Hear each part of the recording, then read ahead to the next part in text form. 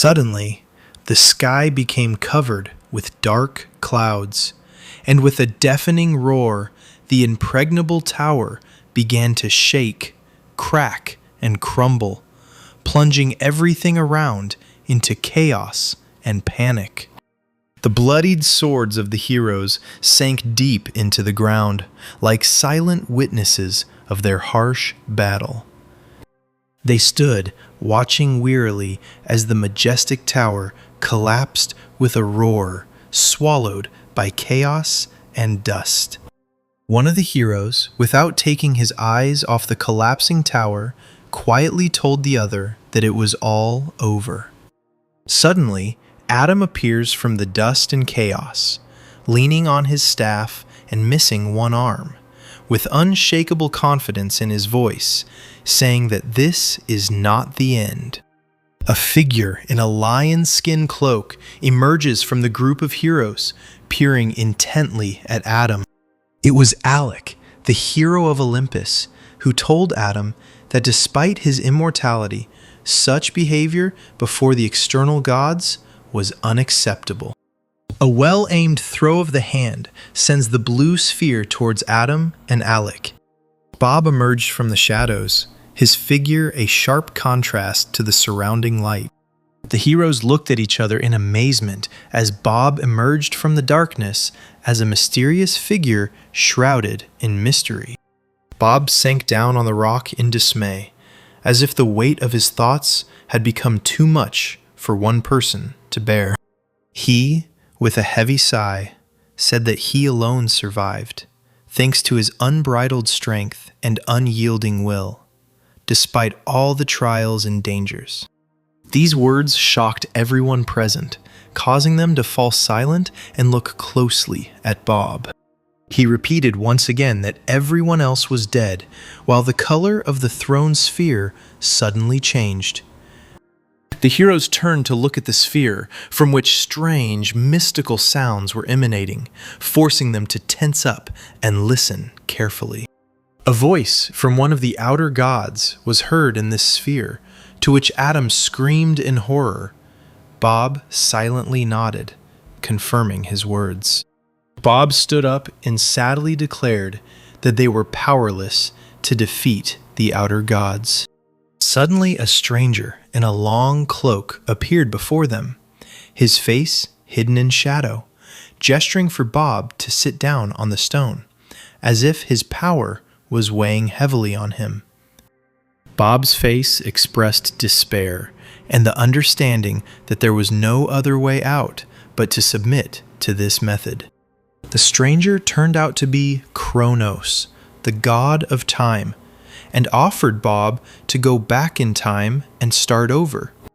Kronos took out his mechanism and pointed it towards Bob, its glowing time indicators blinking mysteriously. Bob peered into the mechanism of Kronos, as if plunging into the depths of time under its hypnotic influence.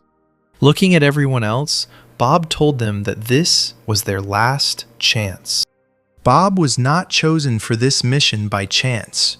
His role was predetermined, said Kronos. Adam was irritated that Bob's selection for this mission was not random, perhaps because it made him feel unfair or undervalued. But Bob was the first one who quickly adapted to the new reality and conditions of this world, so the choice fell on him. Alec approached the hero and sincerely wished him luck in his feat. The others also expressed their wishes for the hero's success in his mission, filling him with support and inspiration. The Kronos mechanism began to slowly spin in Bob's hand, emitting strange sounds and creating a feeling of unpredictable temporal force around him. The mechanism began to emit a bright light that filled the surrounding space, as if opening a portal to another dimension of time.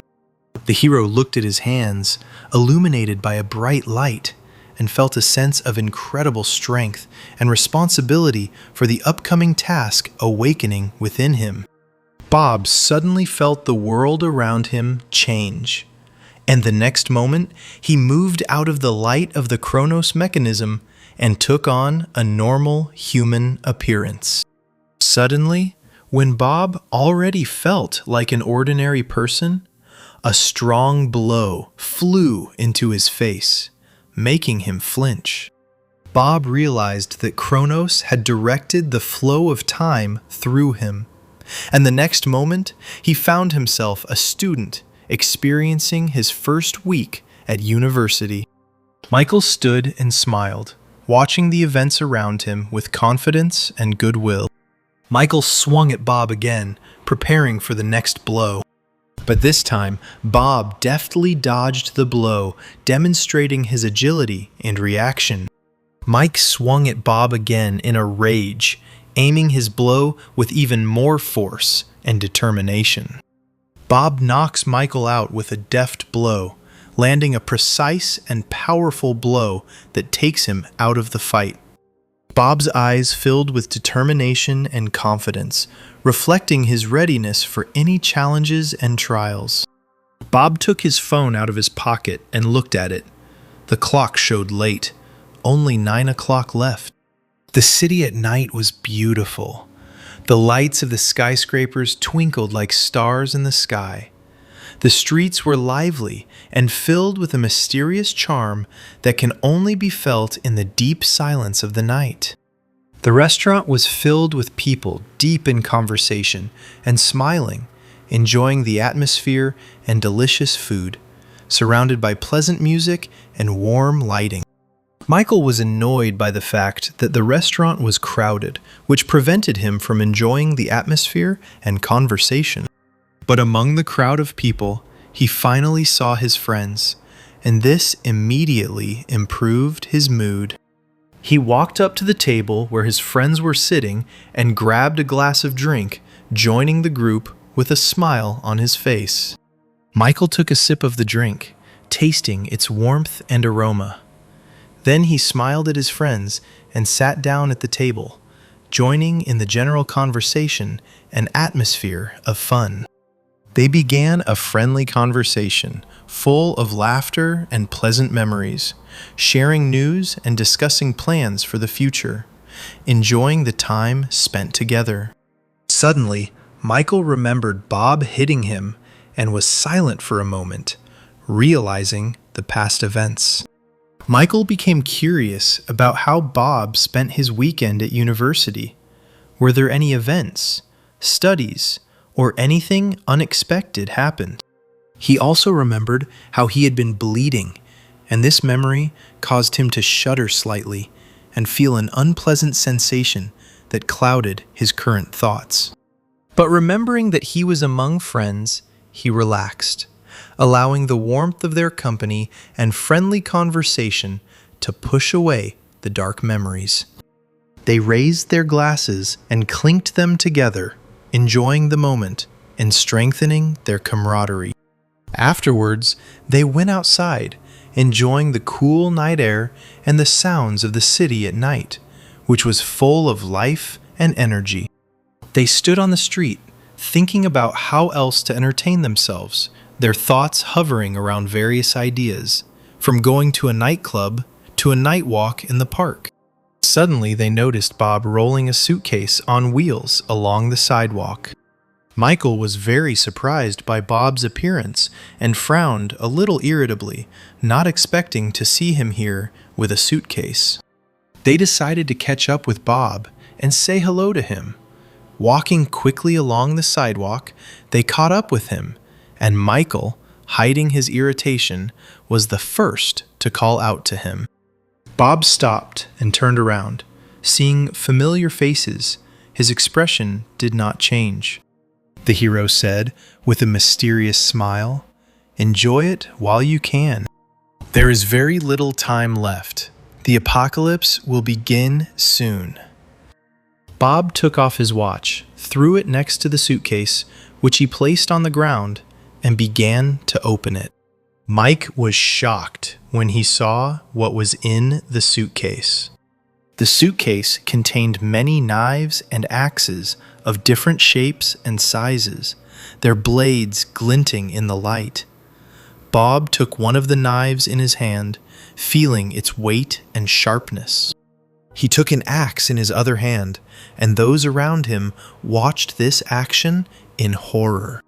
Hanging the axe on his belt and throwing the backpack, which was also in the suitcase, over his shoulder, Bob rose up, holding the knife in his hand. Bob's gaze was indifferent, as if he had already gotten used to the unusual environment and was ready for any trials, since he understood what would begin soon. The clock showed almost 12 o'clock, and everything was just beginning. People around began to clutch their heads, sensing the approach of something terrible or unexpected.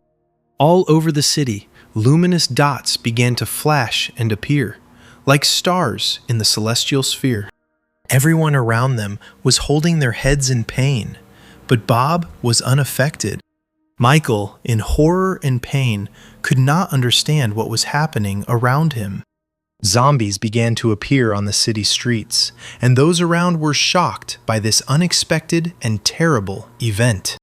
Screams of horror came from all sides, but Bob knew that this was possible and was prepared for it. Bob's gaze was determined and prescient. He realized that something was about to begin that would have a strong impact on the world around him. Zombies began to cause havoc around, sowing terror and chaos among those around them. The crowd of zombies was approaching Bob, and he was preparing for battle. The hero held the knife tightly in his hands, ready to repel any zombie attack. The rest defended themselves with whatever they could, hammers and knives, trying to fight off the advancing zombies.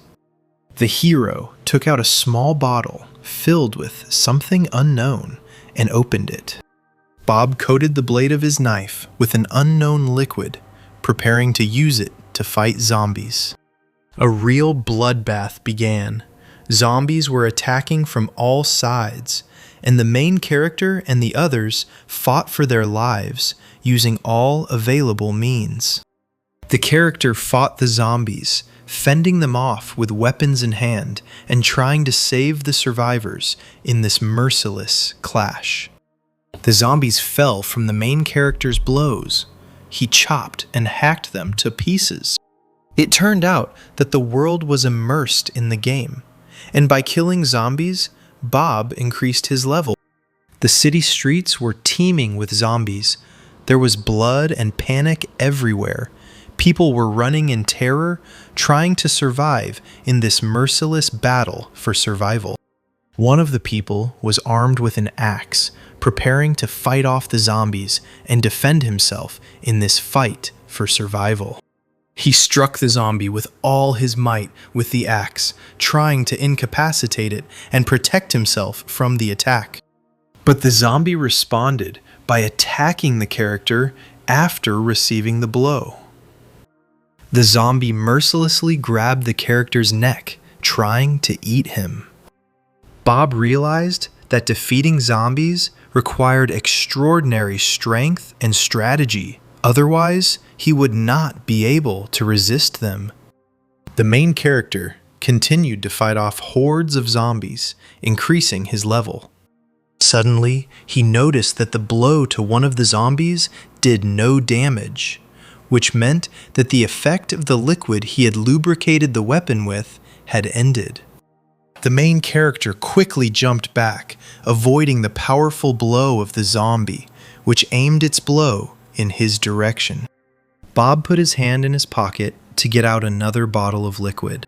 The hero threw the bottle into the air and, swinging his knife, cut it in half. The blade was again lubricated with liquid. The main character recalled Jack's words. He told him the secret of how to defeat the first-level zombies. To defeat zombies, you need a solution of salt and water. This is the advice he heard from Jack. The mysterious liquid turned out to be a saline solution, and Bob continued to fight the zombies. Bob earned an in-game achievement for killing zombies quickly and now had 3 skills to choose from.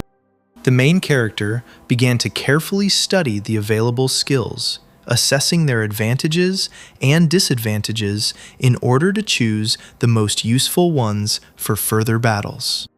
But not finding anything useful at the moment, the hero decided to save skill points for the future. The zombies were approaching Bob, their muffled groans and shuffling footsteps filling the street. Suddenly, the hero heard a loud sound that echoed through the street, attracting the attention of both him and the zombies. Someone tried to stab the zombie, waving a knife and making loud noises in an attempt to fight back. It was Michael, who was fighting furiously with the zombies, swinging his weapon and trying to fight off the attacking undead. But Michael wasn't doing much. His blows were doing practically no damage to the zombies. He desperately kicked the zombie, trying to push it away and buy himself some time. Then Michael started running with his friends, desperately trying to find a safe place to hide. Michael's friends were terrified by the number of zombies surrounding them on all sides, and panic gripped them. The zombies were gaining on them, their muffled groans and relentless advance drawing ever closer. Michael swung his knife, going for a decisive blow, hoping to stop at least some of the zombies. But at the most critical moment, Michael's weapon broke. The knife blade crumbled in his hands, and the character, looking desperately at the useless fragment, thought that the end had come for him. The zombie approached Michael and extended its decayed hand towards him, slowly and ominously reaching towards his face. Suddenly, something struck the zombie. He suddenly stopped and with a dull groan began to fall to the ground. All the zombies fell to the ground from the action of the strange dust flying in the air. White dust rained down from above, slowly settling on the ground as the zombies, drained of their strength, lay on the asphalt. Michael carefully tasted the white dust and, noticing its strange, slightly salty texture, he guessed it was salt. It turned out that Bob had scattered salt into the air, creating an effect that paralyzed the zombies and stopped their advance. Bob stopped to assess how many zombies had been killed by the spilled salt. It turned out that the salt had destroyed all the zombies. The main character threw his backpack over his shoulder and, having made sure that everything was safe, was about to move on. A voice from nowhere congratulated everyone on their survival, its words echoing through the empty streets. People did not understand what was happening. Their faces expressed complete confusion and bewilderment. The voice continued to speak, explaining the basic mechanics of the game, controls, and item usage. The voice also explained how to trade in this game world, how to find merchants, and how to exchange resources and items. Bob, confirming the words of the voice, got ready to leave, confidently heading deeper into the city.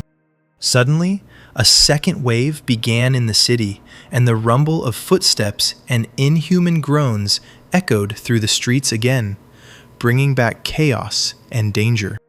The ground beneath their feet began to vibrate, foreshadowing the approach of a new threat. Michael put his hand to his head, feeling the tension and confusion take hold of him. The character didn't understand where Bob had gone, his gaze darting around the surrounding panic and chaos. Michael and his friends tried to find Bob in the crowd, through the panicked screams and fuss, looking for him. Suddenly, they noticed him. Bob was walking through the crowd, confidently and decisively, as if he knew the exact direction and goal. Michael rushed to catch up with the main character, making his way through the crowd. The character grabbed Bob by the shoulder, stopping his movement, and told him that he was going the wrong way. Michael wanted Bob to go with them, insisting on it. But Bob, with a determined expression on his face, replied that he knew where he needed to go and did not want to join Michael. The hero advised Michael to find a safe area and take refuge there while he continued on his way. Bob added that Michael should avoid arrogance and not underestimate the danger. Michael was furious and was about to stab Bob in the back. Clenching his fist and unable to contain his irritation, Michael was ready to strike. But Michael was stopped by strange sounds coming from the darkness. These were rustlings and muffled groans. The character quickly decided to hide in a safe zone, realizing that a new threat was approaching. Suddenly, something from underground grabbed one of the people, tearing him out of the crowd with great force. Michael was horrified, his eyes widening in fear when he saw this. A huge worm burst from the ground and swallowed the man whole, leaving behind only torn-up earth and momentary silence. Bob, seeing what had happened, did not lose his composure and dealt a powerful blow to the worm, trying to rip its jaws apart and drive the creature away. The protagonist, gathering all his strength, delivered a decisive blow and cut the worm in half, causing it to vomit green slime and scraps of flesh. Bob heard cries for help, coming from the streets and from somewhere far away. He needed to move on and go down into the subway, despite the agonizing screams and the urgent desire to help. He could barely contain himself and for a moment was ready to go to help, but changed his mind. The hero found himself below, where it was dark all around, and oppressive darkness enveloped the entire space. Worms began to emerge from the darkness, their writhing bodies crawling in every direction, and Bob, armed with a knife and an axe, entered the fray. Bob dealt with the worms, methodically and decisively hacking at them until their torn bodies littered the ground around him. The hero's level increased, and Bob, despite fatigue and stress, remained calm. Bob continued his descent into the depths of the subway, making his way through the darkness and debris. The hero came to a certain place and got ready, carefully examining the surrounding area. The subway was crawling with worms, their writhing bodies filling the tunnels, creating a macabre picture of decay and chaos. The walls were covered in slime, and a foul smell and rustling sounds filled the air. The worms sensed Bob.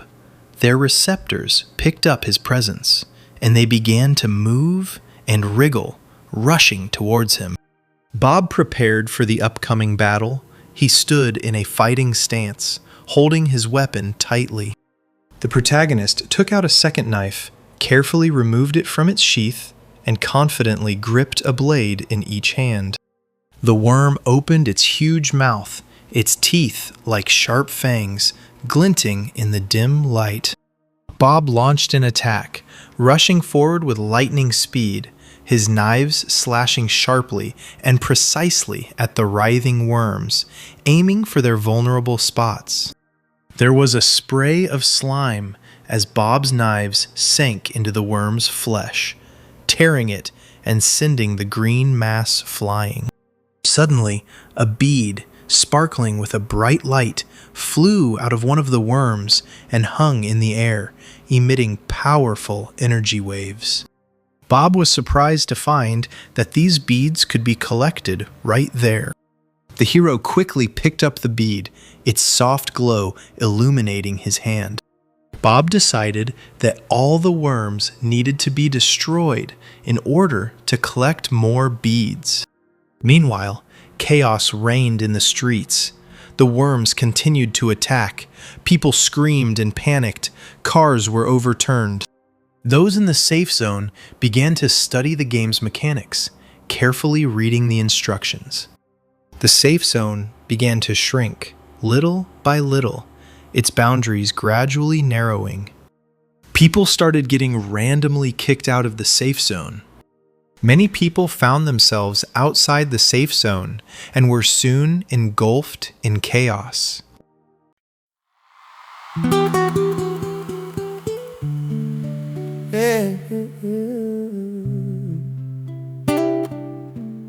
You got feeling in the floor, boys.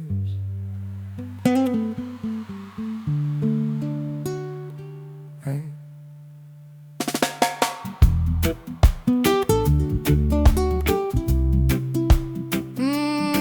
Listen.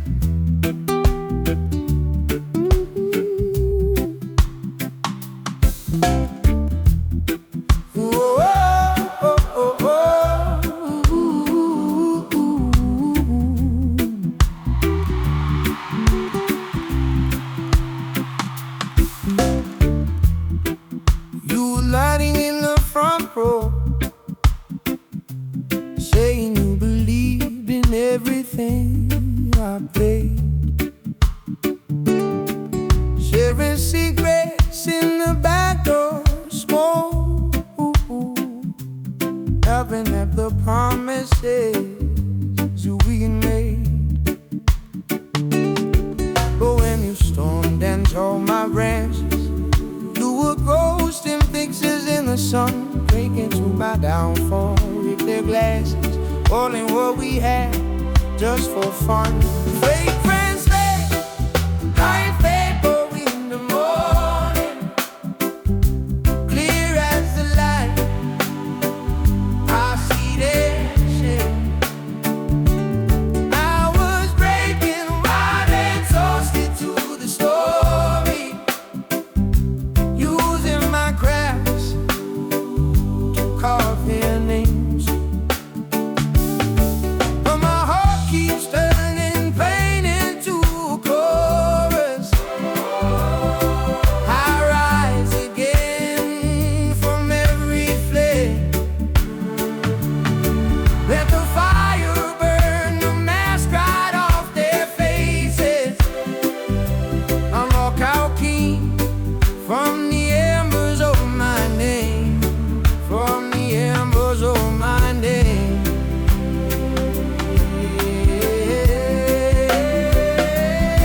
I've been wrestling with the mirror, asking, was it Lee who wore the lie? Did I barter all my boundaries just to keep a handful by my side? They were cheering when I stumbled, calling my confession just again. But I found a quiet kindness in forgiving who I was back in. From faith and faith, like vapor in the morning, clear as the light. I see their shade. I was breaking while they toasted to the story, using my crafts to carve their lamb from the embers. Oh, from the embers of my day. Oh, They were immediately attacked by worms. These terrible creatures, sensing new prey, quickly wriggled and attacked. The worms devoured more and more people, devouring their bodies with a terrible greed. Their huge mouths filled with sharp teeth, capturing and tearing people apart. People began to panic terribly when, faced with the incessant attacks of the worms, they began to fight among themselves. They tried to run, desperately searching for any kind of shelter or safe place. Michael, overcome with despair, shouted for everyone to shut up. People turned towards him, stopping their shouts and fights, their faces distorted with fear and fatigue. Michael said with fury in his voice that now they had to choose who would die in his place. So that he could get out of here and survive, His words hung in the air like a threat. Michael grabbed one of the poor guys by the chest, his eyes burning with a mad fire. With the words, "I will kill this old man," he held him as if he was the only barrier between him and survival. Meanwhile, Bob continued to fight the worms, and there was not a moment's rest in his actions. Bob attacked and defended at the same time, his movements flawlessly honed. The worms kept crawling and crawling. Their numbers seemed endless. They were stretching out from every crack and crevice, their writhing bodies filling the space. Finally, Bob had killed all the worms, his weapon still gleaming in the dim light, covered in blood and slime. The hero, wiping sweat and blood from his face, bent over the bodies of the fallen worms and began to collect the scattered beads into a bag. There was a terrible stench emanating from the decomposing bodies of worms. Finally, Bob decided to distribute the experience points he had accumulated during the battle. Bob spent all his experience points on increasing his mana. The hero continued his journey deeper, confident in his new powers. Suddenly, Bob turned around, feeling that someone was watching him. Someone was watching him from a hole in the ceiling, a shadow flickering in the dark opening, revealing the hidden observer. Bob asked into the darkness, "Who are you?" His voice was full of wariness, and his gaze was directed straight into the hole. Suddenly, Ava appeared from the hole, looking like a small doll.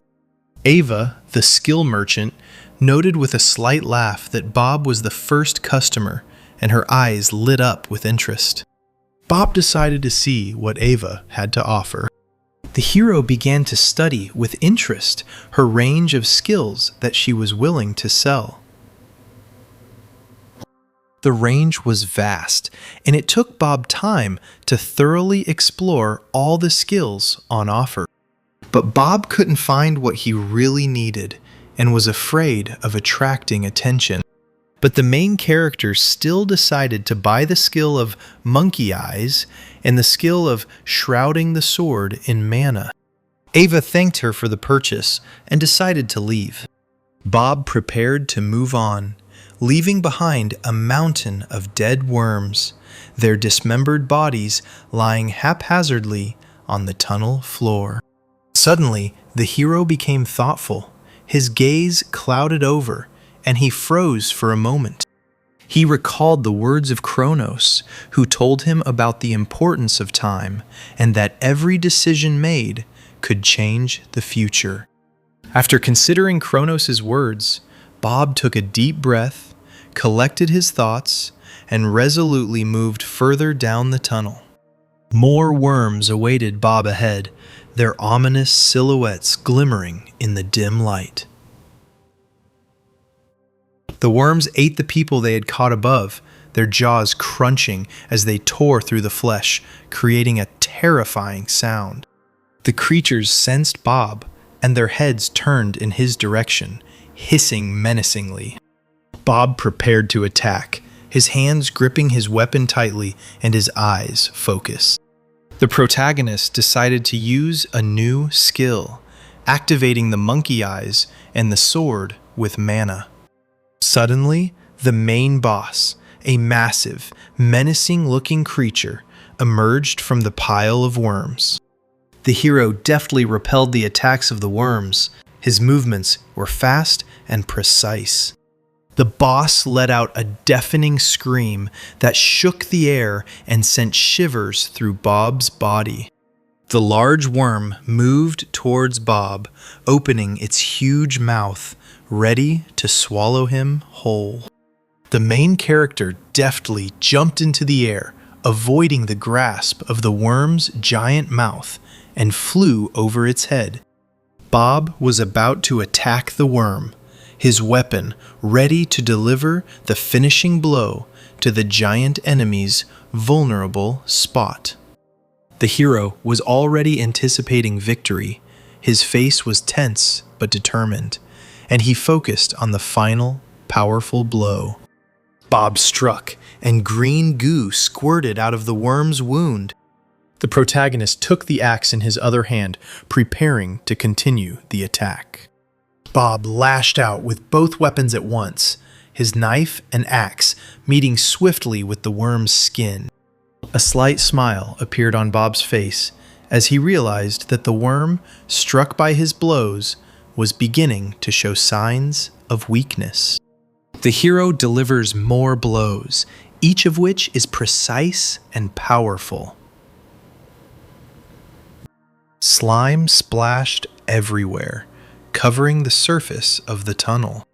Bob's new skill, Monkey Eyes, kicked in, and his vision became incredibly sharp, allowing him to spot the worm's smallest movements. Bob used the skill on his sword again, its blade sparkling with new magical energy, sharpening its edge and power. The protagonist and the worm clashed in a decisive confrontation. Bob's eyes glowed with a bright, piercing light, reflecting his concentration. Meanwhile, the man grabbed his leg. He realized that he was wounded and could not continue to fight.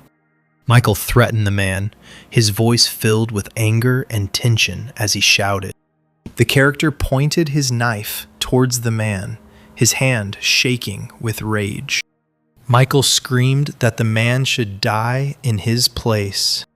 Michael's face was angry, his features twisted in an expression of rage and despair as he looked at the man. The safe zone gradually shrank, and the man was left outside it, desperately trying to break through. The people in the safe zone were in complete horror as they watched Michael brutally push the man away. Suddenly, a loud countdown echoed throughout the safe zone. The last 3 seconds were flashing on the timer screen. The timer suddenly stopped at the last second, and those around him froze in anticipation. Michael was full of surprise and bewilderment. In the subway, Bob, exhausted after fighting the main worm, sat on the carcass of a huge monster. Ava, watching Bob, circled around him in delight, her eyes wide with surprise. The character offered Bob a special reward for the early destruction of the great worm. Ava gave Bob a choice of 3 rewards, each of which held unique abilities and powers. Bob was a little confused by the choice of the offered rewards, not knowing which one to choose. The protagonist thought that contact with Olympus would not be useful to him at the moment, and decided to postpone this choice. But Ava began to describe in detail all the benefits and advantages of choosing a connection with Olympus, trying to convince Bob of its benefits. But Bob firmly refused, preferring to focus on his current goals, and chose simple rewards. Ava tried again to convince Bob, describing how his connection to Olympus could be his key to power. But Bob didn't want to listen to her, and resolutely jumped off the worm's corpse. The hero decided it was time to call the distributor to a meeting. A huge, commanding man with a massive build and a stern gaze appeared before the hero. His powerful body and confident posture revealed him to be more than just a manager. Duke, impressed by Bob's ability to summon him to a meeting, asked with interest how he had learned this rare skill. Bob replied that he knew about the first rule that Duke had introduced and used it to call him to the meeting. Duke stood silently, watching Bob intently without saying a word. Duke became very interested. Bob complained to Duke about Ava, explaining that she had offered him a connection to Olympus, which he did not want. This infuriated Duke, and he struck Ava with fury. Duke slapped Ava and, shaking his hand, looked at Bob with a cold gaze. Bob decided to ask for a reward. explaining that he expected to be fairly compensated for his determination and strength in the fight against the worms. Duke said he had an idea, but still, he narrowed his eyes thoughtfully, his gaze becoming suspicious. Duke, curious and suspicious, leaned closer to Bob and asked how one participant had managed to kill so many worms on his own. Bob coldly replied that it was none of his business. Duke, without looking away, extended his hand to Bob, expecting him to accept his offer. The protagonist looked closely at Duke's outstretched hand. Bob reached out and accepted the award from Duke, feeling his heart beat faster with anticipation. A magical light enveloped him, raising the hero's mana level. Duke nodded to Bob, confirming that the award had been given, and with a faint grin, he turned around. A magical light surrounded him, and he disappeared. Bob was left alone among the dead worms, their decomposed bodies a reminder of the recent battle. The main character was surprised by the reward. He did not expect to receive such a boost so early. Bob was able to create a glowing sphere in his hand that emitted a powerful stream of energy. The hero attempted to use the sphere, but it proved unstable, and, emitting a bright burst of energy, shattered into pieces, leaving him surrounded by debris and sparks. However, Bob was glad, realizing that this was only the beginning. A new wave of worms began to approach Bob, their sinister bodies covered in slime and moving with an eerie hiss. Bob re-entered the fray, his determined gaze sweeping over the crawling worms. Meanwhile, a heated argument broke out in the safe zone, and the people in the confined space began to quarrel. People in the safe zone continued to panic and feel fear, their tension and anxiety only increasing. Michael grabbed the other unfortunate man by the lapels again. The face was distorted with rage and despair. The character, squeezing the poor fellow by the chest, looked at him with an icy expression on his face, full of despair and cruelty. Bob's figure appeared in the distance, illuminated by the dim light of the crumbling city. People who saw Bob in this state thought he might be crazy. Suddenly, a huge worm burst out of the ground and quickly attacked Bob. The worm opened its huge mouth again, aiming at Bob, ready to swallow him whole. Bob jumped up and, using his new skill, attacked the worm from above with a running start. Splashes of green slime, accompanied by loud splashes, reached the people. Michael was surprised to watch Bob fight the huge worm with determination. Bob's face was stern, determined, and focused. Bob walked up to Michael, leaving behind the worm's mangled body and the slime-strewn streets. Michael brushed the remaining dust and mucus from his face and hugged Bob tightly. The rest, sighing with relief, took out knives and food that they were able to store in the safe zone. While the rest of the people were busy organizing their provisions, Michael and Bob found a corner where they could talk undisturbed. The protagonist accused Michael of using the help of others, while Bob risked his life and fought the worms. Bob said it was very strange that Michael ignored real threats and relied on others for help. Michael became furious at Bob's accusations and began to threaten him. The character, in a rage, briefly explained to Bob that people were bringing him food because he had become their only leader and savior in this chaos. Bob was not interested in listening to Michael's excuses and turned to leave, ignoring his attempts to explain the situation. Michael threatened Bob that if he didn't stay, he would definitely regret it. But Bob, ignoring Michael's threats, continued on his way, deciding not to waste time on useless conflicts. Suddenly, strange creatures began to crawl from the dark corners of the city, their writhing bodies and eerie faces covering the walls of buildings. A new wave began. Spiders and zombies filled the city streets, their swarms covering the ground. The streets were teeming with zombies and spiders, crawling out of every nook and cranny, filling the city in endless streams, searching for any living creature. The people, having gathered their last strength, armed themselves with everything they could find, knives and axes. Michael noticed a narrow passage between the ruins that could be his only chance of escape. Bob suddenly began shaking beads out of his bag, causing confusion and wariness among everyone around him. The creatures were crawling out of the subway and rapidly approaching. The zombies emitted terrible groans, their voices echoing through the streets. With a concentrated effort, Bob used his new skill, creating a glowing sphere in his hand. The entire subway was illuminated by a bright blue light emanating from the sphere in Bob's hand, frightening the creatures and zombies. The hero prepared to strike, concentrating all his power into the shining blue sphere.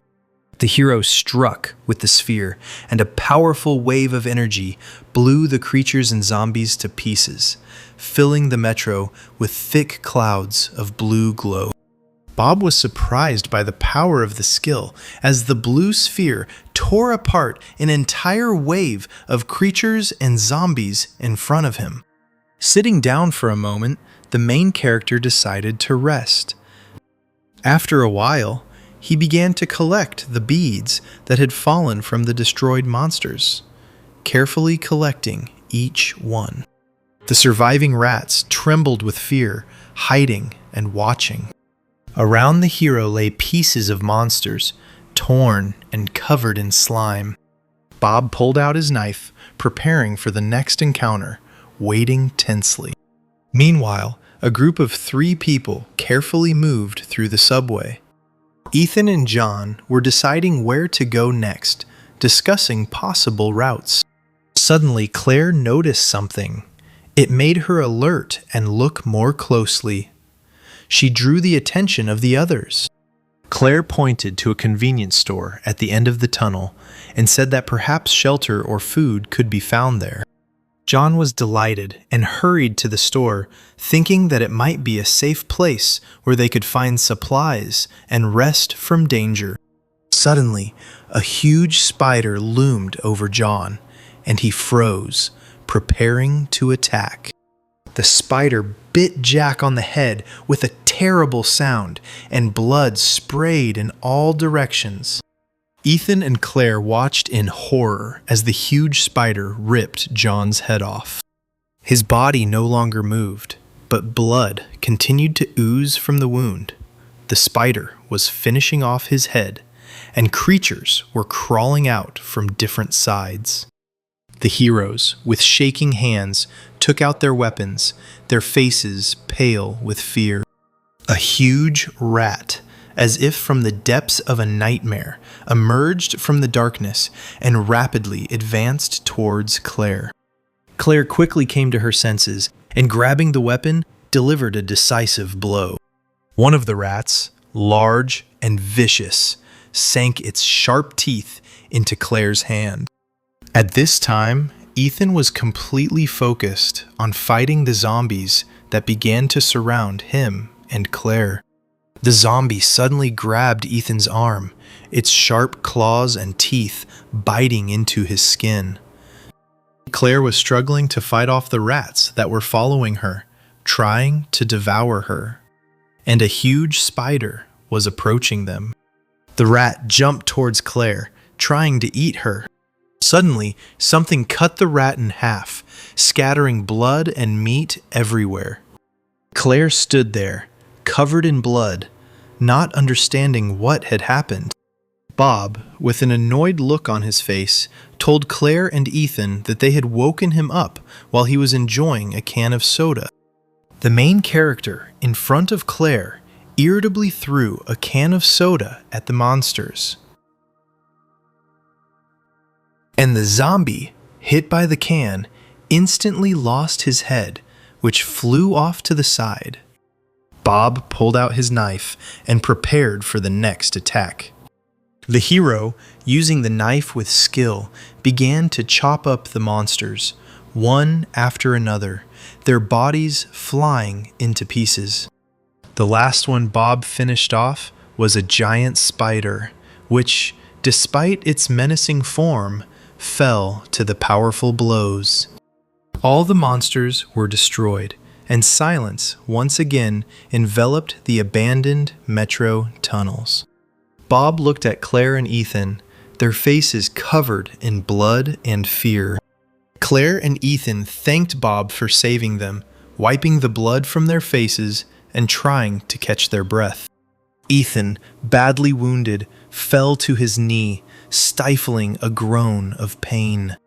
The protagonist threw them some ointment and told Ethan to treat the wound. Claire caught the ointment and thanked Bob again. Bob added that the ointment needed to be applied as quickly as possible. Otherwise, Ethan wouldn't be able to use his hand. The hero thought to himself that he had only slept for 6 hours, but he wanted more. He had been fighting for a long time and felt very tired. That's why he decided to rest and didn't think that anyone would disturb him. Claire asked if Bob hunted there regularly and if they could join him.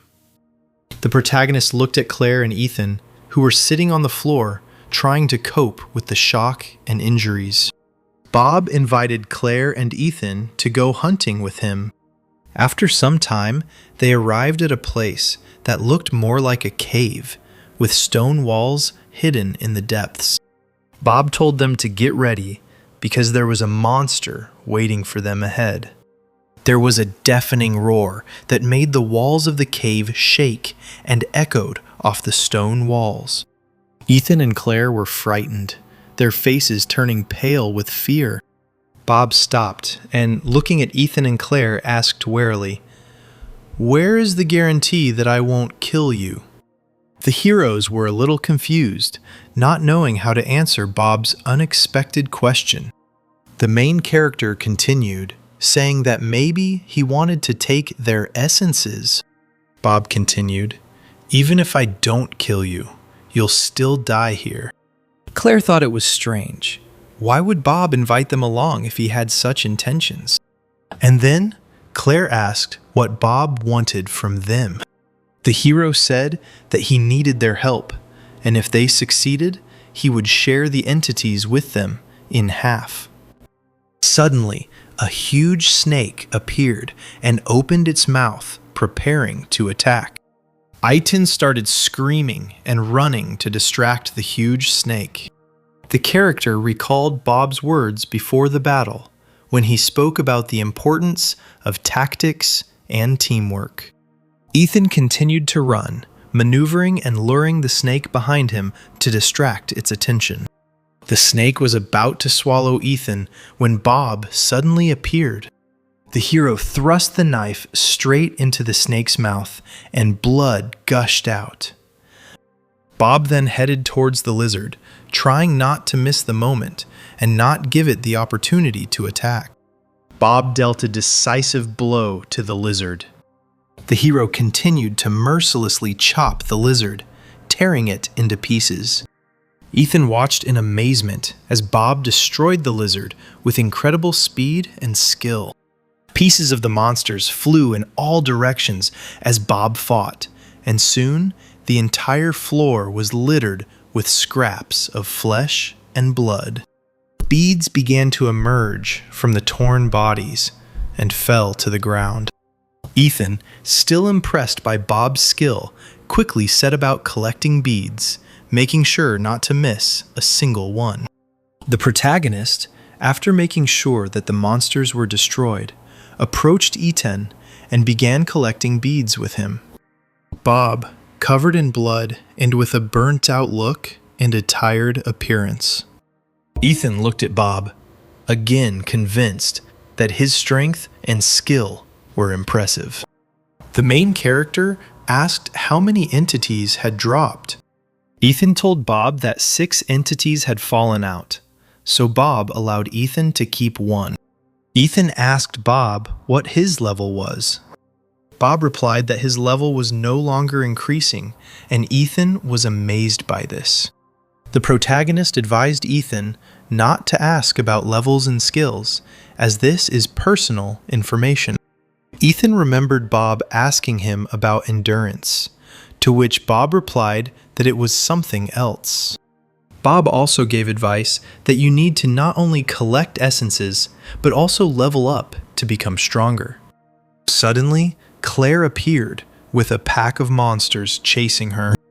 Ethan tensed a little, but Bob was pleased, preparing for another battle. At the same time, Bob walked towards Claire, preparing to help her. Ethan also joined the battle and began fighting with a hammer, hoping to level up. During the battle, Claire and Ethan's levels increased. Bob asked if they were done fighting. The protagonist reached for the entity that was lying on the ground. Taking the essence, Bob handed it over to Claire, saying that it was her reward for helping her. Bob also thanked them for their help, noting that now the hunt would be twice as productive thanks to their efforts. The hero headed towards the exit, saying that they needed to get to the surface. Ethan and Claire were glad that they would be able to go to the surface and find out what was going on there. The portal on the city street turned scarlet, which meant that they would soon open. The 2 men standing in the shadows exchanged quick words, their eyes sparkling with cunning and confusion. Their interest in Michael was clearly wary and calculating. With a decisive step, Michael, noticing their attention, headed towards them. Both looked at Michael with curiosity. Their faces remained wary. They were clearly already preparing for the conversation. Michael's voice was indifferent. He asked where they had been because he had not seen them for a long time. The hero noticed that the faces of the people in front of him tensed up. They were clearly not happy with his appearance. Michael looked at both of them and said that with the opening of the gates, blood will be shed. "I know how to solve the situation," Michael said confidently and offered a survival plan. The price was too high, the character in the gray jacket thought to himself. They won't be able to collect that many entities.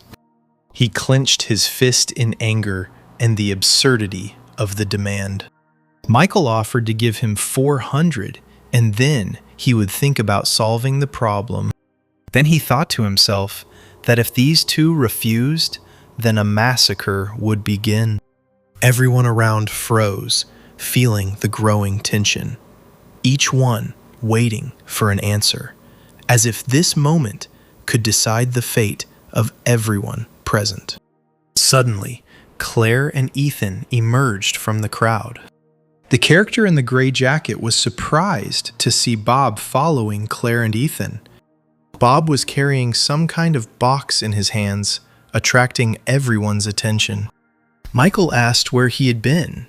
Bob replied that he had been doing some business and put the box down on the ground. Bob's gaze was firm and serious as he looked around at everyone gathered. Bob opened the box full of luminous entities and showed them to everyone gathered. People gasped when they saw how many entities were in the box. Michael, stunned, asked how many entities there were exactly, to which Bob calmly replied, "More than 1,000. How did that son of a bitch collect so much? Michael thought to himself. Michael figured out how many people he had behind him, and that together they could take everything from Bob. Bob began to speak. "Don't think that you will be able to take these entities from me. Any attempt will cost you your life." Michael paused, looking closely at what Bob had shown him. "You need these entities, and I have them in abundance," Bob continued. People began to shout and ask for the essences to be given to them, their voices overlapping each other in a chaotic chorus of indignation. He drew a circle around himself, sitting confidently inside it, and announced, "I have an offer for you. I am willing to exchange each essence for 100 skill points. That is my price." Everyone started counting their points to figure out how profitable it would be for them to exchange essences for skill points. Michael pulled out a knife and pointed it towards Bob, holding it confidently in his hand. His voice became cold and hard as he asked, what if he had nothing to pay with? To which the main character replied that he was not forcing them to buy it. "Listen here, son of a bitch. If you think you can manipulate us that easily, I'm here to remind you who really has the power here," Michael said. Ethan and Claire reacted immediately to Michael's threat. They reminded him who killed their friend and why they ran away from Michael on the subway. Both heroes stood next to Bob, demonstrating their readiness to protect him at any cost, despite the danger. Michael, holding back his rage, laughed and said that there are only 3 of you. What can you do against this whole crowd and my people? The character, feeling the growing tension and seeing that his authority was beginning to waver, shouted, "Kill them all! No compromise!" A couple of people who were trying to surround Bob were rapidly approaching. The hero pulled out a knife. His movements were lightning fast. He cut off the heads of 2 attackers with one precise blow. Michael was horrified to see Bob dispatch the 2 attackers with ease and determination. The others, seeing this, did not dare to approach him. With confused faces and whispering, they began to retreat. Michael remembered Bob's words when he suggested trading essences for skill points. Bob reiterated that purchasing entities was their choice, but if anyone crossed the line for any other purpose, he would kill them without a second thought. Bob's gaze was hard, and there was an unwavering determination in his eyes. Michael ordered Bob's death again, and the crowd again moved towards Bob. The main character was left with no other choice. He had to fight. He swung his knife resolutely, cutting off heads and repelling attacks. A mountain of bodies formed around Bob, blood spraying wildly. Full of rage, Michael, deciding that he would set an example for others, grabbed a knife. Eager to end this battle once and for all, Michael charged at Bob, fury in his eyes. Bob prepared for the attack, his hands ready for a decisive counterattack. Bob's eyes gleamed with determination as he watched Michael rush towards him. Michael thought for a moment, realizing that his determination could cost him his life. But it was too late. The main character cut off his head with one decisive blow. Dead bodies lay around Bob, and blood formed pools on the ground. Bob picked up the box of entities that was lying on the ground. The character in the gray jacket stood in shock. He thought to himself how Bob was able to defeat so many people. He shouted that he was ready to buy the entities. The character decided to sell his sword for skill points and then use those points to buy an essence. He thought again and headed towards Bob. Bob was almost through the portal, but he put the box down on the ground. The protagonist turned to the approaching man, ready to listen to his proposal. The man in the jacket, with an insistent expression on his face, extended his hand to Bob to begin bargaining. He asked Bob for 7 entities. Bob, shaking hands with the man in the jacket, agreed to the deal, exchanging 7 entities.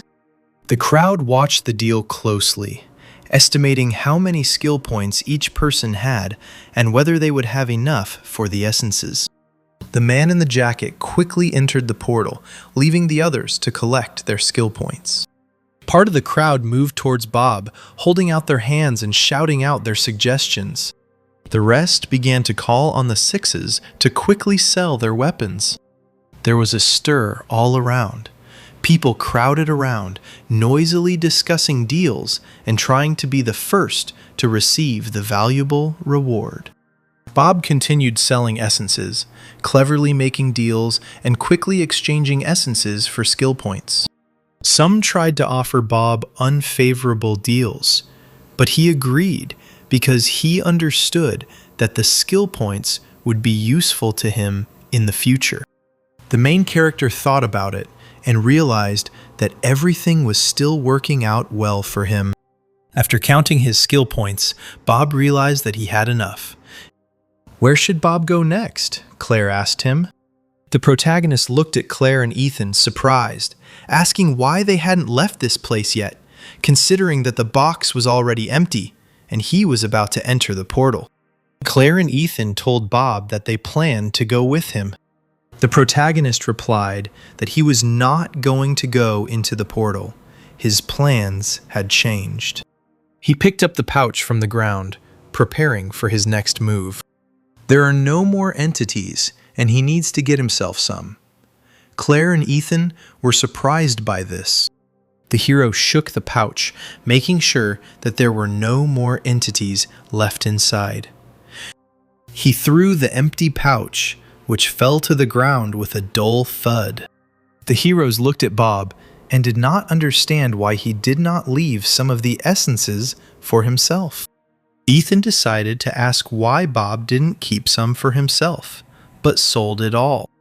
Bob explained that although he had no intention of going through the portal, Ethan and Claire should take the opportunity to go there, as it could significantly increase their chances of survival. Ethan and Claire thanked Bob for his help and support. Afterwards, they said goodbye to him and headed towards the portal to take advantage of the opportunity provided. Bob was thinking about his next steps, planning how he could use his resources and skills. The protagonist turned around and saw a man in an exhausted state running up to him. The stranger asked if he was still selling entities, but Bob replied that the trade was over, and the stranger screamed. The stranger fell to one knee, his eyes full of despair. There was a loud roar, and the remaining people grabbed their heads. The hero hurried along the alley, trying to stay away from the crowded square and its remaining people. Bob decided to summon the six and acquire items that might be needed for the upcoming trials. The main character was surprised when the manager himself came in response to his call. The hero asked why he came himself, because he needed a simple store. The manager explained that there were currently problems with the sixes and decided to personally come to Bob. The work of the sixes was also suspended due to Bob's actions, the manager added. When everyone in the place started calling the flunkies and selling them their weapons, the situation became quite tense, the manager continued. It was precisely because of this that the manager himself decided to come in to establish order and regulate the flow of transactions, which had become unpredictable and chaotic. Bob looked at the manager and said expectantly, "Please open the store. I want to buy several items and upgrades." The main character looked persistently. He did not want to continue the dialogue so as not to attract attention. The manager raised his hand and it glowed with a bright light. The character prepared to open the store. His hand began to slowly lower. "Well, choose," he said, stepping aside. Bob carefully looked through the objects with his eyes, trying to find something that would help him. The protagonist chose a new sword. It was light and perfectly balanced. In addition to the sword, the hero chose a red robe and a shield. His hand gripped the hilt confidently, as if it had been made especially for him. the gleam of the blade reflecting his determination. The manager, having assessed Bob's choice, nodded and said that now no one will be able to touch you. He added that this only applied to the participants, which surprised Bob. At that very moment, the manager disappeared, leaving Bob standing in the alley. The protagonist heard the countdown sound and raised his head up. Filling everything around with an ominous scarlet light, the sky turned fiery. Bob thought to himself that he hadn't seen such a fiery sky in a long time. When the hero emerged from the alley, people began to scatter in panic, leaving behind only traces of chaos and haste. One of the people, unable to withstand the scorching heat, fell to the ground, sweating and screaming in pain. Bob looked at the fallen man, sympathy flickering in his eyes. At that very second, a fireball fell on the man, burning him instantly and leaving only ashes on the ground. The protagonist dodged to avoid being hit by the fireball and glanced at the street. The street was engulfed in flames. Tongues of flame opened up and mercilessly devoured everything around. A skeletal hand emerged from the ground, slowly stretching out from under the ash and debris. Following the hand, a skeleton with fiery eyes that glowed brightly emerged from under the ground. Suddenly, a crowd of skeletons began to rise from the ground, their bony bodies creaking and rustling. Bob gripped the hilt of his new sword tightly and assumed a fighting stance.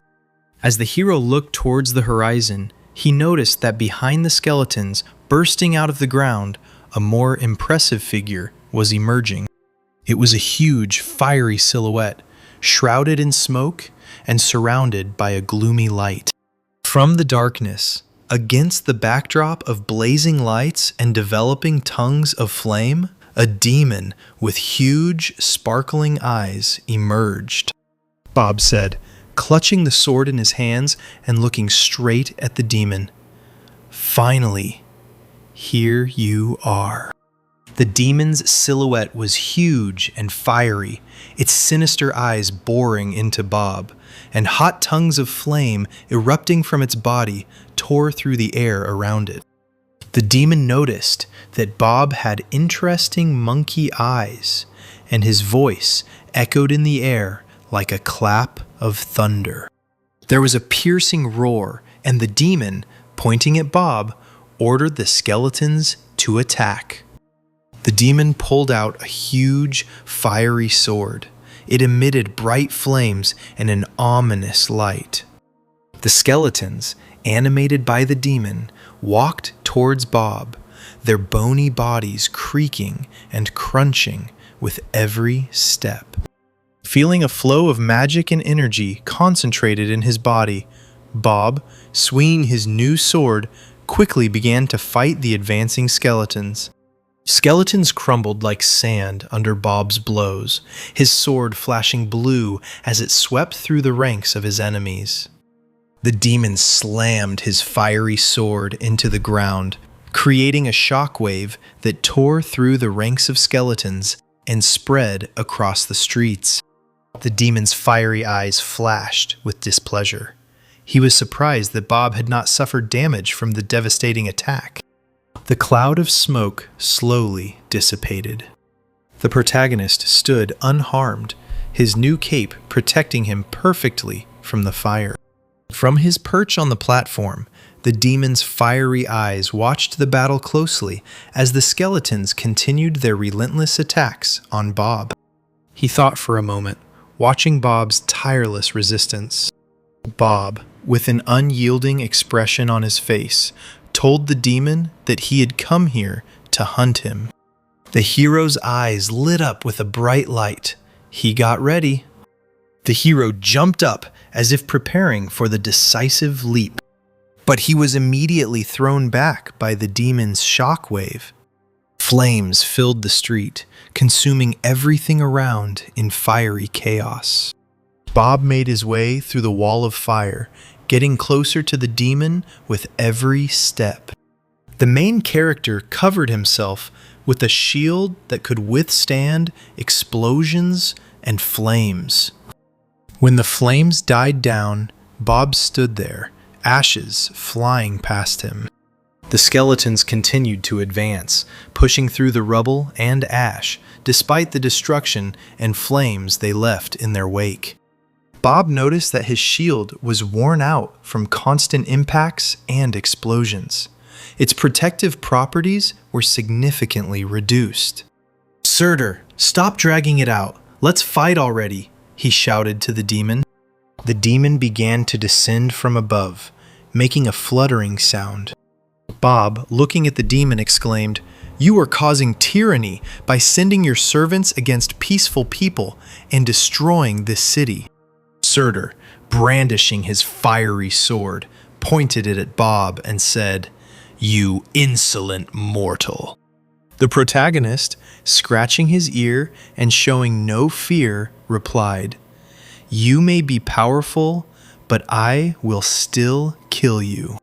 The demon became enraged, his fiery eyes blazing brighter. Surtur swung his sword, tearing through the air and causing a powerful shockwave that was capable of destroying everything in its path. Bob covered himself with his shield to protect himself from the powerful, demonic blow. The sword touched the shield, and a deafening sound like thunder was heard, filling the air with vibrations.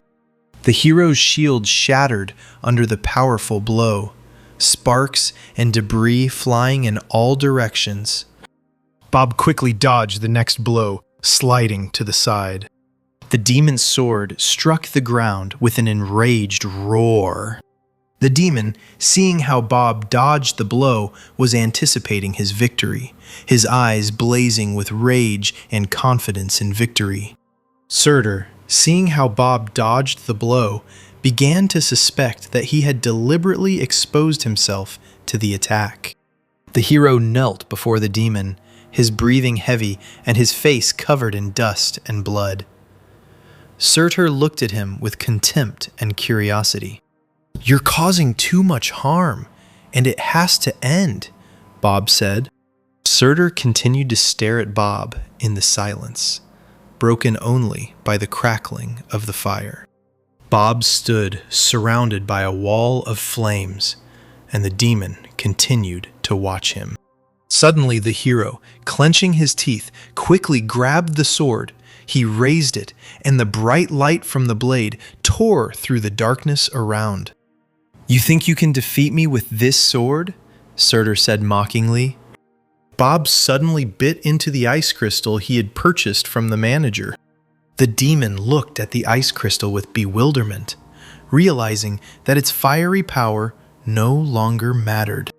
The demon struck instantly, but Bob managed to activate another ice crystal. Now Bob was not damaged by the high temperature, and when their swords touched, sparks flew in all directions. The demon was surprised to see how his powerful blow failed to penetrate Bob's defense.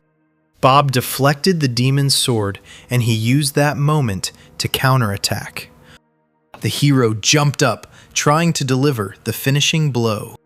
The demon, sensing a threat, sharply pointed his fiery sword, and flames rose up around their fight. However, Bob managed to break through his defense and leave a deep wound on his fiery body. This only angered the demon, and Bob, trying not to retreat, watched his movements with tension. Surtur, with a furious rage in his eyes, activated his Fire Eyes skill. Bob decided to dodge the stream of fire, trying to use his agility and speed. A furious stream of flame erupted, trying to incinerate Bob. Using all his strength and technique, Bob fought off the demon's stream of fire with his sword. The hero used another ice crystal and decided to finish quickly, as his body would not be able to withstand the low temperature for long. The demon swung his sword again, his fiery energy sparkling around the blade. Dodging the blow, Bob slipped to the side and, using the moment, quickly headed towards the demon. Moving with incredible speed, he delivered a decisive blow to the demon's leg, and a dull sound was heard from his powerful blow. Surtur's eyes filled with rage and pain. The demon felt his powers begin to fade. The demon fell to his knees from the powerful blow, with a deafening sound as if thunder were rumbling in the night. Bob wasted no time in seizing the opportunity. He jumped quickly and found himself behind the demon, preparing for the decisive blow. Landing on the demon's back, Bob felt his body being subjected to intense heat emanating from the fiery entity beneath him. The demon boiled with rage and shouted that Bob was an insolent man who dared to attack him in such a way. The demon emitted such intense heat that it seemed the air around him was melting. Bob's body was under intense strain from the unbearable heat emanating from the demon, forcing every muscle and cell in him to fight the fire. Bob swung his sword, preparing to deliver the finishing blow. The protagonist activated the mana sword, and the blade of his weapon glowed with a bright magical light, enhanced by energy. The blade pierced Surtur's flesh as he thrust the sword into his body, causing the demon to howl in pain as the heat around him grew even more intense.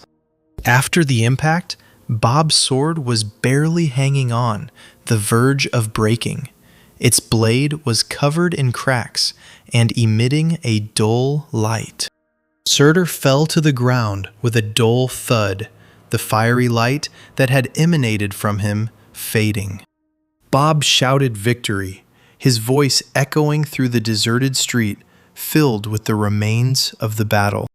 The hero immediately remembered his comrades, and joy pierced his heart. Bob had a tired but satisfied smile on his face as he slowly rose to his feet and passed out. After a while, he woke up, remembering the recent battle. Next to him, on the battlefield covered with debris and ash, lay the body of a defeated demon. Burns were visible on the hero's hands. The burned skin was red and blistered in places. Images of a brutal battle, flashes of fire, thunderous sword blows, his own exhausted figure flashed through Bob's mind. With difficulty moving due to burns and fatigue, the hero headed towards the demon's body, his movements slow. Bob began to rummage through the demon's corpse, trying to find something valuable. Finally, Bob found a crystal, which turned out to be the heart of Surtur. This crystal emitted a mysterious light. The protagonist wanted to swallow the crystal immediately to gain its power, but realized that he did not have enough stamina points. Majestic and powerful, as before, the manager suddenly appeared before the hero, before Bob had time to put the crystal in his inventory. He continued to stand motionless in front of him as Bob jumped off the demon's body. You bring a lot of problems and upset the balance. Your actions have led to a large number of violations of order, the manager said, clutching his head. To begin with, I will send you to the next location. Your presence here has caused a lot of problems, and I will need to deal with the consequences, he continued. The host extended his hand, and Bob, hesitating only for a moment, extended his as well. They shook hands, and the other stewards and I spent a lot of time deciding what award to give you, the steward added. Bob received a new skill, a significant increase in skill points, and a stat boost. The hero immediately began to learn a new skill that was previously unknown to him. Bob asked the manager for a small pill to restore his stamina after a brutal battle. While the hero was swallowing the pill, the manager was about to leave. He felt his wounds begin to heal, and the pain and fatigue gradually disappeared. The manager said goodbye to Bob, advising him to hurry to the portal. After the manager's words, Bob passed out. His body, exhausted from battles and wounds, could not withstand it and fell into sleep. After a while, Bob began to teleport, his body gradually disappearing into the light. While Bob was being teleported, he thought about what was happening. His thoughts were focused on the latest events. Bob found himself in a new place. He slowly came to his senses and looked around, studying his surroundings. When the teleportation was complete, Bob found himself in a new place, surrounded by people he didn't know. People who looked like they had just arrived there. Their expressions combined curiosity and wariness. They looked at Bob with interest, but there was no sense of hostility between them. This place turned out to be a central area for participants from different locations. The voice was loud and clear. All the participants froze in anticipation, their attention focused on the voice.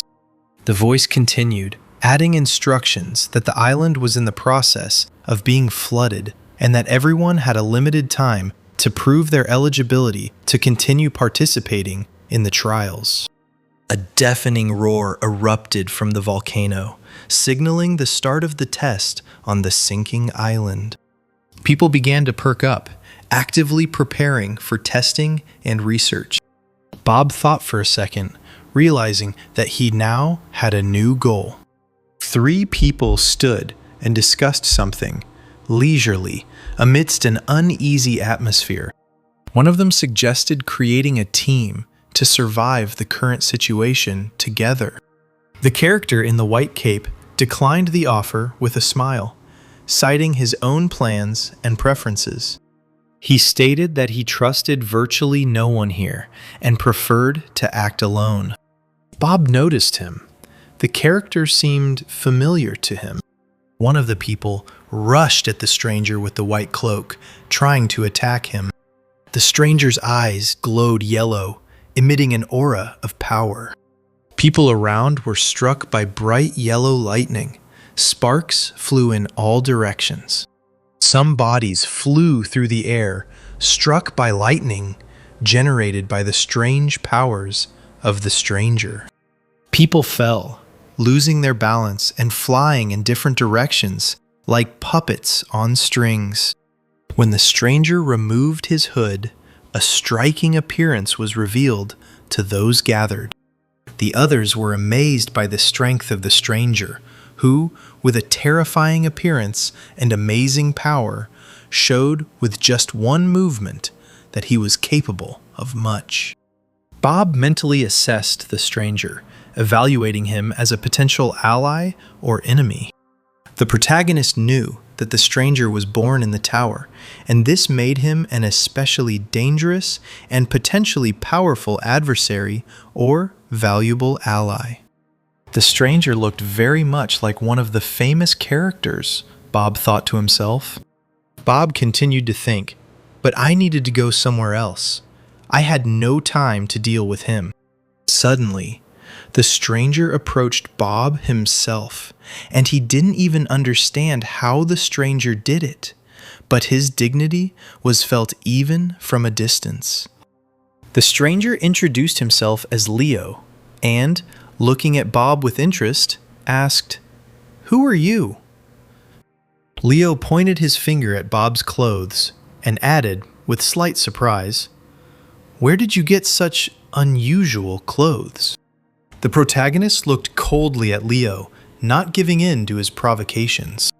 Bob, with the same expression on his face, replied that he bought it for points. Leo, without taking his eyes off Bob, asked what his level was. Bob, maintaining a cool calm, replied that it was impolite to ask such a question. The character thought for a moment, then said approvingly that Bob was a good man for having learned this important truth. Seeing in him the potential and strength needed to successfully complete the upcoming challenges, Leo invited Bob to join his team. Bob replied that he was not interested and, not wanting to linger, got ready to leave.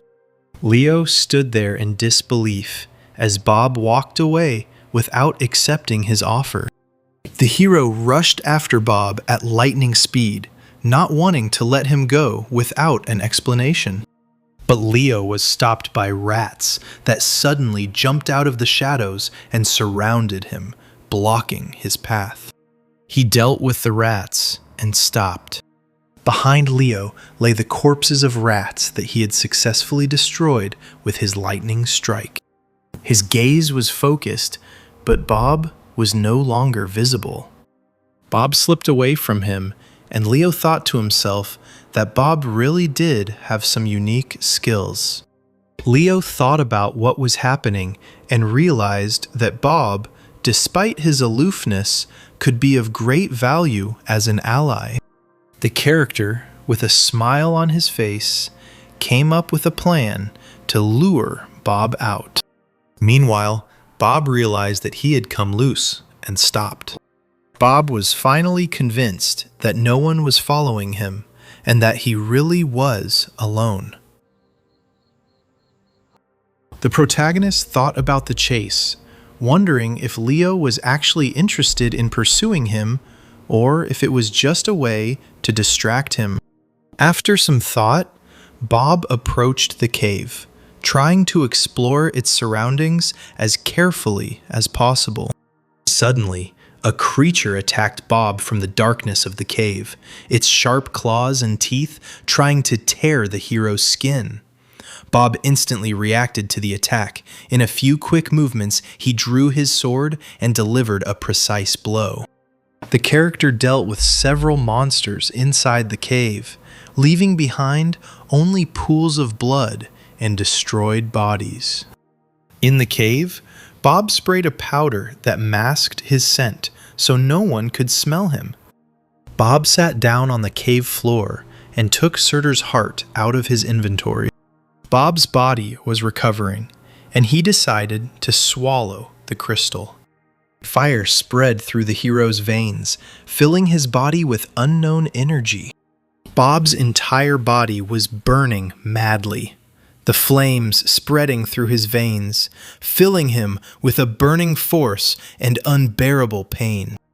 Bob fell down in pain, his body writhing on the ground, engulfed in unbearable heat and agony. In his agony, Bob saw the silhouette of a figure in a lion's skin cape emerge from the fire like a spirit. Bob screamed in pain as the fire from the crystal engulfed every cell of his being. As the fire died down, Bob's stats began to improve and the pain gradually subsided, giving him hope for relief. Bob collapsed to the ground again, the last of his strength drained as his body continued to adapt to the new power. The hero lay on the ground, his body covered in sweat, but with each passing moment, his condition improved. The fiery streaks on his skin gradually subsided. The protagonist, having acquired a new skill, could not withstand the strain and passed out, losing consciousness from fatigue and pain. 6 hours passed, and Bob woke up, slowly opening his eyes, feeling that the pain and burning that had tormented him earlier had significantly diminished. A strange thought flashed through Bob's mind. What if his further journey would be more than just a test of strength? Having fully recovered, Bob opened the leaderboard and saw that he was falling behind. Bob walked out of the cave, and the sun's rays illuminated his face. Bob now had fire eyes that glowed with a bright, fiery light. Ahead, Bob saw a village surrounded by greenery. Through the curtain of trees and bushes, he noticed low houses with thatched roofs. It was an orc village, different from the usual peaceful appearance. Round houses with thick walls built from rough wooden logs and stone. Bob slowly approached the orc village, his steps confident and insistent. The hero decided to test his new giant fire skill on the orcs, feeling that it would be a great way to test the power of his recent upgrades. Every house and orc in the village was engulfed in flames, the flames glowing brightly and raging in the air, consuming everything that remained intact. With each orc he killed, Bob felt his level rise, his strength and abilities improving. Leo and his companion stood on a hill, discussing possible actions. Henry was a tall man with green eyes, brown hair, and a green robe. Leo announced that the team needed another member with unique skills to increase their chances of success. But first, they needed to hunt to improve their skills and gather resources for the upcoming trials. Haley, a dark elf half-breed with white hair, created a blue sphere of energy in her hand. The heroes stood over the pit, looking into it, preparing for the upcoming test. Leo jumped into the pit, warning the others to stay away from the edges to avoid getting hit. The hero gathered his strength, focusing the energy in his hand, and swung powerfully, preparing to strike. There was a loud thud, followed by a burst of yellow lightning that scattered across the pit, illuminating everything around. Henry, amazed by the scale of the destruction, asked in surprise if this was really the place they had spoken of. Leo confirmed that this was the place and invited the others to come in. Haley asked Leo warily what awaited them in this place. Leo looked intently at the entrance to the cave, as if expecting something. Henry called out to Leo, watching his expression warily. Leo, embittered that Bob had overtaken him in points, rushed forward in a rage, destroying the caterpillars in his path. The others, observing Leo's hasty and foolish action, watched in bewilderment as he went deeper into the cave. Fia, Haley's sister and a half-dark elf, noted that Leo has a competitive spirit and added that his desire to outdo Bob makes him unpredictable. Henry stood, a little confused, as a girl in light armor approached him. It was Meg, a mercenary who came from a family of magic users. The heroes caught up with Leo, and a fork opened up before them, the road splitting into two paths. Leo made the decision to split the team to explore both paths and increase the chances. Meg took out her weapon and prepared to go down one of the paths. The character swung her sword and with a determined attitude moved forward along with the rest of the squad. Huge caterpillars, covered with a hard shell, appeared on the detachment's path. Meg's movements were precise and graceful, each swing of her sword seeming to carve a path through the thick carapaces of the caterpillars, demonstrating skill and confidence. The others were already tired of clearing the cave, and fatigue began to affect their actions. Henry's mana levels were low, and he decided to conserve it so as not to deplete his resources before the end of the battle. A huge door appeared before the heroes, leading into the depths of the cave. Henry said that the boss is behind this door. Meg warned them not to relax and to prepare for the upcoming battle. Henry said with a smile that everything was fine. Meg asked what was wrong. Suddenly, a terrible sound was heard from behind the massive gates, which resembled a deep growl, drowning out all other sounds. The heroes gripped their weapons tightly, their fingers tensing on the handles, ready for battle. Meg was the first to enter the gate decisively, her sword ready for action. The hall the heroes entered was covered in blood, and the blood was spreading across the floor, forming foul-smelling puddles. The heroes looked questioningly, their eyes full of worry and tension. Henry noticed a shadow flash in the corner of the room. He immediately became alert and signaled to the others. The shadow's eyes glowed with fire, their bright yellow light reminiscent of hot coals. As the shadow in front of them took shape, the heroes saw that it was Bob, his eyes blazing with a bright flame. Bob now looked like something completely different, gifted and frightening. A vivid and tense scene flashed through Bob's mind. The hero noted to himself that the boss was incredibly tenacious. Every attack and every magic he used against the boss didn't seem as effective as expected. But despite the boss's incredible tenacity, Bob emerged victorious, and the battle was difficult and exhausting. The fight with such a strong opponent showed what he was really capable of, and despite the fatigue, he felt satisfaction. Bob sat on the huge carcass of the monster, his breathing still heavy from the recent battle. He turned to the heroes who entered the hall and said ironically, "You are late." Thea, with surprise and disbelief in her voice, asked, "You dealt with him alone?" Henry couldn't believe what he was seeing. "I never knew anyone could be stronger than Leo," he thought to himself. "As you can see, I managed it alone," Bob continued. Bob carefully assessed the heroes, noticing their surprise and confusion. The protagonist realized that they had split into two groups to hunt. Bob turned his attention to Meg, realizing that she was behind Leo on the leaderboard, which could mean she was at a high level.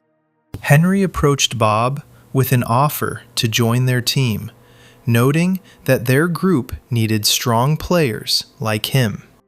The protagonist refused Henry's offer, after which Meg asked if he was going to go to the boss alone again. When Meg asked if he was going to go to his boss alone again, Bob said yes. Meg reminded Bob that the whole point of beating a boss was to work as a team, not to fight alone. Bob didn't react to Meg's remark, continuing to stare intently.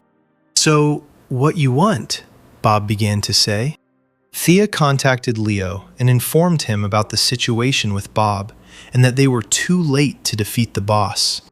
Leo appeared in the hall at that very second. The hero, shouting Bob's name, headed towards him with all his speed. Leo came close to Bob, but he didn't flinch, remaining standing in place with a cold expression on his face.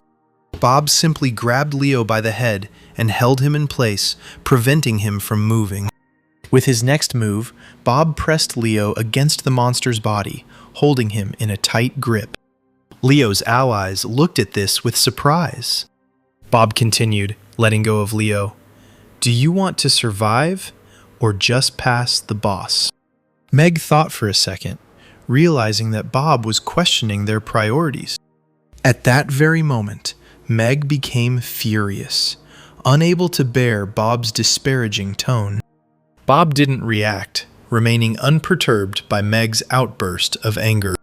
The main character, raising his finger, said that his goal was not just to climb the tower, but to break through its ceiling.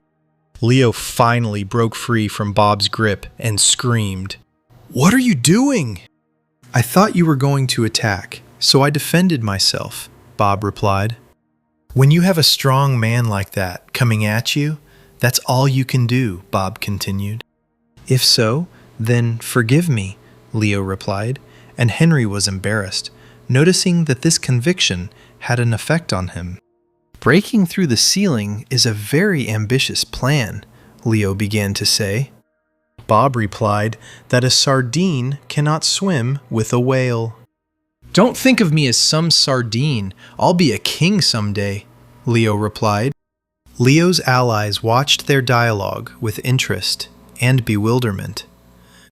Bob smiled slightly as he watched the reactions of Leo and his allies.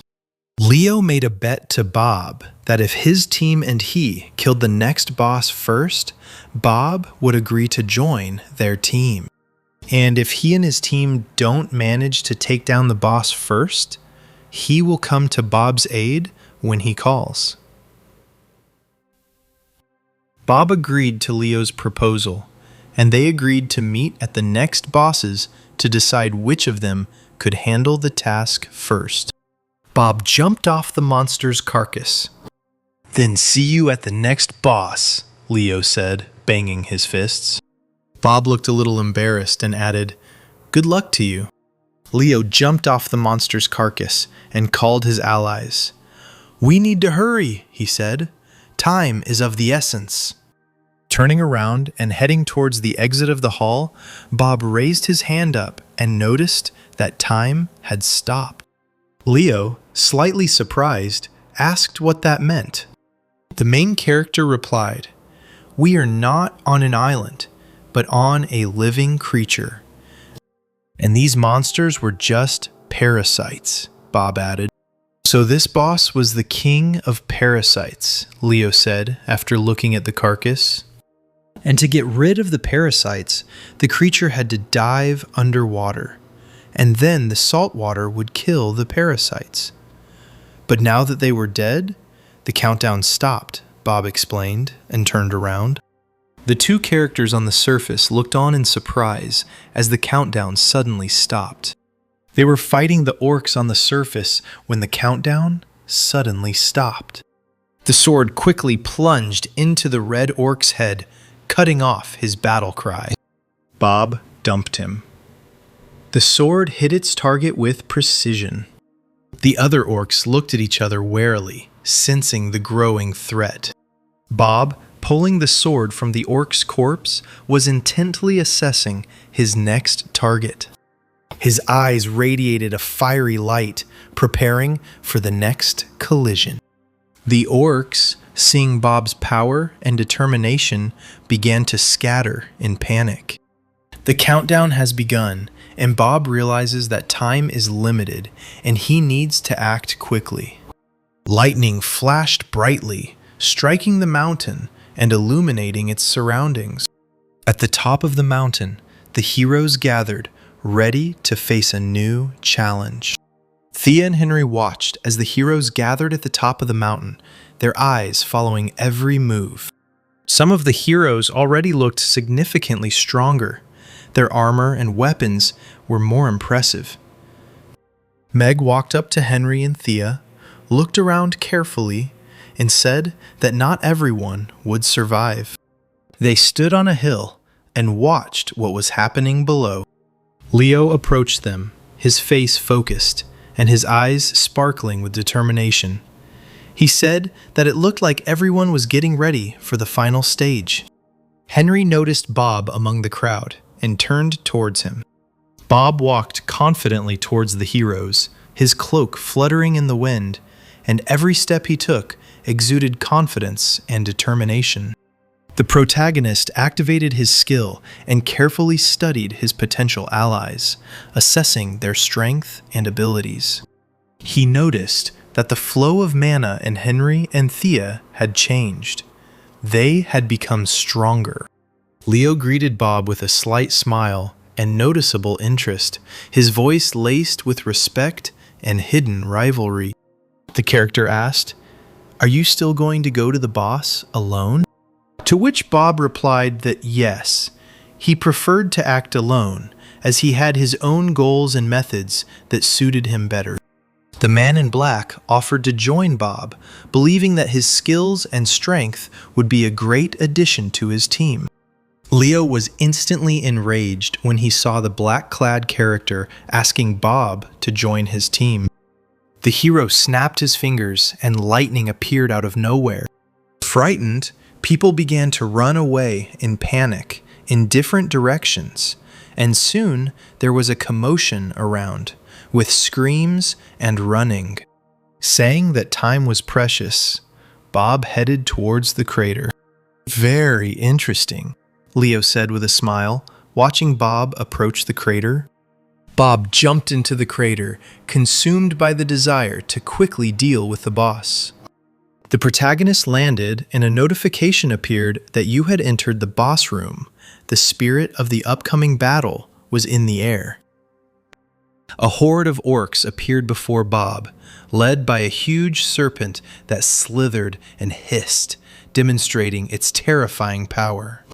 Following Bob, the rest of the heroes jumped into the crater. The two characters standing nearby were surprised by the number of orcs that surrounded them. Bob quickly glanced around the room. Hordes of orcs and a huge snake ready to attack. Having identified the possible weak points of the opponents and his own strengths, the hero prepared for battle. Bob took out his sword and used the fire whirlwind skill on it, causing the sword to burst into a bright flame. The other heroes watched with interest as Bob prepared for battle, standing in anticipation to see what the hero was capable of. Leo, arms crossed, watched the proceedings, assessing his abilities in combat. Henry, noticing Bob's disappearance, became wary and began to carefully examine the surrounding area. Bob attacked the orcs from above, using the element of surprise to inflict maximum damage. Henry and Thea were amazed by Bob's skill and his ability to launch sudden and powerful attacks. The protagonist thrust his sword into the large red orc, dealing a crushing blow. Bob's eyes blazed with fire, adding to his fury and determination. Leo began to get angry as he watched Bob quickly gain victory. In an effort to prove his strength and show that he was no less capable in fighting, Leo decided to join Bob. Leo, with fury in his eyes, deftly broke the spears flying at him. Orcish blood flew in all directions, mixing with the fiery flashes and light from the battle. Bob created a fiery whirlwind with his sword, which quickly tore the orcs and their armor to pieces. Leo's allies also decided to join the battle to support his Bob and destroy the remaining enemy forces. Meg and Henry ran, fighting orcs along the way and trying to provide support. Thea and Haley used their magic, creating powerful spells to weaken the orcs and make the fight easier. Henry used the mana concentration in his hand to deal devastating blows to the orcs. Bob noticed their coordinated work and appreciated how the allies' magic and energy effectively destroyed their opponents. Their skills will definitely come in handy in what is about to begin, the hero thought to himself. Leo froze, as if he felt a great power. Before Leo appeared a majestic gate, shrouded in a mysterious aura, its surface covered with patterns like ancient symbols. Leo and Bob peered at the gate, their hands sliding over the intricate designs. When Bob began to slowly open the gate, Leo, seeing this, shouted, "Are you going to go there alone too?" Bob, ignoring Leo's cries, resolutely stepped through the opened gate. Horrible screams, piercing and unnatural, were heard from behind the gates, causing the other heroes to freeze in horror, and fear enveloped them. Leo clenched his fist, focusing all his inner strength into it, and his hand became unnaturally bright. When they entered, they were met by a giant chimera with flaming eyes and claws. One glance from the chimera made the blood in their veins run cold, and the heroes felt a cold fear run through their bodies. But the chimera was chained to a huge magical cage. Its giant paws were locked in chains. Bob, ignoring the horror, slowly approached the cage. Leo, without taking his eyes off the locked chimera, asked if this was the last boss. Away from Bob and Leo, at the foot of an ancient pedestal, the chimera control stone sparkled mysteriously. At that moment, a notification popped up in front of them, which said that the owner of the chimera received additional points for killing heroes. Meg paused, her eyes clouded with worry. Bob walked towards the rock when Leo grabbed his shoulder, his voice full of worry. "Wait, we need to think first." With the words, "Let go," Bob snatched the sword, his resolve unwavering. Bob, with a powerful blow, destroyed the stone, and its ruins scattered throughout the room. Now that the stone was destroyed, Bob was in command of the chimera. Bob gave the order to the chimera to destroy the wall. Henry was surprised to see the wall being destroyed, and Bob commanding the chimera. Bob, with a piercing gaze, turned to the group and said, "Our enemy is different." Leo, not hiding his anxious anticipation, asked who our real enemy was.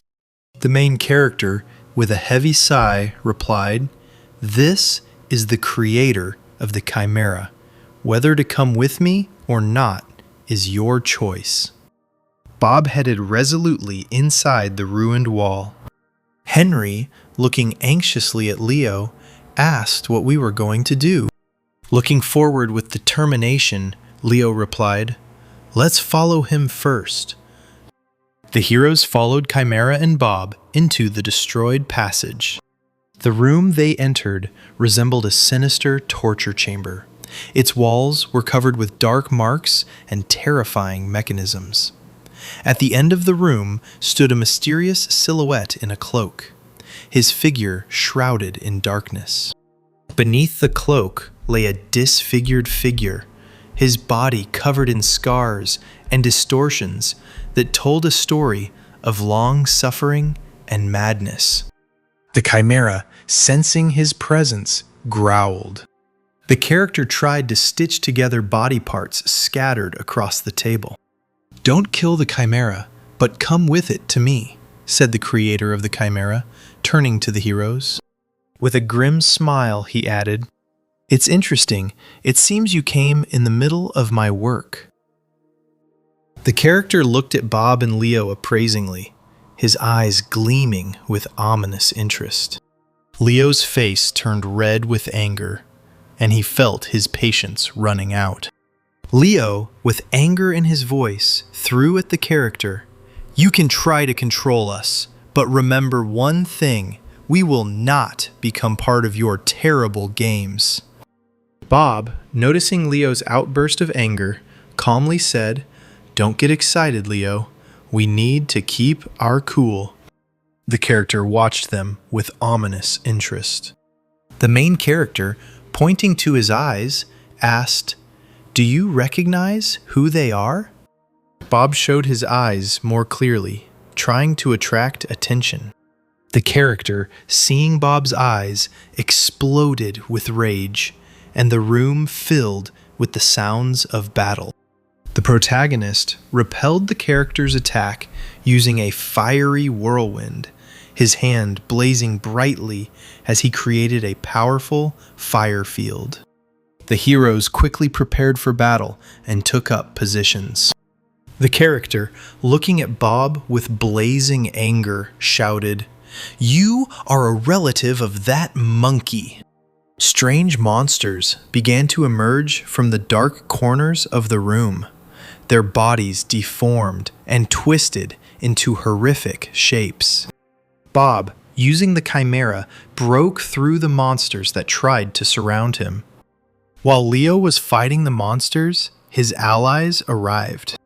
Leo shouted with full determination, "Let's sweep them away!" his voice full of fighting spirit and energy.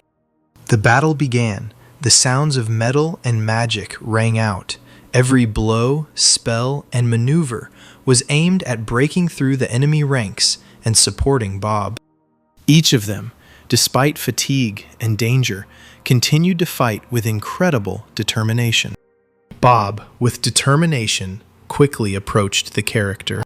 The creator of the chimera, seeing Bob approaching, suddenly raised his hands, and a massive protective coffin appeared from the shadows. The character suddenly had a staff in his hands that emitted an ominous light. Bob, gathering all his strength, smashed the coffin with a powerful blow. The hero's arm slightly increased in size and his muscles visibly strengthened. This was a new skill he had acquired, enhanced by his internal energy. The creator could not believe his eyes. He was shocked when he saw it. Bob looked imposing. His hand radiated power, and his eyes glowed with a fiery light. Seeing Bob demonstrate his powers, he suddenly realized that the hero was somehow connected to Olympus. Bob clenched his fist, his muscles tensing. The creator of the chimera screamed loudly in despair and rage. He swung his staff, the magical runes on its surface sparkling.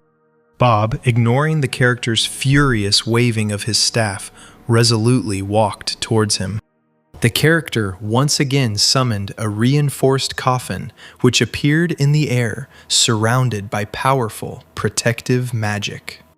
The protagonist, without slowing down, again delivered a powerful blow to the reinforced coffin. The creator, in desperation, summoned a poisonous cloud that quickly filled the room, green smoke swirling ominously. Bob briefly recalled the words of his friend, who had once warned him about the importance of protection. The fist rushed towards the enemy with a powerful roar. The blow was so strong that it shook the air. After a powerful blow, the hand began to emit a green glow, filling with magical energy. The creator was thrown back with incredible force. Bob's eyes, breaking through the shadows, emitted a red light. The creator of the chimera, gathering the last remnants of his magical energy, summoned a black wall of thorns. The character thought to himself with grim satisfaction, "This is my strongest skill." He felt the magical energy concentrating in the black thorns, and he knew that he was now using all his power. But Bob was unstoppable. Despite the spikes and deadly traps, he continued to approach the character. With the magical light emanating from the staff, he hoped to stop the hero's inexorable onslaught. The creator, feeling his last defenses begin to crack, tensed to the limit, his face distorted with tension. The creator's defenses cracked under the pressure of Bob's onslaught. Bob, having overcome the last obstacles and approached the creator, grabbed him by the throat with incredible force. The protagonist pinned the character to the floor, squeezing his throat with relentless force. The creator was horrified, his eyes wide with fear. The main character hit him hard in the face. The hero, sensing that victory was near, began to furiously beat the character.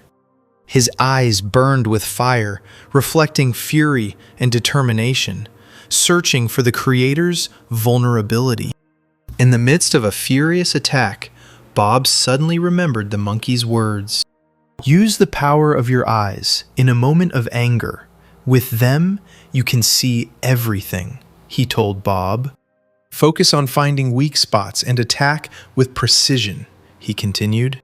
Bob continued to hit harder, to inflict maximum damage and wear down his opponent's strength.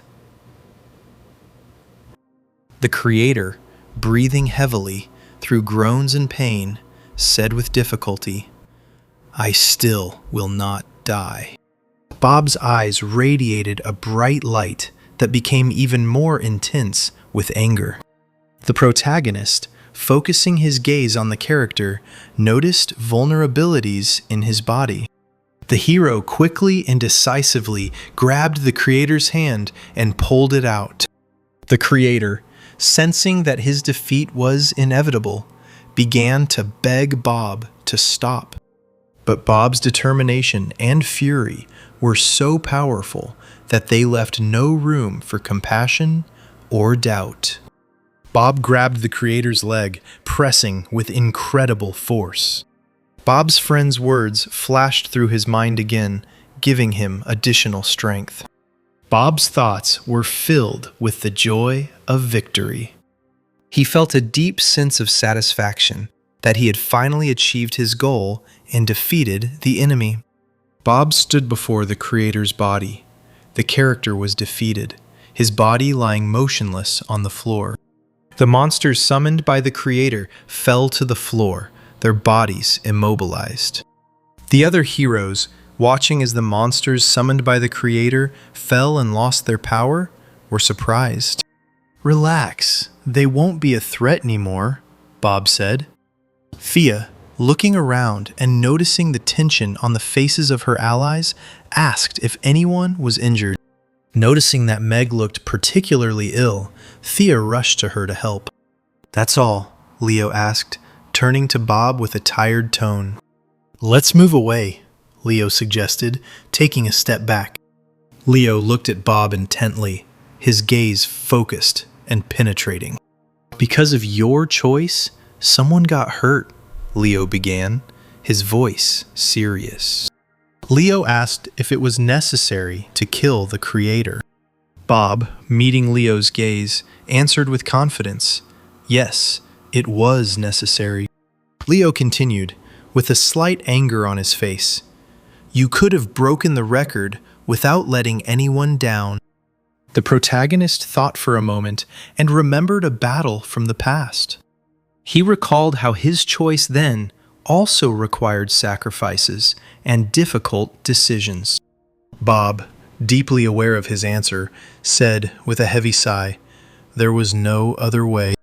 Leo, after hearing Bob's explanation, still couldn't understand what he was talking about. Leo was about to leave, lost in thought, when suddenly the manager appeared. The character turned around and saw some beggar next to Bob.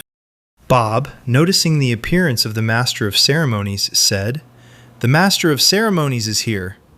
Leo, immediately realizing the significance of the moment, bowed with respect.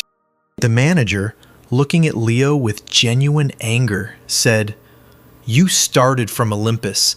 I'm ready to rip out Zeus's beard right now." The manager grabbed his head, expressing despair and shock. "Because of you, Bob, I'll have a lot of work again," he continued. The character, with a deep sigh, tried to change his tone and added, "But I am here to reward you," and handed Bob a blue crystal that sparkled in his hand. The crystal emitted a dark and mysterious light. Bob, taking the Black God Stone, thought to himself, 2 more are needed. "Collecting the remaining stones will be easier than I expected," the hero thought to himself in surprise. "All rewards have been received. Now I am sending you to the tower." The manager made a gesture with his hand, and the space in front of the heroes began to shimmer. The manager added, with a clear hint of severity, "Do not create disorder there." The character remained in place, watching their movements with an expression of grave satisfaction and anticipation. In an instant, the heroes found themselves in the vicinity of the tower. 2 strangers, noticing the appearance of the heroes, immediately turned their attention to them. Bob thought to himself, "Everyone here is a player now." Leo, looking around the area, noticed several figures. These people wore clothes and symbols typical of Olympians. He asked Bob, "Are you going to join the guild?" Bob replied, "No, I'm not going to join the guild." Then he added, "By the way, about meeting with the manager?" Leo asked with interest, "What you want to say?" His voice was full of curiosity and anticipation. The protagonist continued, with a serious expression on his face. "You need to find out the whole ins and outs of Olympus yourself." "That's all," said Bob. And, having finished the conversation, he was about to leave. Bob, waving goodbye, added, be careful with the jackals." One of the Olympians approached Leo and bowed, his presence immediately attracting attention. The Olympian who approached Leo turned out to be Greg, the head of Ares' guard. Leo asked what you wanted. Greg replied with a cold and commanding tone, "I wanted to know how prepared you were for the challenge." His words, full of contempt and arrogance, angered Leo. Leo, enraged, felt anger boiling in his chest as he tensed and prepared to strike. Greg, noticing Leo's intention and reading the anger on his face, said, "I'm sorry. I didn't mean to offend you. My words were misunderstood." Leo, still not hiding his displeasure, snapped, "Go." Before leaving, Greg asked who it was with you, to which Leo replied that it was a friend. Ahead, beyond the horizon, the city loomed, its silhouette clearly outlined against the sky. "Jackals are robbing new players who haven't joined the guild," Bob thought to himself. He knew that if the jackals were a real threat, then action had to be taken. The hero, continuing to think, suddenly felt that he was being watched. His instincts became alert. "Excellent. I'll test something on them," Bob continued to think.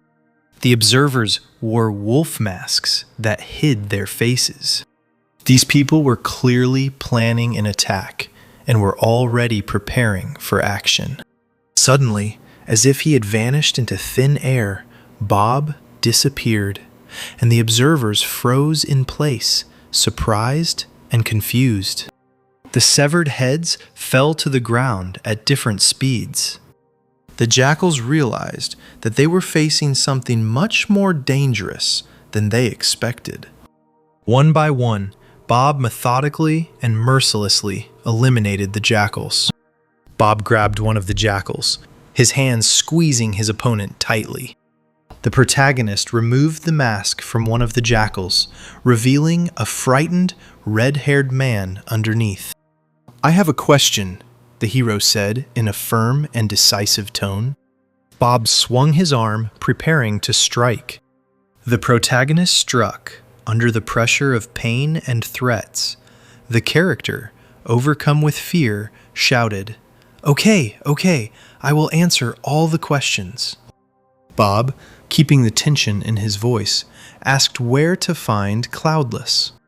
The city at night was truly magnificent, the reflection of the lights dancing on the water of the canals, creating mesmerizing patterns.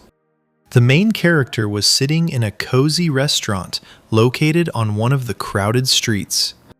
Bob stretched his neck, feeling the tension and fatigue from the previous events gradually recede. The nearby bazaar was bustling with people, and street vendors were attracting customers with their colorful wares. The hero remembered how he used to spend time here with his comrades. These memories were full of warmth and nostalgia. Bob snapped back to reality, realizing it was no time to be nostalgic, and he took out the stone the manager had given him. The main character knew who to go to with this stone. Bob knew a blacksmith who could help him cut the stone. The hero went outside, where the air was fresh. There was a man standing in front with a boy.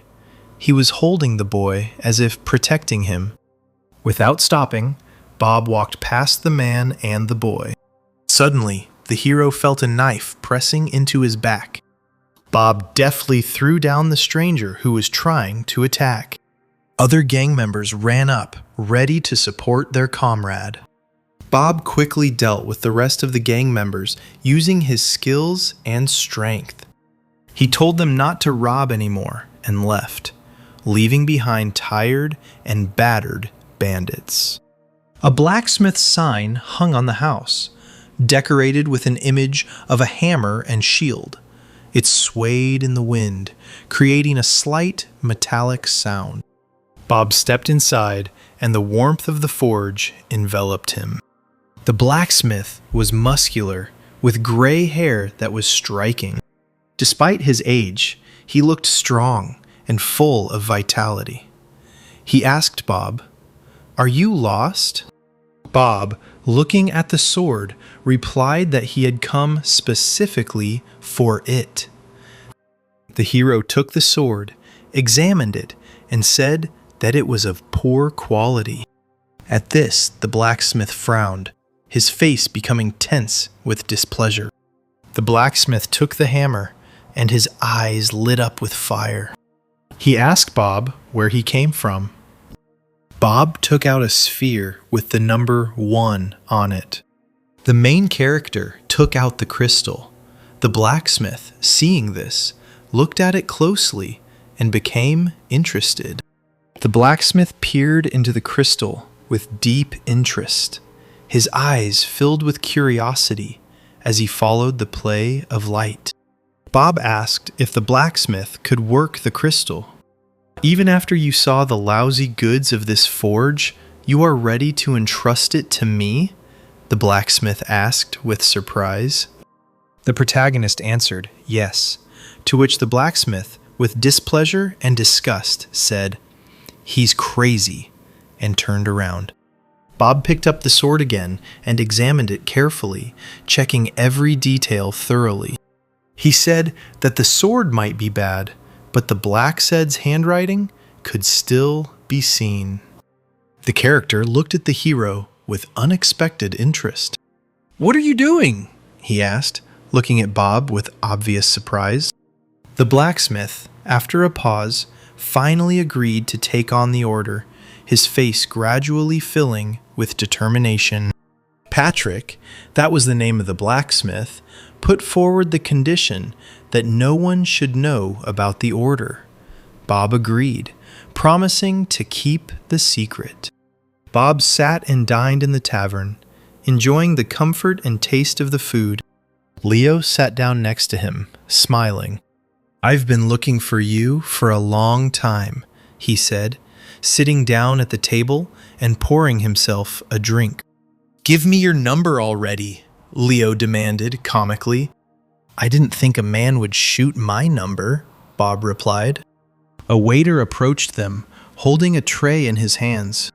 "Bob, I asked Leo, can you help me with something?" Leo, chewing, asked what? "Kill the jackal leader," Bob replied. Leo choked and shoved his fork into his mouth to clear his throat. "Okay, tomorrow night," Leo said, then stood up and left, leaving Bob alone at the table. Bob noticed that someone was watching him, feeling a keen gaze that did not leave him alone. The stranger approached, removed his hood, and introduced himself as Gregor. He sat down at Bob's table without waiting for an invitation and settled down opposite him, looking at him intently. "You took first place. Leo took second place. Rumor has it that you are a monster," he began. "I'll take that as a compliment," Bob replied, not losing his confidence. Gregor took a sip of tea, his face impassive. "Come to my Lord Ares," he continued, pausing to give Bob time to think. Bob said that was enough and drank his tea, ignoring the offer. "So you refuse Olympus's offer?" Gregor said after Bob. Bob replied that he would not work with unworthy people. Gregor sat angry, his face gloomy and tense. He thought about it and began to formulate a plan, carefully planning how to use the jackals to accomplish his goal. A servant approached him, approaching cautiously. "We'll kill Bob with the jackals," Gregor said, his voice full of cold calculation. "Prepare 100 men," he said to his servants, confidently and decisively. "Follow me first," Bob said to Leo, leading him along. Leo looked at Bob silently, his gaze full of expectation. The creator's words flashed through Leo's mind. Bob walked forward down the street, leading the way confidently. Leo was deep in thought, lost in his own thoughts, while Bob moved forward confidently. Bob called out to him, "Hey Leo, everything's okay." with a hint of concern in his voice. They entered a store where there was only one person who was watching them carefully as they entered. Bob asked, "Are you Cloudless?" And the man, noticing the alarm, immediately tried to run away. The protagonist instantly caught up with him, grabbing him by the shoulder and stopping the fugitive. The stranger tried to pull out the knife. Without allowing him to attack, Bob incapacitated him with a deft throw. He pinned him to the floor and said, "Sit down," with a hard determination in his voice. Bob, holding the stranger on the floor, said, "I need the king of the jackals." He tied up Cloudless, carefully wrapping the ropes and ensuring that he couldn't escape. "He looks frail. It's unlikely to be him," Leo said, looking at the tied-up man doubtfully. "Look at this knife," Bob said, showing Leo the weapon he had taken from Cloudless. "There is a high level of poison on him. It is definitely him," Bob continued. The man was sitting tied up. Cloudless's face and voice changed, and he said how the information had leaked. There, said Bob Leo, confirming that this man was the Cloudless one. "Do you at least know who is behind me?" Cloudless said, threateningly. Leo remembered Bob's words before they entered, the warning that they might encounter someone dangerous. Lightning filled the room. Bright light and crackling filled the space. Bob asked, "Do you take orders from Gregor?" Cloudless's face twisted, and he answered, "Yes." "We have a favor to ask of you," said Leo.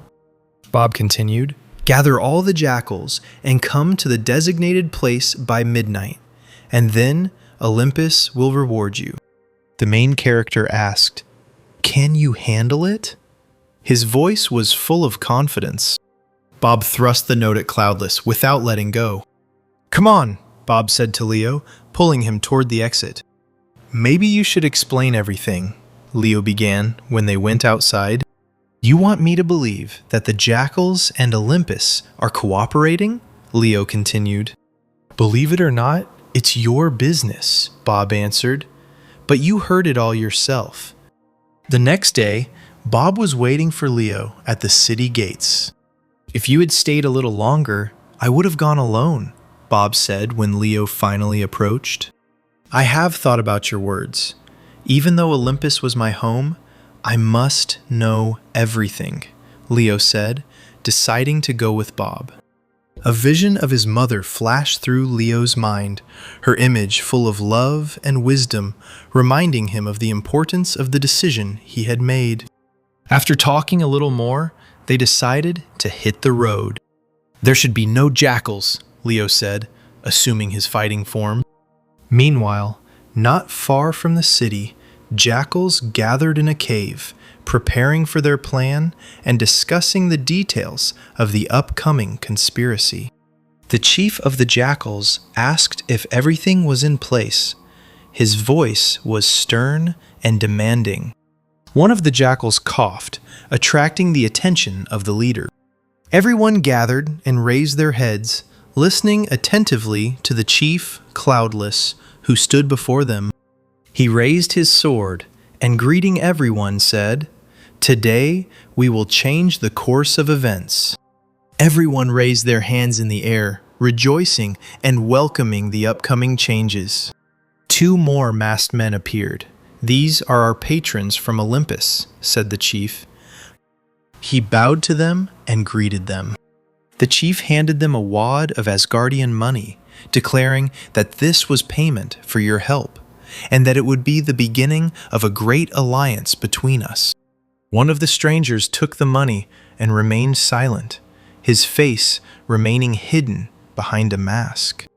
"Excellent," said the stranger, putting the money into the inventory. "All that remains is to say goodbye," snapping his fingers, said the stranger. And everything around burst into flames. A blinding light filled the cave, leaving only shadows and smoke. The jackals began to burn and scream. their horrific cries mingling with the crackling fire and howling flames as they tried to escape the deadly firestorm. Leo emerged from beneath the mask first, his eyes burning with determination as he tore through the fabric and stepped into the fiery chaos. Bob then revealed his identity by removing his mask and drawing his sword. Leo spared no one who tried to escape, every blow preventing any escape for the jackals. The chief jackal, in a panic, tried to contact someone through his ball, but his efforts were interrupted by Bob, who destroyed the amulet with his sword, leaving no chance for help. The character, surrounded by tongues of flame, looked at the heroes with an expression of extreme horror and despair. He removed his mask, revealing his distorted face, and, full of rage and despair, rushed into battle with Bob. Cloudless screamed in pain as Bob struck again, breaking through his defenses. The protagonist dealt the final blow to Bezoblani. After the heroes completed the cleanup and were sure that the threat was eliminated, they left the cave and found themselves in the fresh air. Leo looked at Bob and sighed. Leo was silent, looking at Bob, and internally realized that he was not accustomed to the cruelty of war and killing. "How can you be so unperturbed?" Leo asked. Bob looked at Leo and replied, "Sometimes, to survive, you have to accept reality as it is and not let emotions get in the way of action." "You didn't seem kind before," Leo said. Bob shrugged and replied that being cruel was sometimes a necessity, not a choice. The protagonist took out a wad of money and said that they hadn't just gotten into this business for nothing, and suggested that Leo split the money. Leo was surprised and asked, "Seriously?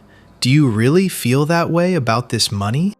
"You can refuse," Bob began, but Leo interrupted him. "Okay, let's split it." "You still haven't told me what the manager gave you as a reward," Bob said. Gregor nervously pounded his fist on the table and exclaimed why he couldn't contact Bezoblani. At the same time, a man ran into the tavern and, out of breath, said, "I found the jackals. They are all dead." After some time, they stood in a cave in front of a mountain of corpses, indicating the complete elimination of the jackals. Gregor became enraged as he looked at the mountain of corpses and began to scream. Bob was about to go to bed. The hero, examining the contents of his inventory, decided to examine the egg he received as a reward. Bob picked up the egg and examined it. It was an unusual color and had mysterious symbols on it that he couldn't decipher. If Leo had the hand of thunder, then the egg might be equivalent in value and potential power, Bob thought. Suddenly, for a second, the space around Bob changed. The egg greeted him. Bob recognized the patterns on the egg as symbolism of the outer gods, and realized that it was connected to ancient and powerful forces. "What the hell are you?" Bob thought. The main character approached the door of the forge. Patrick was working on something, forging metal with concentration, when Bob entered the forge. "I have processed your stone," he began. "What kind of armor do you prefer?" he continued, pointing to the strange bottle. "It just turned out to be a byproduct." "And it can be used to make armor," Patrick added. "I don't have any materials," Bob said. Patrick stood up abruptly and said that was enough mithril. The blacksmith showed a blank made of mithril, shiny and durable. Patrick said that the cost would be high, since the mithril and work required a lot of effort, but emphasized that the quality of the product would justify the price. Bob thought about it. The hero offered Bob to take the product on credit, promising flexible payment terms. Bob agreed to the offer and took out his sword for Patrick to examine. "Okay," said Patrick, "then the blade." A week passed. Gregor stood and thought about how to get his lost money back. A soldier approached him and informed him that all the players and support had gathered. "Then go ahead," said Gregor. Meanwhile, Bob continued to kill monsters to increase his level. But the level was rising very slowly, and Bob felt that it would take much more effort to achieve the progress he wanted. At the same time, in the forge, Patrick examined the stone, studying each of its patterns and features. Suddenly there was a noise, and Patrick became alert, listening to the sounds coming from behind the forge door. Taking his hammer, the hero headed towards the door, cautiously preparing for a possible threat. When Patrick went outside, he saw a detachment of soldiers led by Gregor. "I didn't expect to see you in such a hole. That's why they couldn't find you," Gregor began. "We have come for you," Hephaestus continued, pointing his sword. Hephaestus struck a powerful blow with his hammer, and the sound echoed throughout the area. The soldiers, seeing the power of the blow and the fury of Hephaestus, recoiled in fear, trying to keep their distance. A mysterious player appeared, with fiery hair and clothes sparkling in red and white hues. He pulled out a gleaming spear, and Hephaestus stood in a fighting stance, ready to fight. Hephaestus rushed forward decisively, delivering the first crushing blow. Ricky, that was the character's name, instantly blocked the crushing blow. He deftly grabbed Hephaestus's hammer, seizing the initiative in the battle. Hephaestus threw the hero away with force. Hephaestus's eyes flashed with rage. He delivered a powerful blow, capable of breaking everything in its path. Hephaestus slightly injured Ricky, leaving a painful mark on his body. Ricky prepared to counterattack, intending to turn the pain into strength. Sparks and lightning flew through the air as Ricky rushed towards Hephaestus. A loud roar echoed throughout the city. Hephaestus, struck by the blow, began to turn to stone. Ricky used the Medusa shield created by Hephaestus against the hero. Hephaestus, completely petrified, collapsed to the ground. "Load the criminal quickly," Gregor ordered the soldiers. Words won't do. Bob suddenly appeared. "Lousy people in this wonderful place," he continued. Ricky looked at Bob with curiosity and interest, his eyes clearly assessing the strength and determination of his opponent. Gregor stared at Bob tensely, his voice full of anger and surprise. Bob looked confidently at Gregor and said, "I'm his client." The protagonist used a fiery whirlwind, turning the soldiers into living flames, dancing in the chaos. Bob activated his fiery eyes and began searching for a trajectory to attack. With powerful jerks, Bob threw the soldiers around like puppets. He looked around like a hunter carefully studying a field. And without wasting any time, he released spheres of mana that flared into bright streams, tearing apart the space in front of him. There was a deafening explosion. "You think you can handle it with just numbers," the hero said confidently.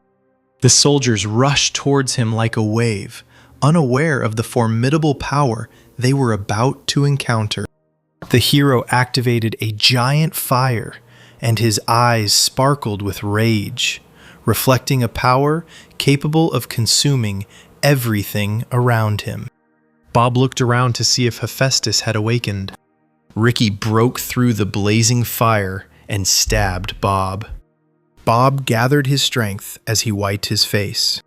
Ricky, slowly brushing away the fire, asked why Bob needed Hephaestus. Bob, taking the sword out of his inventory, replied that he needed Hephaestus to create a unique item. The protagonist activated the giant's skill, and his hand filled with power, as if the power of the entire world was concentrated in it. Like a flash of lightning, Ricky threw his fire spear at Bob. Bob swung his arm and deflected Ricky's fiery spear, his hand meeting the flying spear with incredible force. The hero, focusing his energy, created spheres of mana that flared up around him and began to slowly rotate.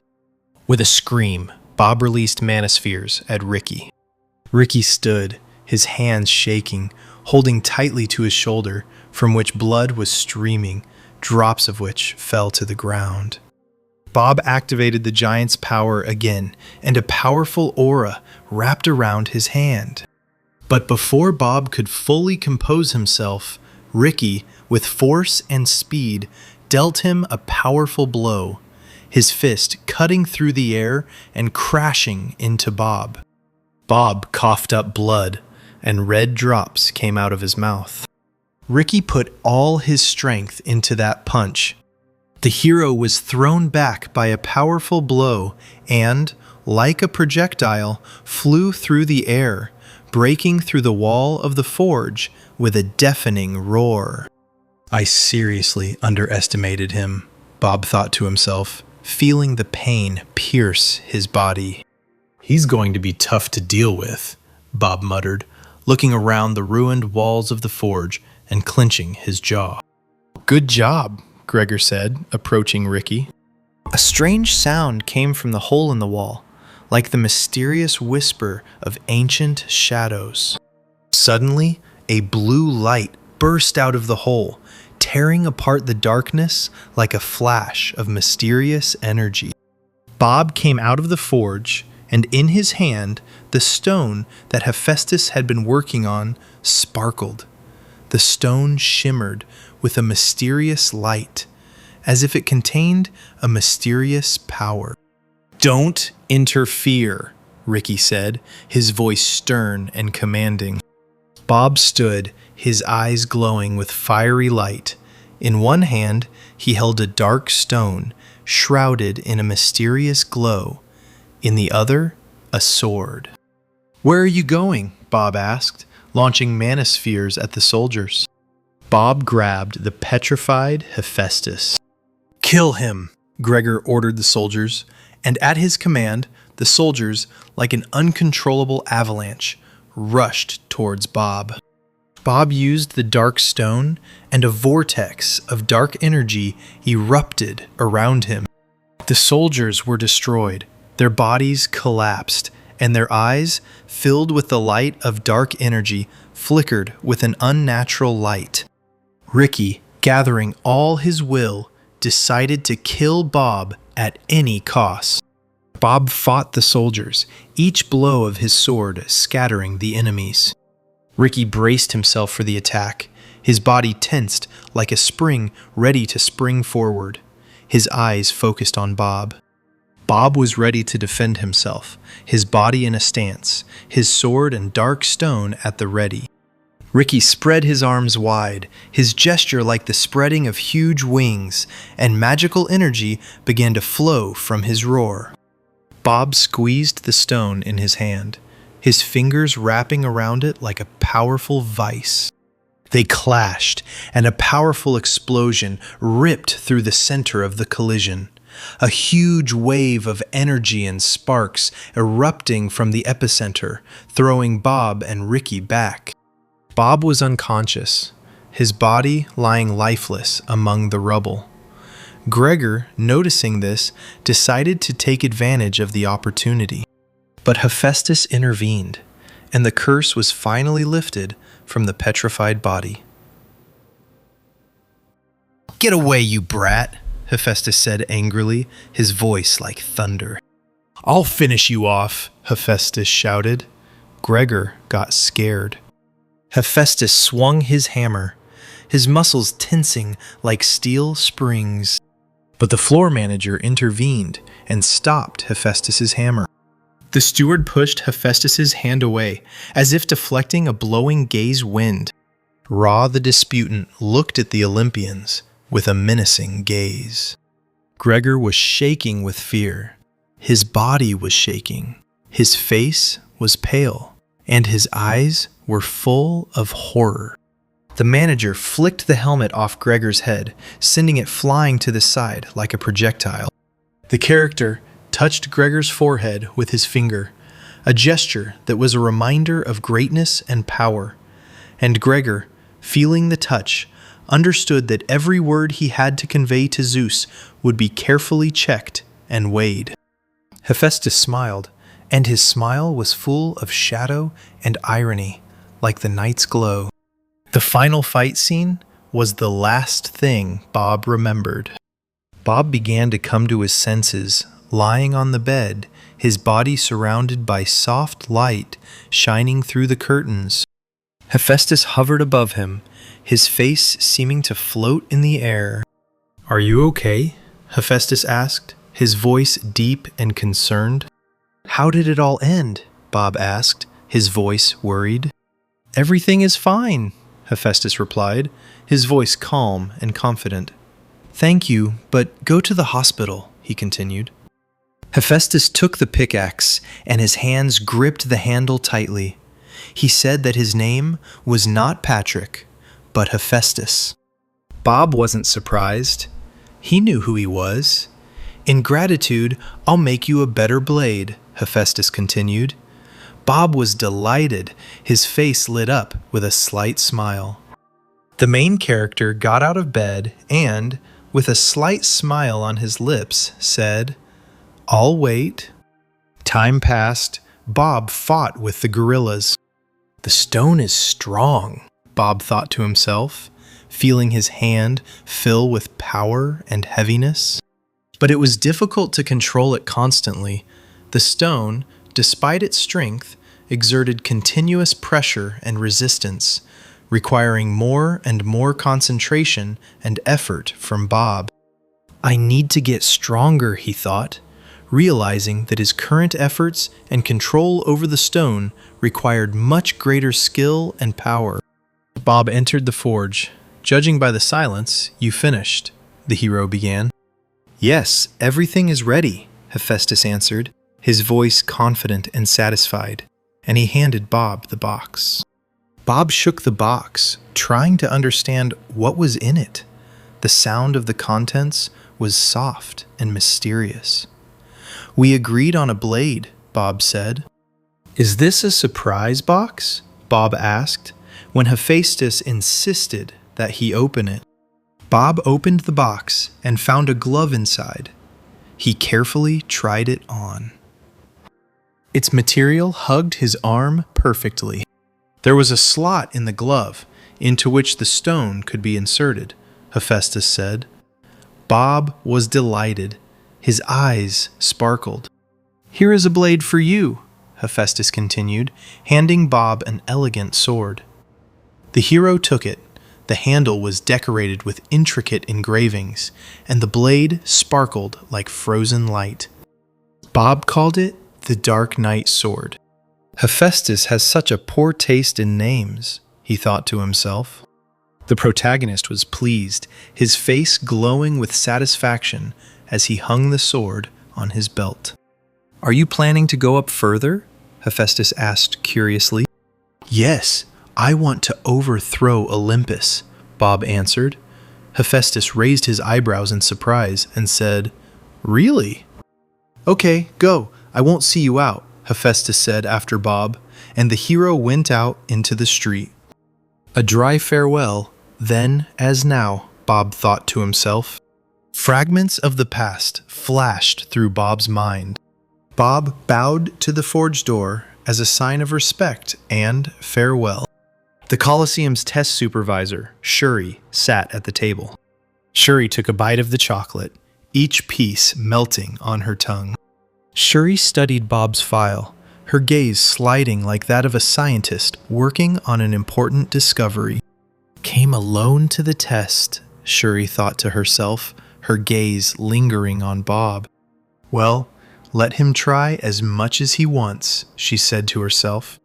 Bob stood in the center of the Colosseum arena, his figure clearly visible in the huge circle surrounded by high walls. This test is simple. You just need to defeat your opponent, Bob thought to himself, looking around the arena. My previous record was in 12th place, Bob noted to himself as he looked at the leaderboard. Bob drew his sword, its blade gleaming in the arena light like a glittering line. The test began. The arena filled with the sounds of the shaking crowd and the sounds of magic. A huge orc appeared, its muscular body covered in dark skin, and each of its steps shook the ground, producing a dull rumble. The orc's eyes glowed with an ominous red light. The orc rushed at Bob, his heavy steps shaking the arena like hammer blows on an anvil. Bob, gathering all his strength, cut the orc in half with one blow, the sword cutting through the air with lightning speed. Shuri was surprised. Her eyes widened in surprise. Bob's eyes glowed with a fiery light, emitting a bright radiance like hot coals. Bob fought without stopping, passing test after test, his movements like lightning flashes in a storm, his every action precise and decisive. His body moved in the dance of battle, not allowing itself the slightest weakening. Each new test only fueled his determination to reach the end. The fighter was kneeling before him, his head bowed. "This is my second defeat," he began, his voice weakening. "If your sword hadn't been worn out, I would have had a harder time," Bob said, touching his head. Bob had overcome him. He stood over his fallen opponent, his breathing even and calm. Finally made it to round 20, Bob thought to himself, his thoughts full of pride. "They don't even let me rest," Bob thought. The air around the hero began to swirl, forming a vortex of magical energy. The gates opened, and their heavy leaves creaked like ancient steel monsters. Bob used all his skills, and his actions were synchronized into a single, rapid flow. The enemy's appearance was terrifying and mysterious, his figure surrounded by darkness. It moved towards Bob, and every movement it made was like a dark storm moving towards its target. "They overwhelm me even with the strength of giants," Bob thought to himself. Bob was thrown back a little and felt the ground beneath him shake. Bob was revealed the snake's true form.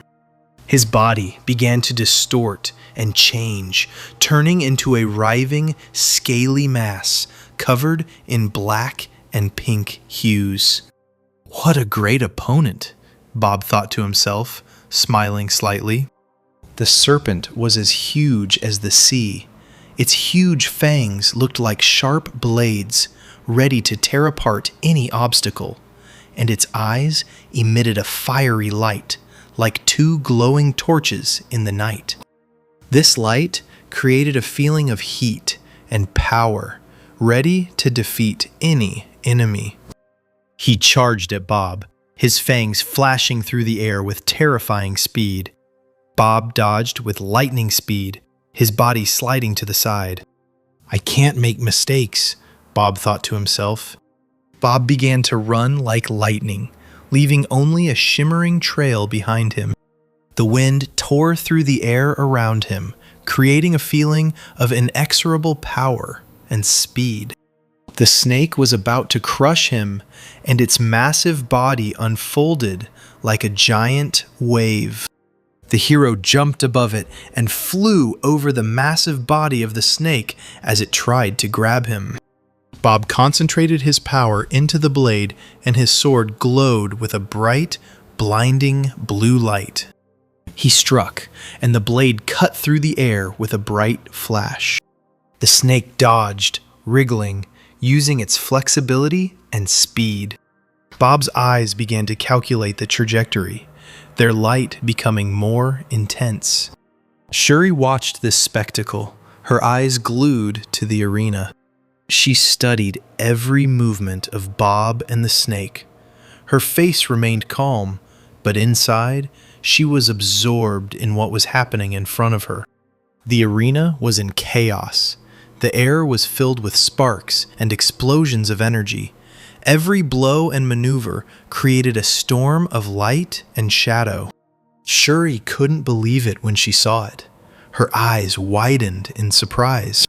Bob's burning eyes left a trail behind them, like two bright torches. He moved swiftly towards the snake, his movements like a quick arrow. He jumped onto the snake, his body sliding over its scales.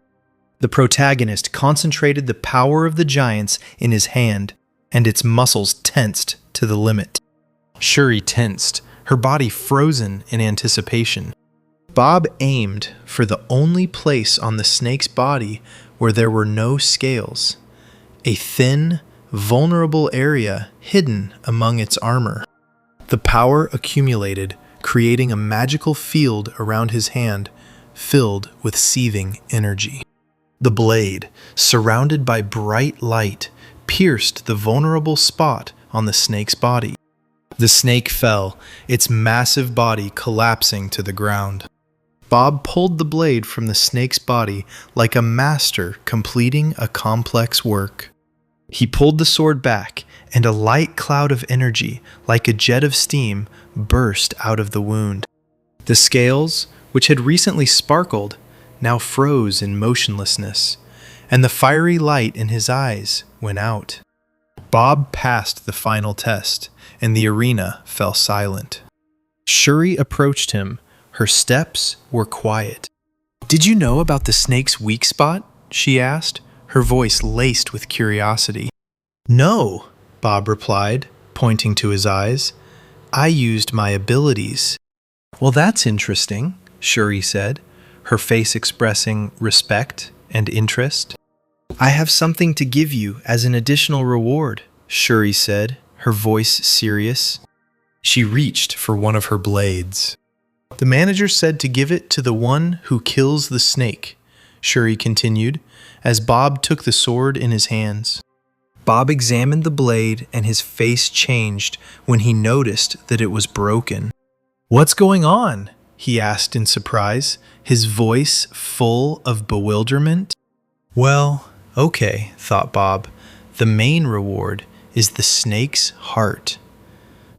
Shuri congratulated Bob, her voice full of genuine approval and joy. "Thank you," Bob said, his voice full of gratitude, looking at Shuri with respect. Suddenly, the egg in Bob's inventory began to complain of hunger, making melodic and insistent sounds. A strange energy enveloped everything around, as if an invisible curtain of light and darkness had enveloped the arena. Shuri tensed and drew her sword, her movements quick and decisive. This energy began to eat away at the body of the snake. Shuri watched this, her gaze full of surprise and anxiety. She stood motionless. The snake began to lose its shape. Its body began to blur and dissolve in a whirlwind of luminous particles. "He's eating a corpse," Bob said, his words sounding like an admission that what was happening was out of the ordinary.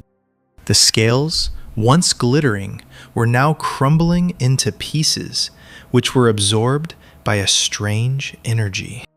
The egg, having eaten its fill, began to fall asleep again. "What does this mean?" Bob thought to himself, his mind seething with questions and doubts. Shuri asked, "Do you know what's in the egg?"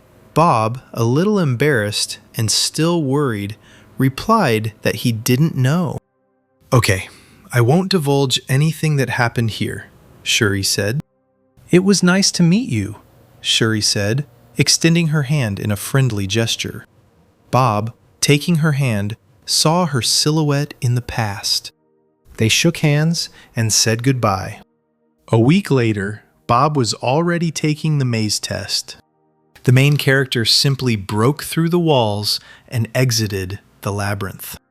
"Time to go to Hephaestus," he muttered, striding forward with determination.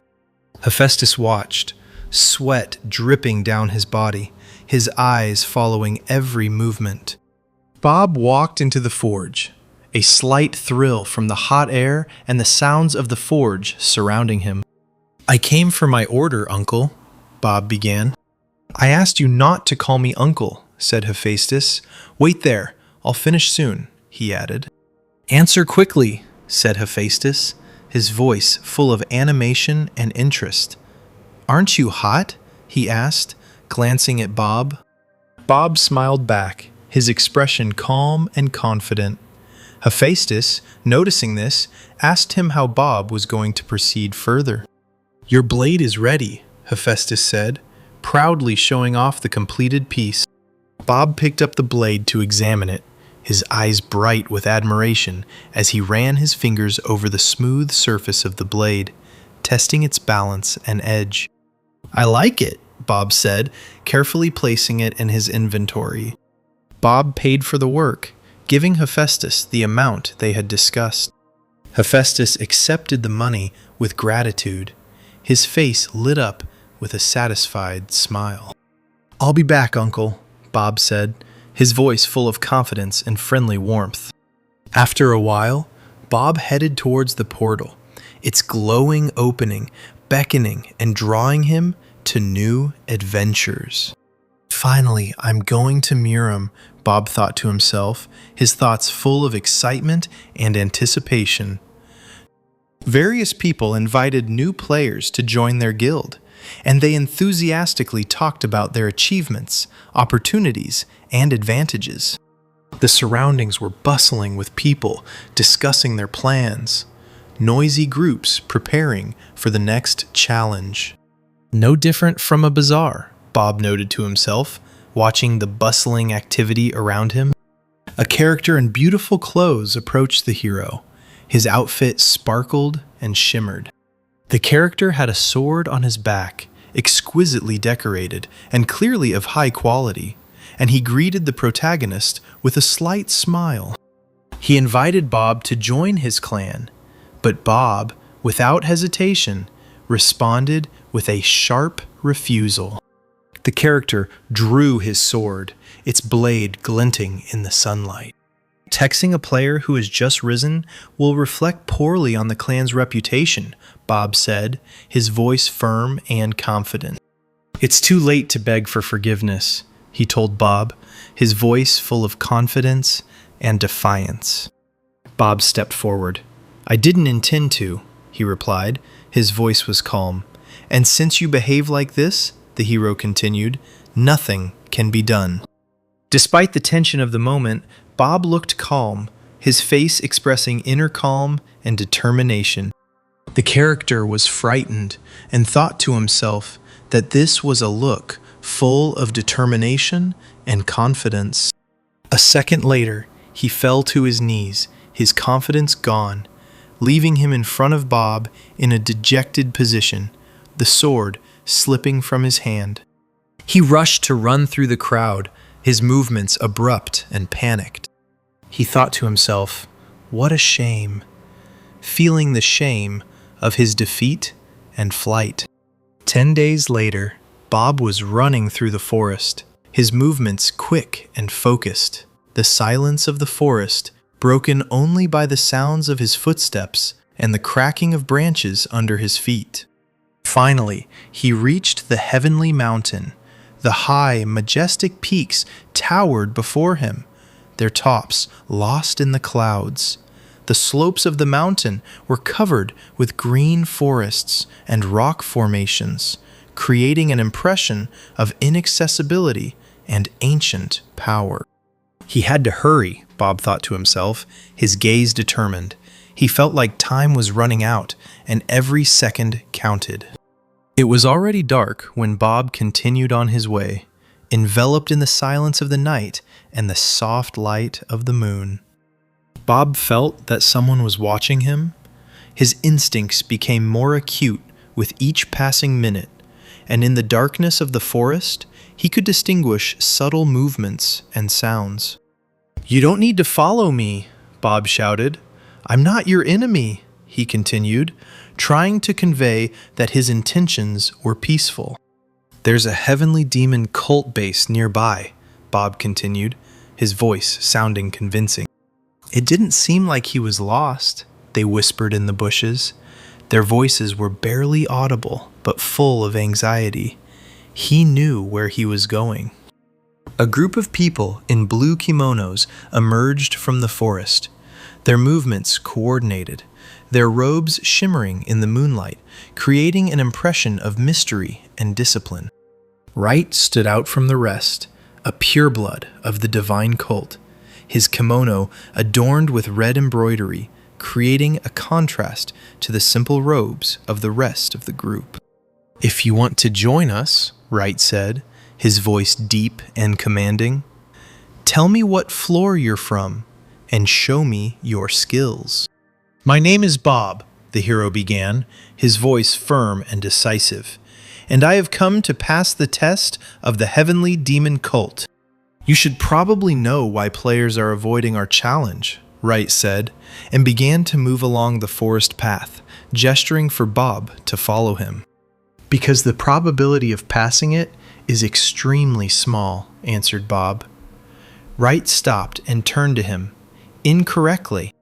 "Because it simply doesn't exist," Wright continued, his voice calm but sharp.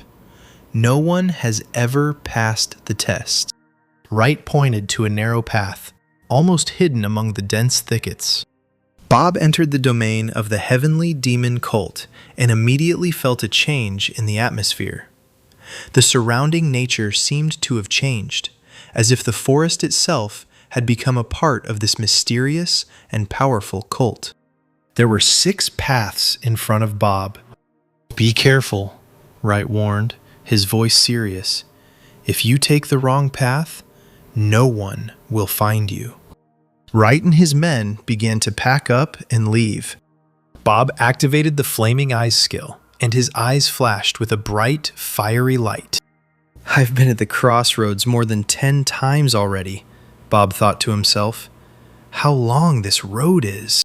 Bob faced another fork in the road. Bob's eyes showed that both paths in front of him were real. "There must be a right way here," Bob thought. He felt a light breeze and, following its direction, turned onto this path, hoping that it would lead him to his destination. The further Bob walked, the more the environment changed. Finally, Bob reached the hut, shrouded in fog, its gloomy outlines barely visible among the ghostly light and thick shadows of the forest. He went inside and saw a figure in tattered clothes kneeling in the corner of the hut. It was Shri, immersed in deep meditation. "A living legend of the world of Marima," Bob thought to himself, looking at the hero. "He's come," the old man began, without opening his eyes, as if anticipating Bob's appearance. "You have passed the first test," the old man continued. "It's strange. The wind is blowing so much in the room," Bob thought to himself. "Most likely, I'm not really in this room. Now answer, when did you guess that this was also part of the test?" the old man continued, without changing his expression. "From the very beginning," Bob answered. "Where has it ever been seen that a test consisted simply of walking?" "A boy who can find his own way," said Shriek. Bob was immediately enveloped in a strange energy, its exciting glow filling the space around him. Bob found himself back in the middle of the forest, where the air was filled with a damp, cool air.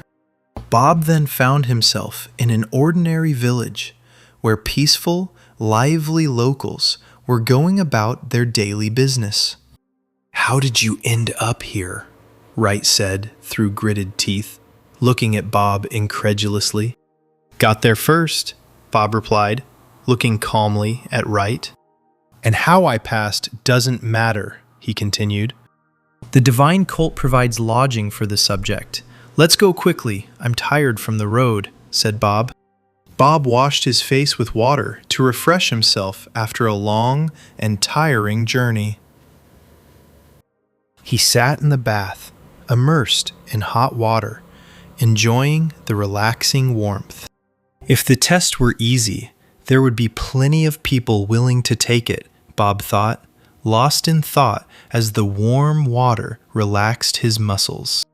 The egg in the inventory began to shake, and its surface became covered with small cracks. Bob remembered how 3 months ago the egg had grown in size, slowly and mysteriously, as if life were beginning to form inside it. He also remembered how the egg later absorbed the body of the great serpent, its surface glowing and distorting as it absorbed the energy. And these strange patterns seemed more and more mysterious to Bob, as if it was filled with more than just power. Bob thought that the egg might be connected to something much more important than he realized. When the hero took the sword out of his inventory and thought about destroying the egg, Bob threatened the egg with his sword, as if deciding to establish strict rules.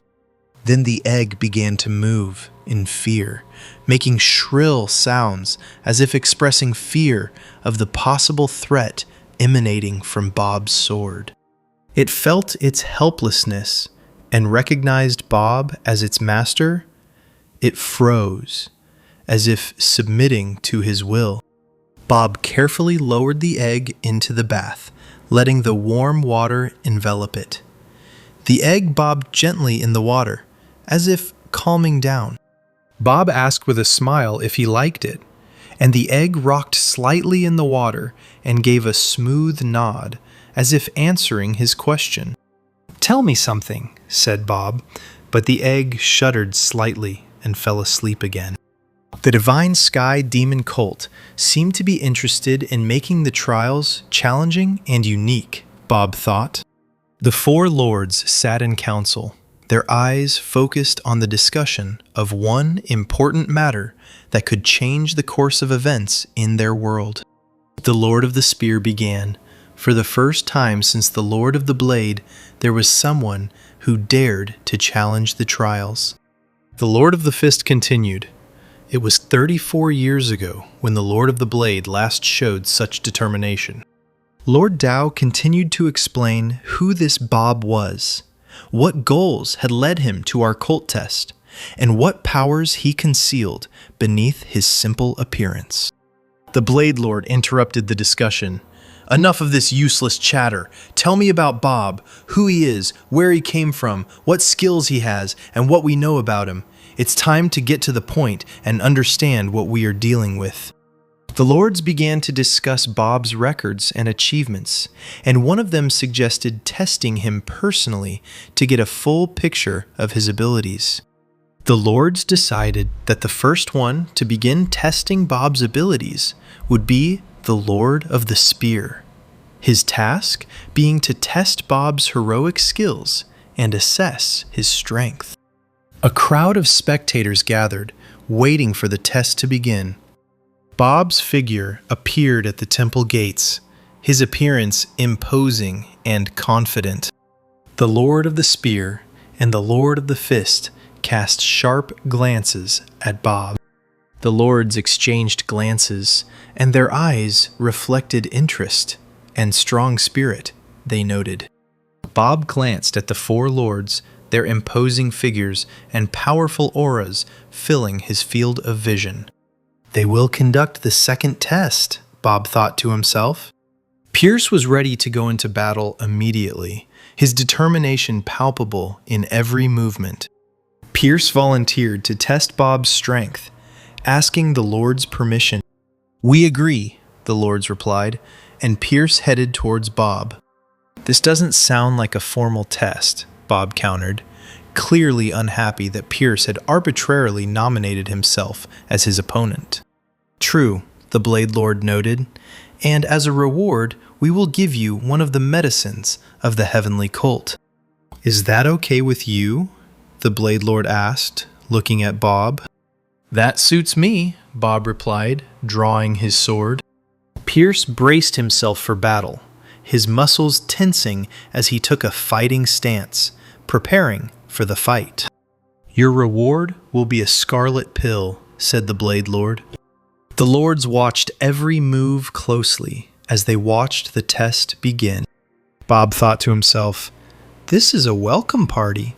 I didn't expect this."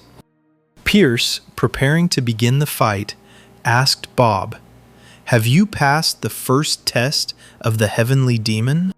"So, enough chatter," Bob replied, preparing for the fight. A slight smile appeared on Bob's face. Pierce lunged at Bob, his movements precise and powerful. Bob deftly dodged Pierce's blow, his movement smooth and fast. Their strikes and parries created dull sounds in the air. The heroes moved around the arena, each time exchanging blows and blocks, their movements becoming more and more swift and precise. Bob dodged Pierce's lightning strike again, his reflexes almost superhuman as he easily slid to the side, avoiding the collision. Pierce stopped and asked, looking at Bob, "Why you, a stranger, are worthy of the test and honor we provide? What makes you different from me?" "You're not a child anymore," Bob continued, dodging Pierce's next blow. The blades clashed, and tension filled the air as the strength of both opponents combined. Bob dodged Pierce's attack. Immediately after dodging, Bob concentrated all his strength and prepared a powerful counterattack. The pier, after the impact, was left open to attack. Bob didn't miss the chance and quickly directed his fist towards him. The protagonist activated the power of the giants, and his hand was enveloped in a powerful glow. He delivered a crushing blow, his fist tearing through the air as it came towards Pierce with incredible force. Pierce, faced with incredible power, was defeated. The shadow of his body fell across the arena, and the spectators froze in delight and surprise. The lords watched the battle closely, their gazes reflecting a mixture of respect and surprise. The Blade Lord stood in silence, his face motionless and stern, expressing deep concentration. Finally breaking the silence, the Blade Lord said, "For the first time in a long time, I saw something interesting." Lord Dao and Lord Fist, watching what was happening, exchanged satisfied glances and smiles. The Blade Lord, with a look of satisfaction on his face, turned to his servant, "Give him the scarlet blood pill." The servant, standing nearby, quickly walked towards Bob, carrying a small red pill in his hands. "I didn't even try," Bob said, taking the pill, "thanks." During the test with Pierce, he acted as if it was a child's play, Lord Dao said, whether it was a bluff or impudence. "I was just teasing," Bob answered Lord Blade's question. "Well then, let's get to the heart of the test," said the Blade Lord. "I will conduct the second test," the Lord of the Fist said loudly. "It will be enough for you to withstand 3 of my techniques," Fist continued. "You will be provided with a place to train, herbal pills, clothing, and accommodation," the Lord of the Fist added. "Let's start now," said Bob, having learned that he was given 3 months to prepare. "There is no need to rush," roasted the Lord of the Spear. "That's enough," said the lords. The Lord of the Fist was also ready to begin the test immediately. "Only the heavenly demon can change the test," the Blade Lord said firmly. "We will give you 3 months to prepare yourself," the Blade Lord continued. "I understand everything," Bob answered. A little later, the Blade Lord escorted Bob through the corridors of the ancient temple. People were whispering in the temple. Some admired Bob's abilities. Some doubted his success. They were whispering too actively, Bob thought to himself. "This is also an order from the head of the cult?" Bob asked. I haven't met people from the outside for a long time, the Blade Lord noted with excitement. Personal meetings are always exciting, and I'm glad that I can meet you, Bob thought to himself, speaking as if he wanted me to pass the test. They continued walking, penetrating deeper and deeper into the temple. Approaching the doors, the Blade Lord said, "We have arrived." "Why do you need a hospital?" asked the Blade Lord. "You'll find out soon," Bob answered. "I can definitely take everything," he asked as he entered. The street was busy, filled with people and merchants. Bob intended to take everything that could be useful for his preparation, including rare ingredients. People wondered how he was going to use all this alone, marveling at the extent of his preparation and determination. Bob continued to put all the medicines into the inventory, ignoring the surprised looks of those around him. When the baskets were empty, Bob said, "I have to go. See you in 3 months." The sun illuminated the valley, giving it a warm, golden hue. Rays of sunlight filtered through the tree foliage, creating a play of shadows on the ground and adding brightness to the surrounding landscape. Bob stood with a torch in the training cave, its light illuminating the darkness. Perfect, Bob thought to himself as he took in the space. Bob began to lay out all the herbs and medicines from his inventory. A whole palette of potions unfolded on the ground before him, from the pollen of rare flowers to complex compositions in glass ampules. He began taking each remedy one at a time, carefully monitoring his body's reaction. Over time, Bob noticed that his condition began to worsen. At first, he felt mild nausea, which soon developed into severe malaise. Finally, despite feeling unwell, Bob felt that he had achieved the desired effect, and he took the heart of the great serpent from his inventory. The egg tried to get ahead of Bob and swallow the heart, but Bob threatened it, and it hid back. Bob continued to carefully examine the heart of the great serpent, which was now in his possession. The hero carefully swallowed the heart of the great serpent, feeling its energy penetrate every cell of his body, and a storm of strength and possibilities began to erupt inside him. Bob felt the hellish pain penetrating every part of his body. To strengthen his resistance and ease the pain, Bob continued to chew medicinal herbs. The hero took a deep breath, realizing that this process would require considerable time and patience. A whole month passed. 2 guards dressed in the traditional robes of the Heavenly Demon Clan stood at the entrance to the cave. A whole month has already passed, and there has been no sign of him, one of the guards began, looking at the cave with a worried expression on his face. "I agree," answered the other. The guards became alert when the entrance to the cave suddenly began to slowly open. Everything around was covered in dust, which significantly reduced visibility. "You came to meet me," Bob said, leaving the cave and looking at the 2 characters guarding the entrance. After a while, Bob was sitting at the table, enjoying a fried chicken leg. The characters watched silently as Bob greedily devoured the food on the table. Wright asked in surprise, "You've been starving for a whole month." Bob, still chewing, replied that since I was only going out once, I didn't want to eat something tasteless. He got up from the table and said, "It was very tasty, but I have to go." The protagonist headed to the martial arts archive. 2 impressive guards stood at the entrance. The martial arts archives is the most important place, Bob thought. A monk approached Bob and said that he would accompany him. They went inside, and the monk began to tell Bob where everything was in the archive. "Can I read all these books?" Bob asked. "Yes," the monk replied. You can read all these books, but you are forbidden to enter one section. Take your time. Look around." Bob began to carefully research the archive, looking through books and scrolls full of ancient techniques and secrets of martial arts. The hero focused on finding materials that could help him deal with the Lord of the Fist.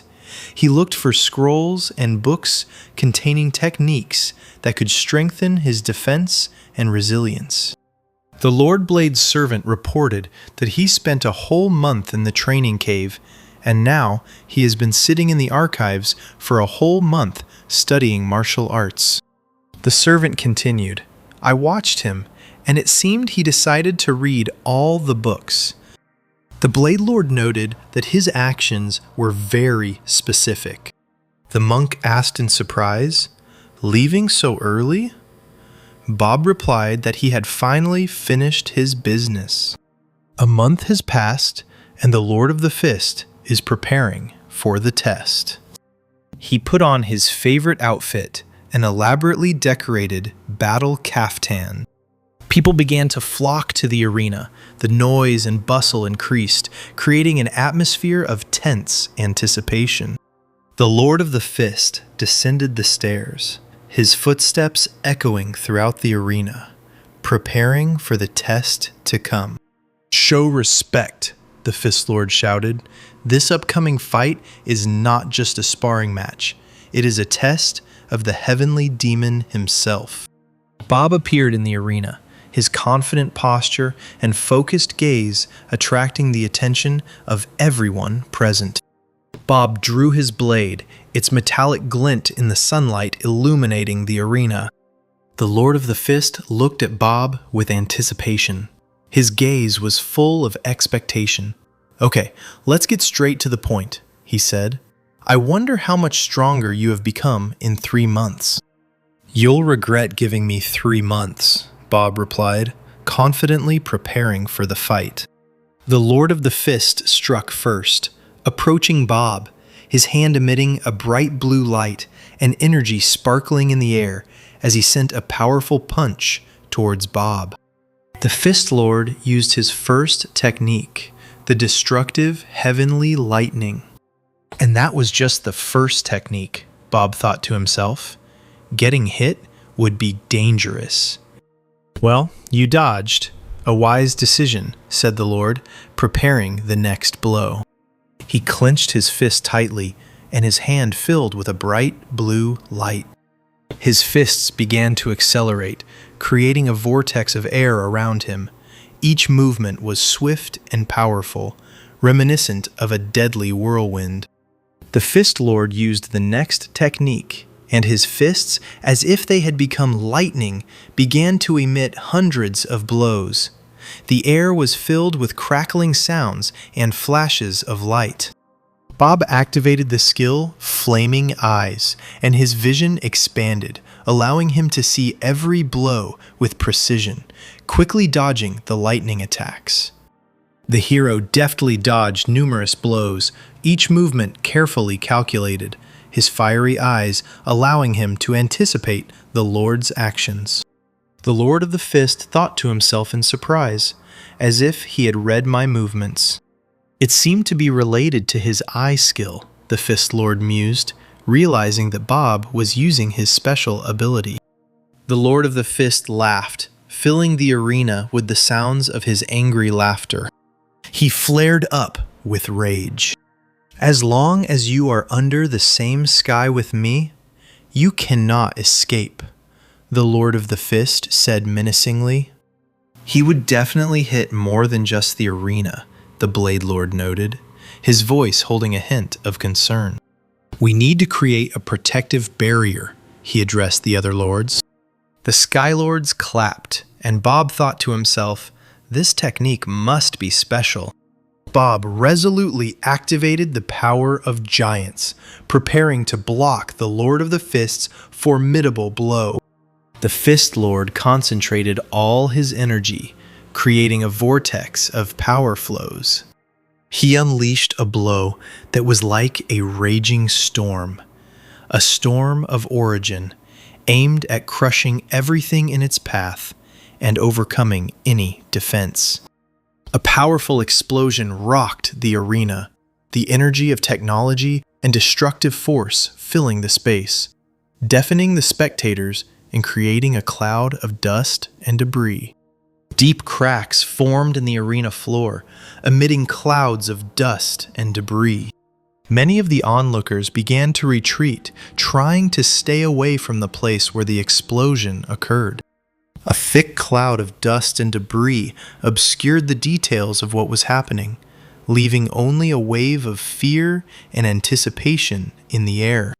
Bob stood in a fighting stance, unharmed, his defenses held, his gaze confident despite the power and destructiveness of the attack he'd just experienced. "So you blocked the attack?" the Lord of the Fist asked in surprise. He was amazed that a player of such caliber was able to block his attack. Bob passed the test, but the Lord of the Fist challenged him to continue the fight. "That's exactly what I wanted," Bob replied, surrounded by the energy of the heavenly demon's origin technique. "Where did you get this technique?" asked the Lord of the Fist, clenching his teeth. "It's nothing more than an unfinished shield," Bob replied. So that's what he found in the archive, the Blade Lord thought to himself. "I'll go first, since you're not in a hurry," Bob continued. Bob's face was set in determination. His gaze was focused, as if he was ready for any challenge. His eyes sparkled with a cold, scarlet light. They clashed in combat. Bob struck first, his sword flying through the air like lightning aimed straight at the target. The Lord of the Fist reacted instantly, blocking the blow. Their movements were swift and precise, every strike and block. Bob withstood technique after technique, every energy blast and every deadly attack. Bob remained on his feet, demonstrating incredible skill and resilience. The audience watched in complete delight, their attention riveted on this epic confrontation. Bob was a little out of breath, but it didn't stop him from maintaining focus. His breathing deepened, and beads of sweat appeared on his forehead. 59 techniques. I should be ashamed of myself, the Fist Lord said, with a hint of admiration. But it doesn't look like it will last long, the Fist Lord continued. The Fist Lord gathered all his remaining strength into one powerful blow. His fist, surrounded by vortexes of energy, rushed towards Bob. The explosion shook the arena, tearing apart the ground and creating a cloud of dust. A huge wave of shock force rippling through the entire space. Lord of the Fist, he thought to himself. He really is not normal. His hand, surrounded by a glittering light, aimed for the next attack. This time, he put all his power and concentration into it. The Lord of the Fist cried out, "Attack me already!" his voice full of impatience and anger. The character, gritting his teeth, took a decisive step forward and swung at Bob with incredible force, raising a powerful wave of energy. Bob, focusing all his strength and fortitude, withstood Lord Fist's 89th attack. The Lord of the Fist, unable to bear the strain, punched the air past Bob's face, his fist missing its target by a centimeter. Bob dodged the blow again, continuing to maintain his steadfastness, waiting for the moment to counterattack. The protagonist, sensing that the moment was near, concentrated on the next move. At the critical moment, when the Lord of the Fist swung his final powerful blow, Bob, with all his concentration and strength, intercepted the Lord of the Fist's fist with his own hand. Bob, holding Lord Fist's fist with one hand, quickly and accurately used his other hand to swing his sword into Lord Fist's chest. The Lord of the Fist couldn't believe what had just happened, his eyes wide in surprise and pain. Bob, out of breath from the intense battle, stood there, his breathing heavy, his gaze still fixed on the Lord of the Fist, ready for any new move. The Lord, weakened by the blow and shocked by the fact that he was considered unrivaled, stood in utter confusion. The Lord of the Fist exhaled and lowered his head, admitting defeat. The Blade Lord, watching the outcome of the battle, thought to himself, "Perhaps this young man is truly worthy. Even if our task is to observe, we see that this young man is capable of more than we thought," the Blade Lord began to say. The Blade Lord continued, "So he passed the second test perfectly." The Blade Lord was immersed in studying the Book of Techniques, his gaze focused and attentive. The Blade Lord looked at the Fist Lord with respect. "You have nothing to be ashamed of, Fist. Your techniques were impressive, and you tested him to the limit." The Lord of the Fist sat proud and calm. Despite his defeat, he looked at Bob with respect. "I'm not ashamed," he said with a smile. He burst out laughing. Lounging on the sofa, he proved his strength and skill. "And this deserves respect." "You are too noisy," the Blade Lord noted, looking at him. Bob lay on the bed, resting, his arm bandaged from the intense battle. The protagonist, looking at his bandaged arm, noted to himself that the wound should heal within 2 days. Bob delved deeper into his skills to better understand their characteristics and capabilities. That same day, the hero and his accompanying servant were climbing the stairs to the temple. Soon they found themselves in front of the doors behind which, as the servant said, the heavenly demon was waiting. Bob stepped inside and was immediately enveloped in the darkness of the room. The protagonist felt a strange silence in the room, and because of this, his tension increased, and suddenly he noticed how the egg in his inventory began to grin. In the darkness of the room, a figure suddenly appeared, shrouded in radiance and dressed in luxurious clothes. It was the heavenly demon. The leader sat motionless, radiating an aura of grandeur and wisdom, his eyes, deep and penetrating, fixed on Bob, as if trying to peer into the deepest corners of his soul. Bob bowed and said, "I was told you called me." "Yes, I called you," the head of the cult confirmed. "How is your hand?" "It will heal soon," Bob answered. "Okay, it's time for the third test," said the cult leader. He stood up and asked Bob to follow him. Even without looking at the condition of my hand, Bob tried to object. "It doesn't matter. You won't need your hand anyway," the leader replied, disappearing into the fog. The cult leader disappeared, and Bob was left standing there, completely confused, not knowing where to go next. Bob activated the Flaming Eyes skill to try to find out where the cult leader had disappeared to. However, Bob could not see any signs or traces.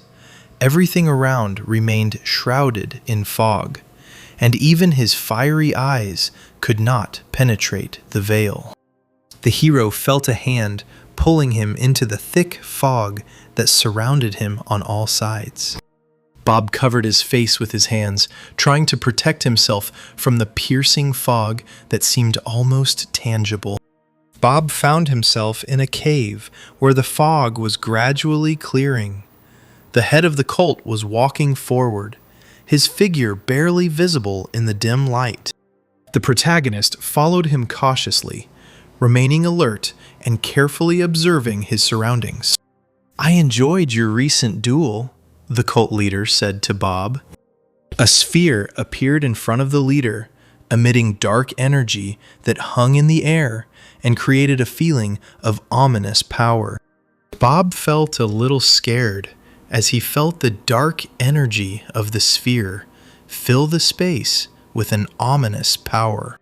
"The sacred flame, as we call it," said the leader, his voice filled with haughty confidence. I and my predecessors, we are all looking for a master for him, he continued. Do you really believe in the prophecy? Bob asked, doubt creeping into his voice. Yes, you must do it, he replied. Bob walked up to the sphere of sacred flame that hung in the air, its dark rays shimmering in different hues as if they were trapped in an invisible storm. The flames hissing and sparking, radiating a mysterious energy. He felt the flames pulling at him, giving him a strange feeling, as if his own strength and energy were in constant struggle with this light. The cult leader, standing in the shadows, watched this process with cold interest, his voice sounding like an echo from afar. Hold out until the flame accepts you.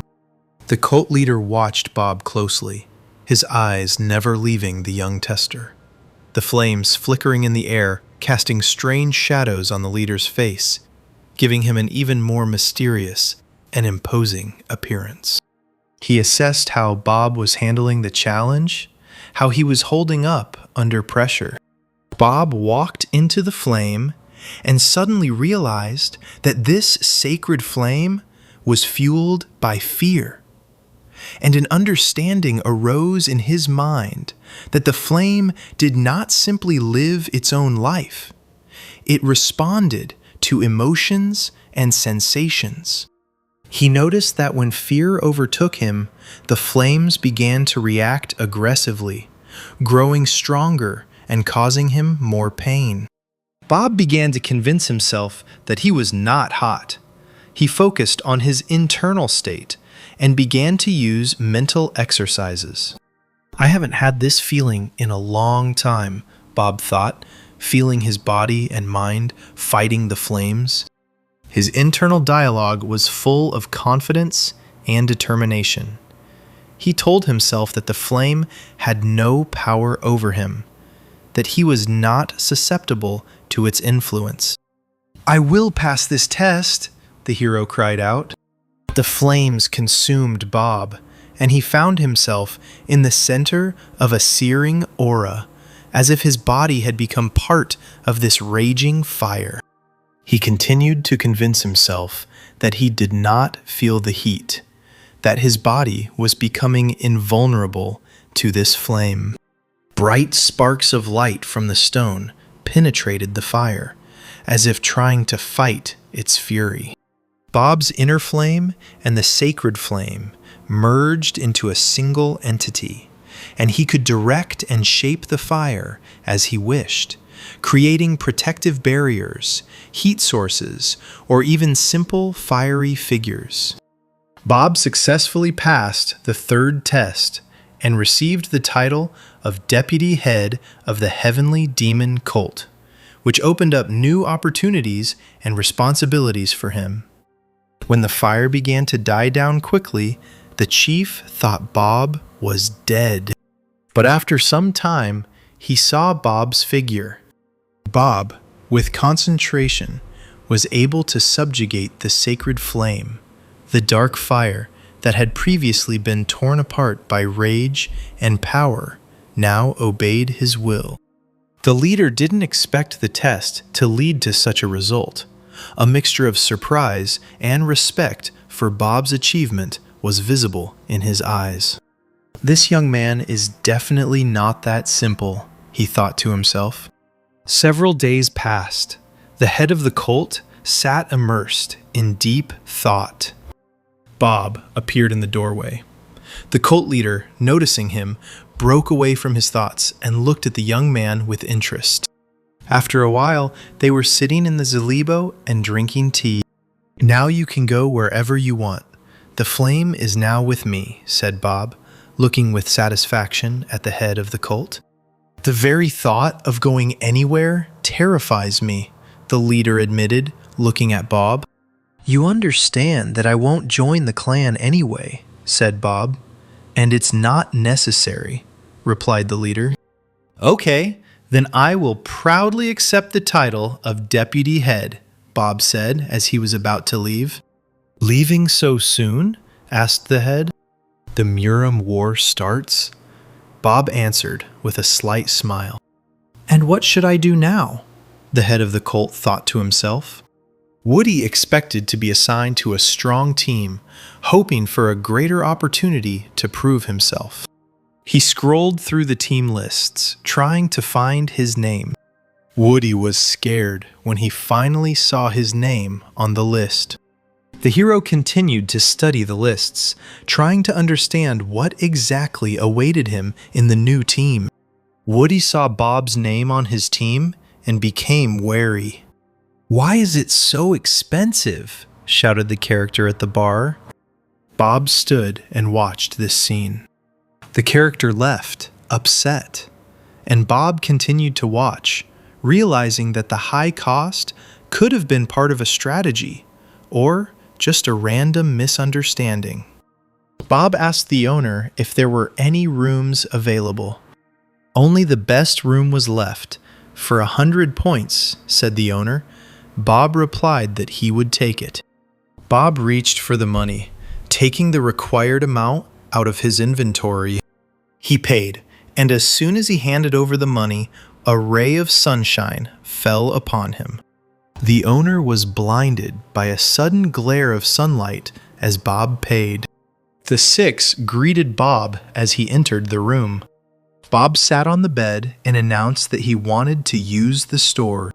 Tell us what you want. We will find anything, the six answered. Bob said, I'll just take a look first. The six opened a store, providing access to a variety of goods and resources. Bob found some adamantium and asked the six how much it was worth. The six replied, Why do you just need the material? Buy a finished item. The hero replied that it would be cheaper to buy the material and make the item himself. The six asked, Are you familiar with Hephaestus? Bob looked sternly and asked what that meant.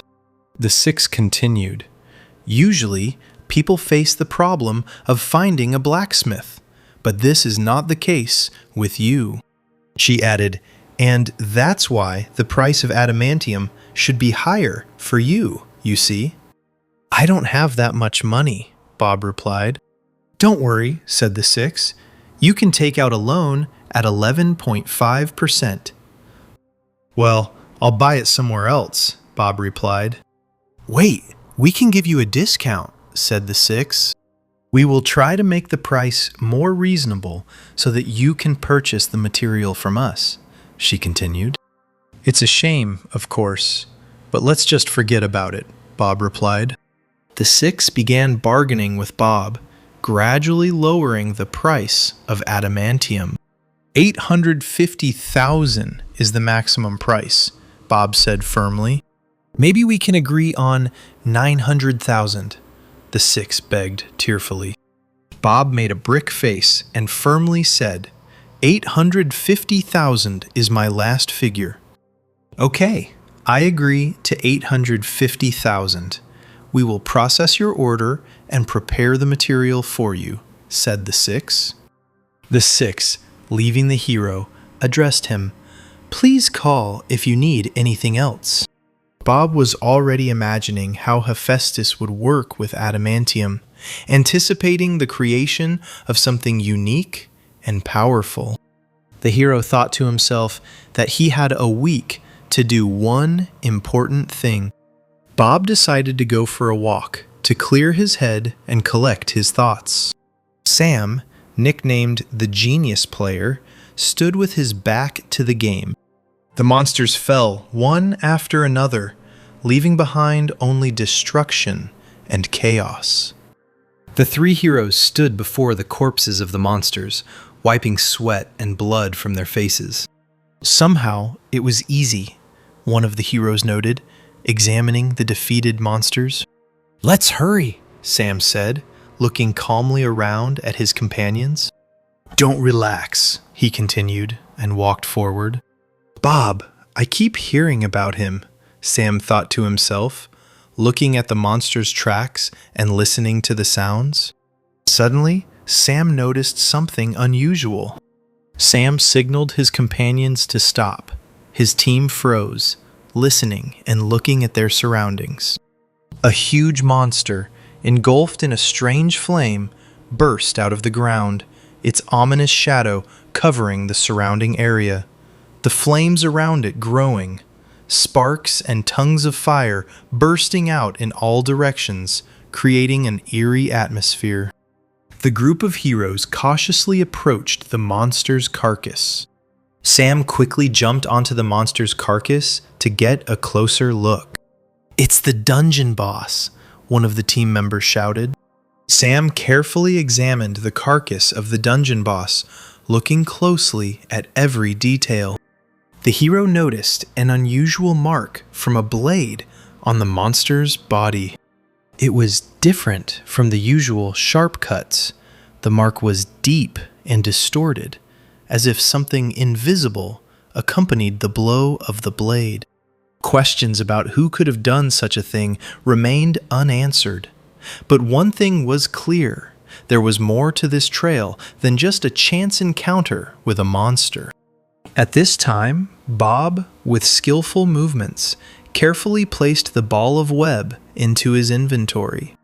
"I'll use it later," Bob thought to himself. Bob concentrated the heavenly flame in his palm, surprised at how it exceeded his expectations. The hero realized that the heavenly flame grows due to the emotions of the enemy.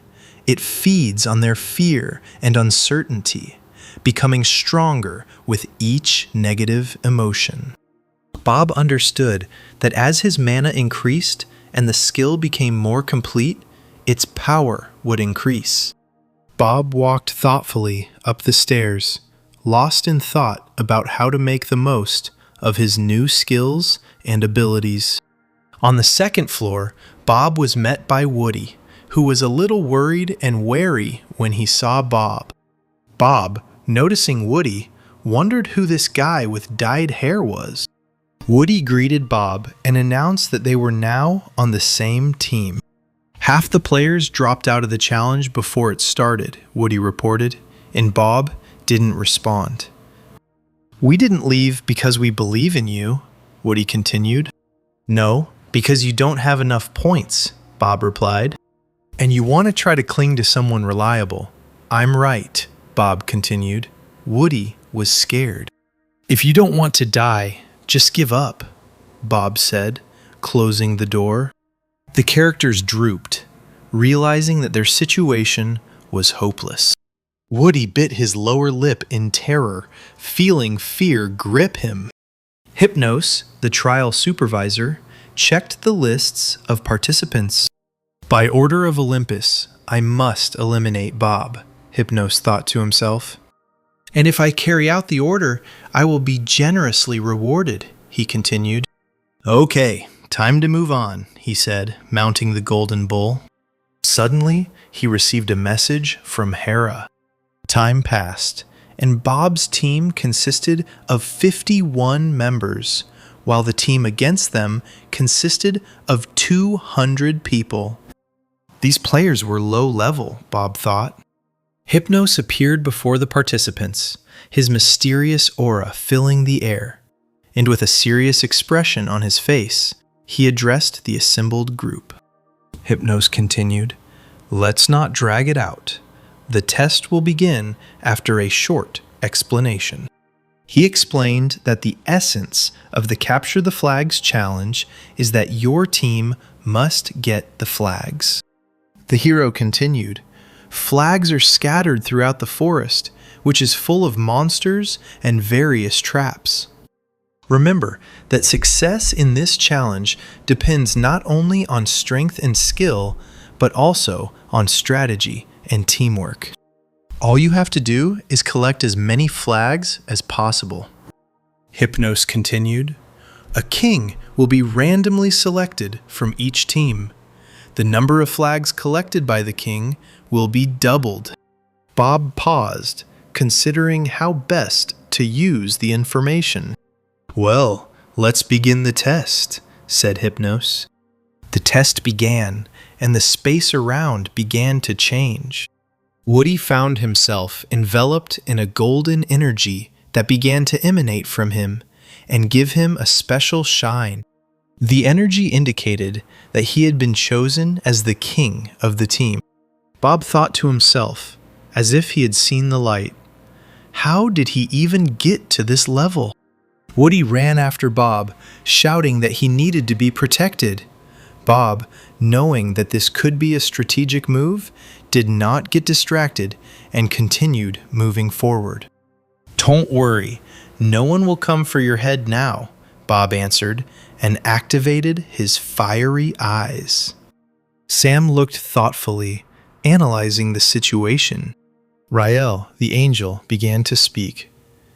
"I am honored that you remembered my name." "Don't worry too much," Rael added with a slight smile. "Don't you think it's strange that the difference is too huge?" Sam asked. "It's just a coincidence," she replied. "By the way, who is our king?" Rael asked. "Do you think anyone cares under the circumstances?" Sam replied. However, Sam noticed someone shining gold, but did not remember him. Woody sat on a rock and studied the table of flags, carefully checking the results. "We knocked most of the flags out of the monsters," one of the team members reported. "Now it is enough to defeat the king of the opponents for the situation to change," he continued. Everyone thought about Bob because in their team, he collected most of the flags. Woody remembered Bob's words. The team members noticed a rustling sound in the bushes.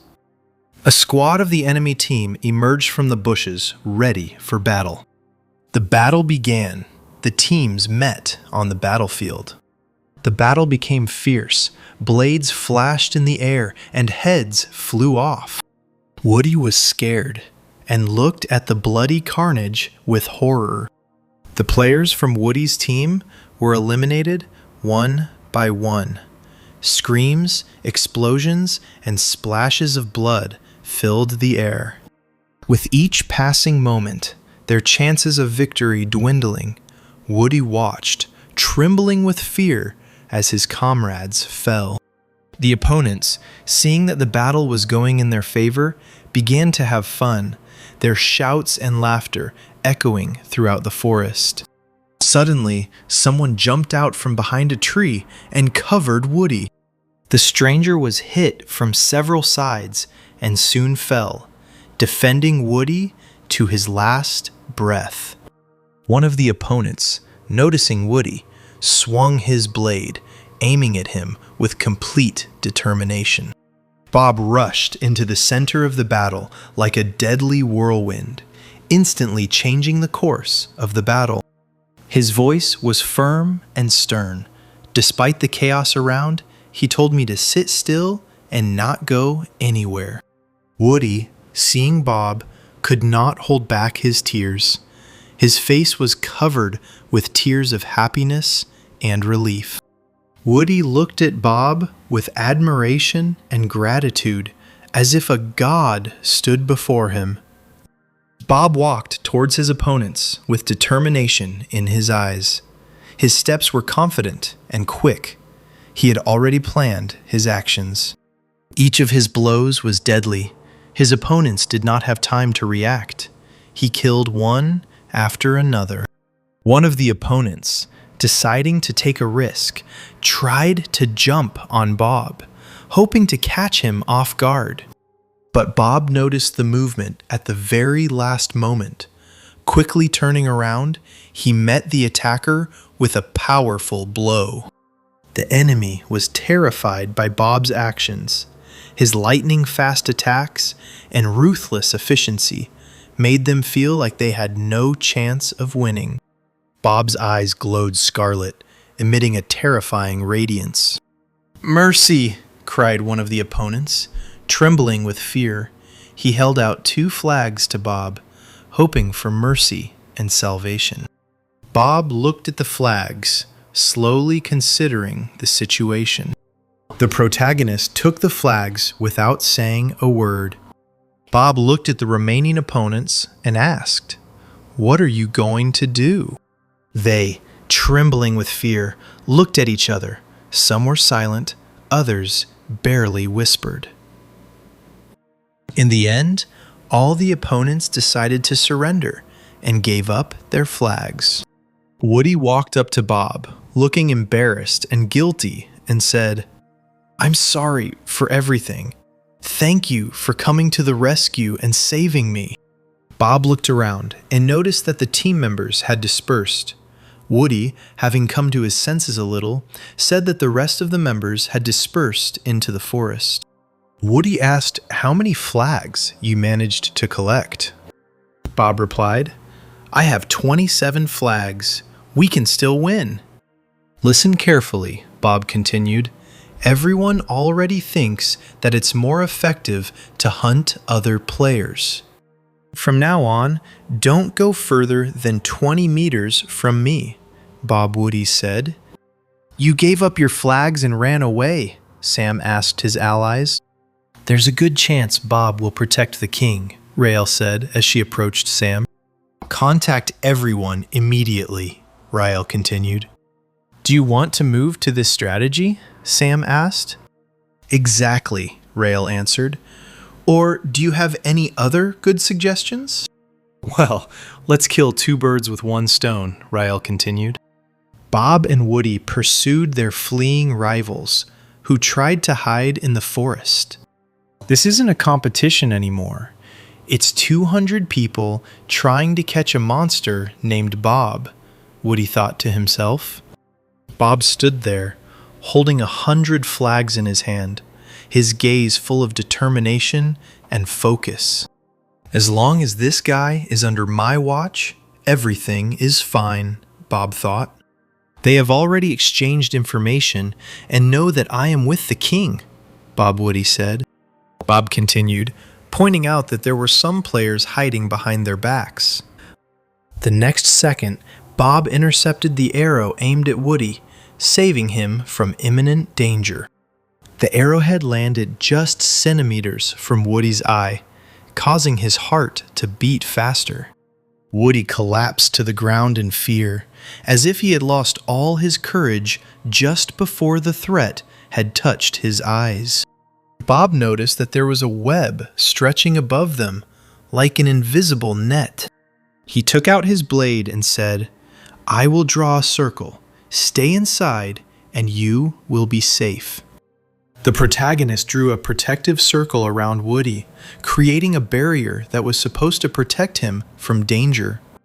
Woody was terrified, shaking with fear, as if Bob's circle was the only salvation from the impending threat. "Should I just stand here?"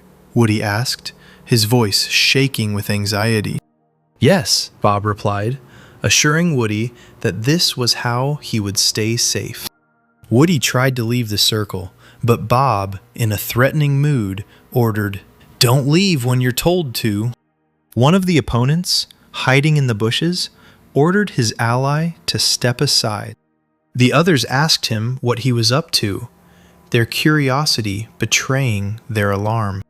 He threw a spear towards Bob and Woody, aiming to kill them. The spear flew straight at Bob, threatening to break through his defense.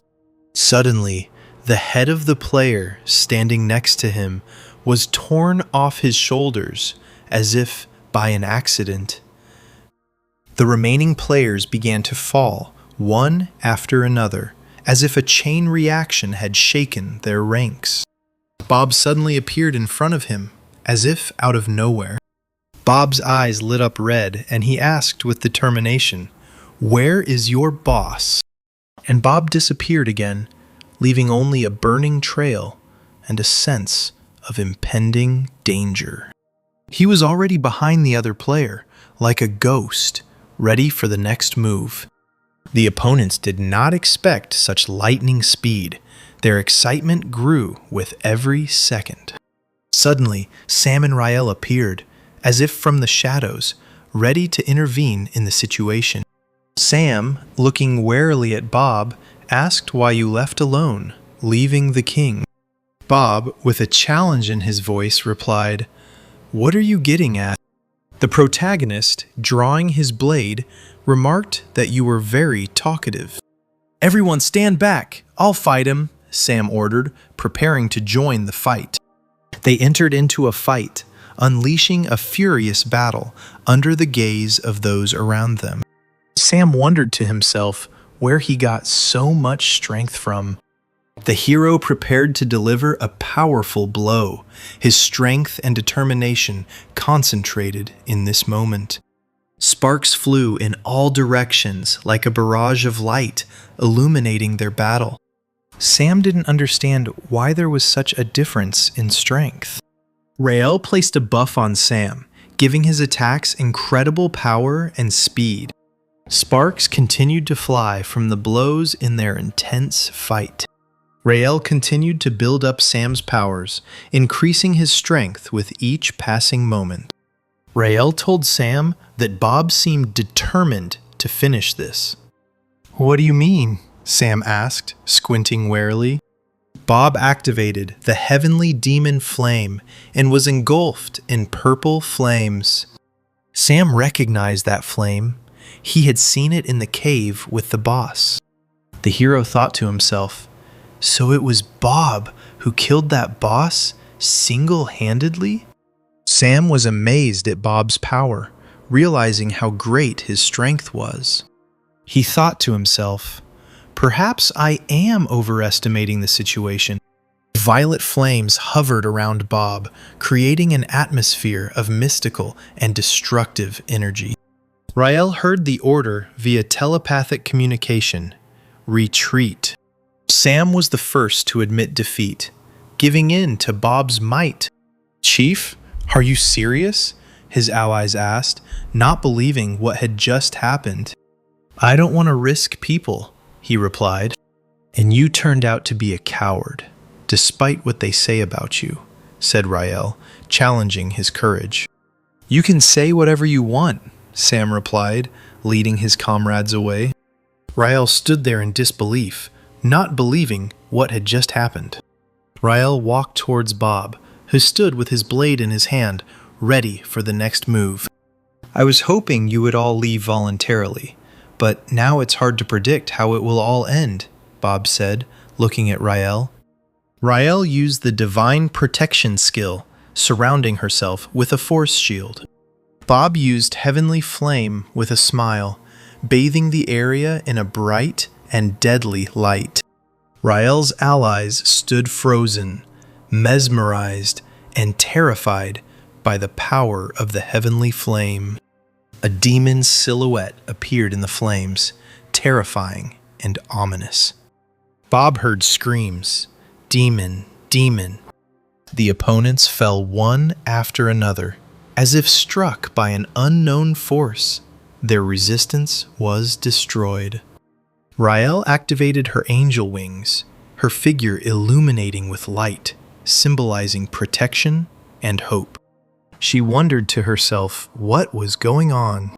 She pointed the punishing sword at Bob, ready to use its power at the decisive moment.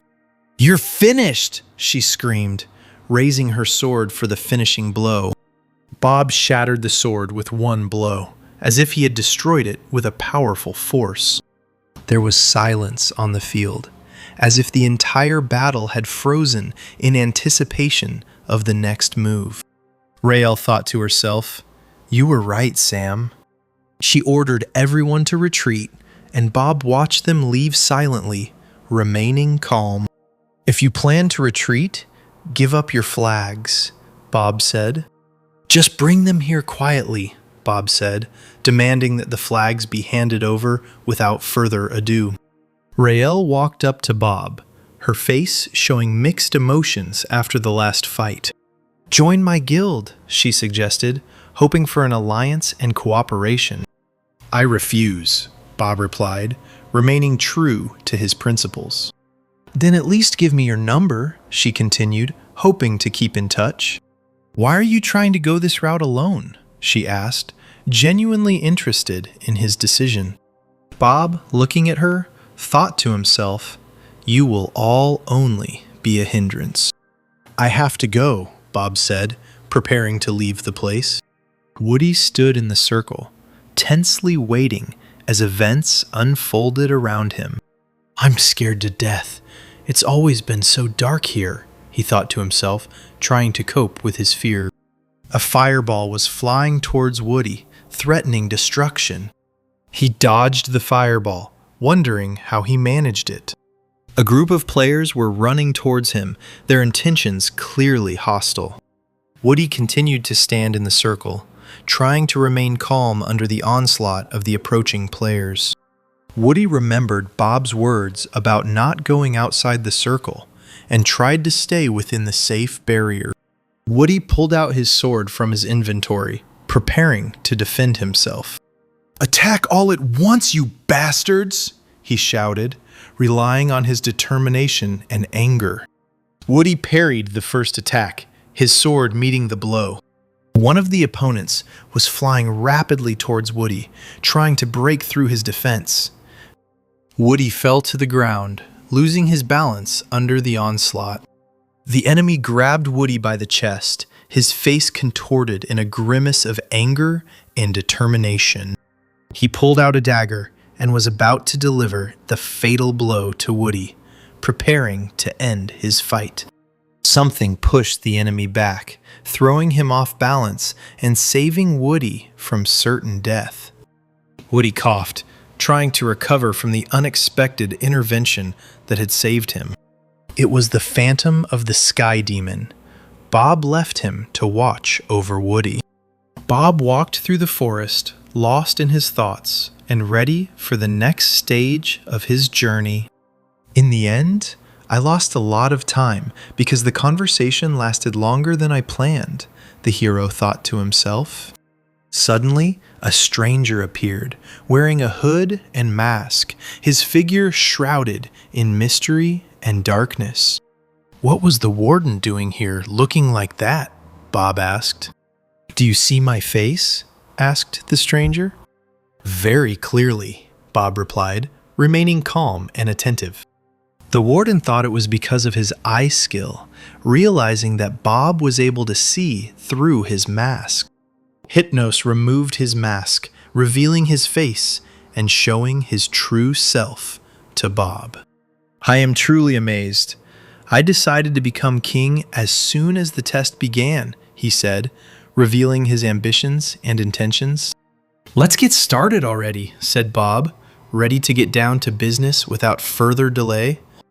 Hypnos thought to himself, "He is persistent." The hero activated the Dark Night, plunging the surrounding space into darkness and mystery. Bob began to drift into sleep under the influence of Hypnos' dark magic, and his consciousness became a blurred line between reality and sleep. Hypnos approached Bob, his steps cautious and confident as the darkness around him thickened. He pointed the dagger at Bob, his intention clear and menacing. Bob was sleeping, and Hypnos drew a dagger across his neck, creating a dangerous tension in the air. The protagonist drew his blade with lightning speed and struck Hypnos, interrupting his plans. Hypnos jumped back in surprise, his face reflecting shock and confusion. "You son of a bitch, you were faking it," Hypnos cried, realizing that Bob hadn't fallen for his trick. "It's not for you to say," Bob replied with a smile, remaining calm despite the tension.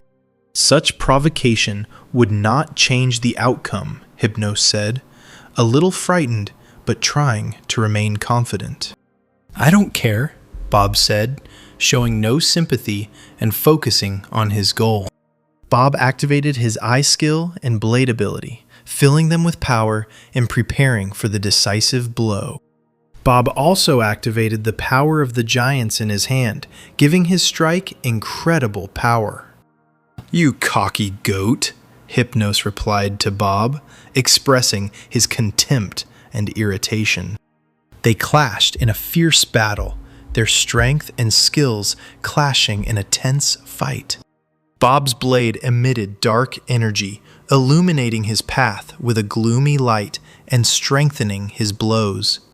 Bob deftly dodged the attacks, his movements precise and fast, countering Hypnos' every attempt to achieve his goal.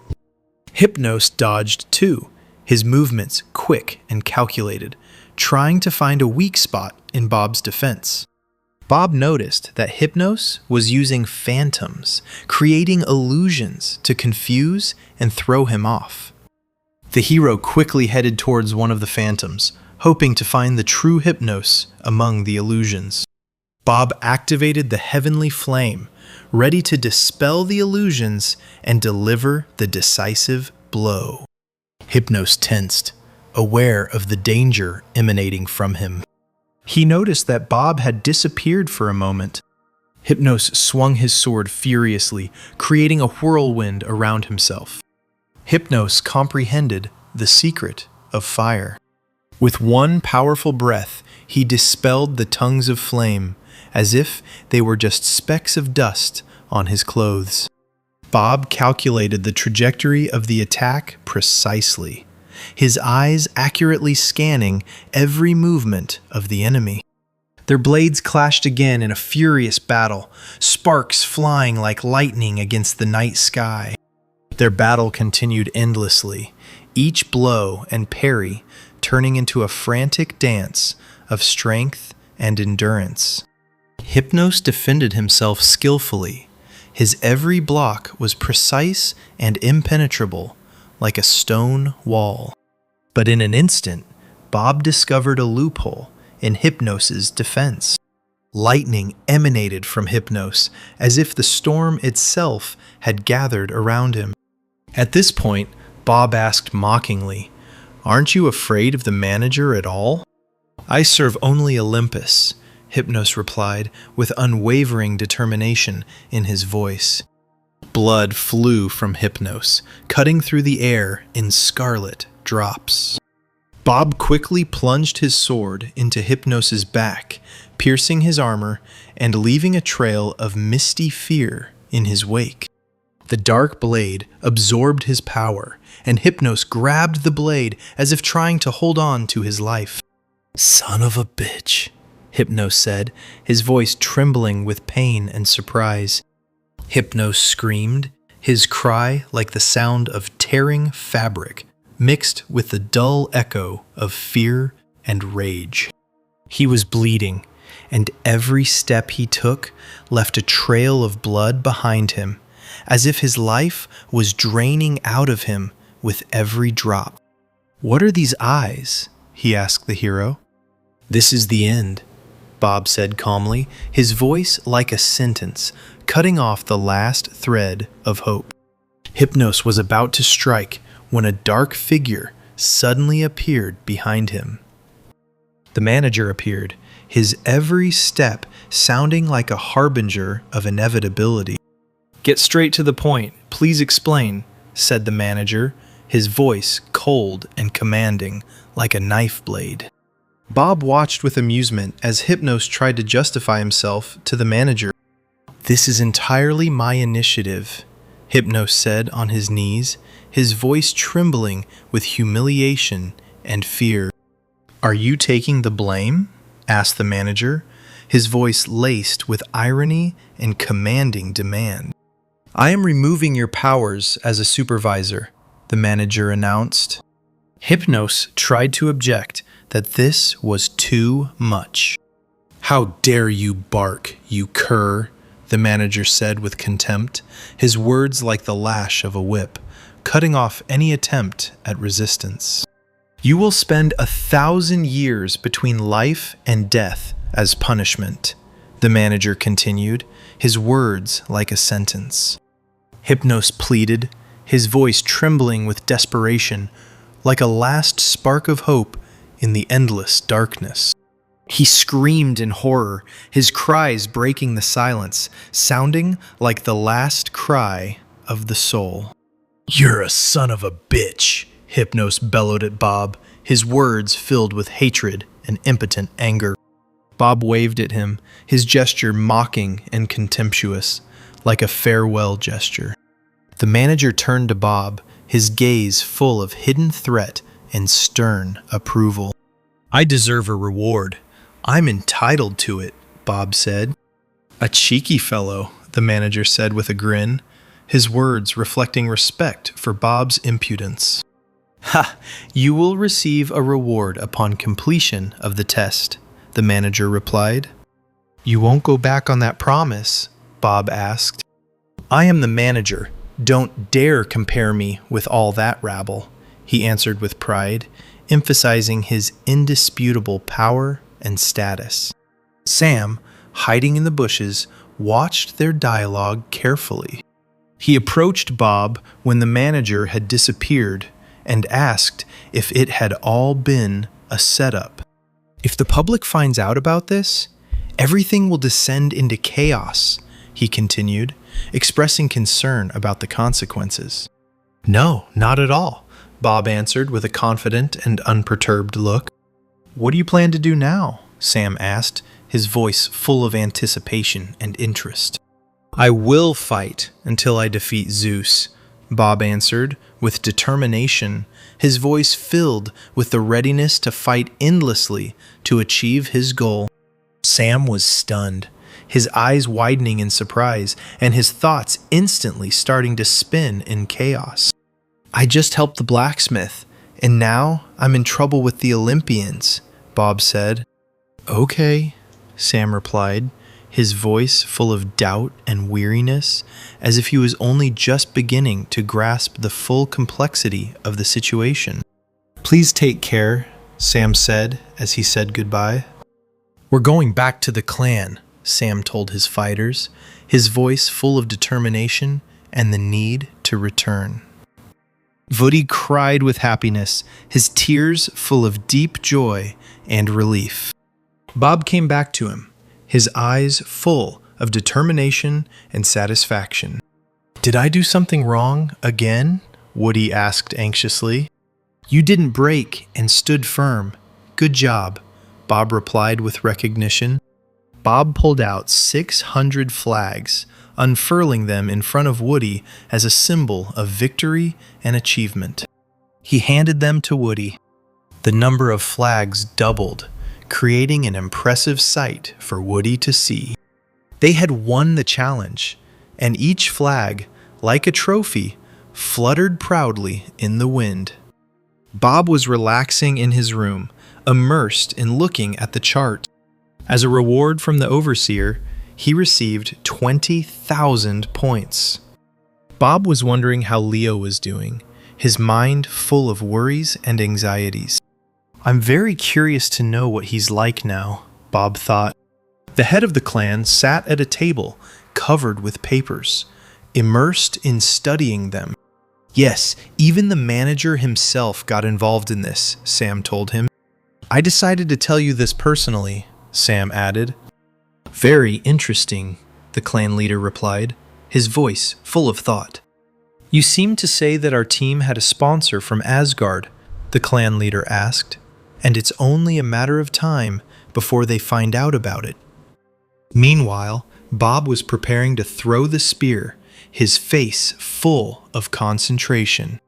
He threw the spear with all his might, his throw swift and powerful, like lightning piercing the air and heading towards its target. The other participants were amazed by Bob's strength, and his throw left them in amazement. Bob hit every target, every spear landing perfectly on target, demonstrating his impeccable skill. The protagonist set a new record, and his achievements became a new standard for all participants. A modest reward, Bob thought to himself, his thoughts full of self-satisfaction. Bob walked back to his place, leaving the arena, his steps confident and calm. Everyone applauded him, creating a storm of admiration and recognition around him for his outstanding skill and achievement. There was one day left before the start of the Miram War, and the whole atmosphere was filled with tension and anticipation. There was a lot of food on the table. The abundance of dishes represented a luxurious banquet. The streets were bustling with activity, noise and bustle everywhere. "We will pass the test," one character at the table shouted, his words full of determination. The character rose from the table, ready to take charge and lead others to victory. "I refuse. Go away," Bob answered the girl with pink hair. "I'm not interested. Go away," Bob said to the black guy, his voice full of detachment and determination. "No, go away," he answered the elf with strange eyes. "Go away," he said to the blue dragon. Sariel appeared before Bob, his majestic figure and mysterious presence filling the space with a special tension and anticipation. "I won't contact you even if you give me your business card," Bob replied. Leo appeared and took the business card with a smile, as if he saw this as a chance to establish a new contact. And he burned it, winking at Bob. "What a pathetic exit. You go too," said Bob. "Just kidding, come in," Bob Leo said, his voice becoming warmer and more casual. The door slammed shut in front of everyone else with a dull sound. "You are a rich man," said Leo, his voice full of surprise and admiration at the luxurious furnishings he saw. "If you're going to rest, let's rest in comfort," Bob said, his voice sounding satisfied. "And many of them come to you?" Leo asked, his interest obvious. "Yes, today is really tough," Bob answered. "Okay, I wanted to ask, was it you who prevented Hephaestus from being arrested?" Leo asked. "What's your problem with Olympus?" he continued, his voice full of curiosity. "This incident affected Hera very deeply," Leo added. "Does Zeus know about this too?" Bob asked. "He's busy right now, but Olympus is all ears." "Be careful, Bob," Leo warned. "I need to go somewhere. Will you come with me?" Bob suggested. "Let's go to Hephaestus," Bob continued. Meanwhile, Hephaestus was looking at the stone, his gaze focused and penetrating, as if he was searching for a hidden meaning or secret significance in it. Hephaestus worked on a new object. Each blow of the hammer was precise and purposeful. He pounded the anvil with his hammer, each blow breaking the silence and creating sparks. 3 days have already passed. I'm not overdoing it, Hephaestus thought to himself. He wiped his face with a towel, his movements tired. Suddenly, he noticed the door starting to open. His attention was instantly focused on the unexpected visitor who could disrupt his work. Bob appeared in the doorway, his figure standing out against the light, and Leo came in after him.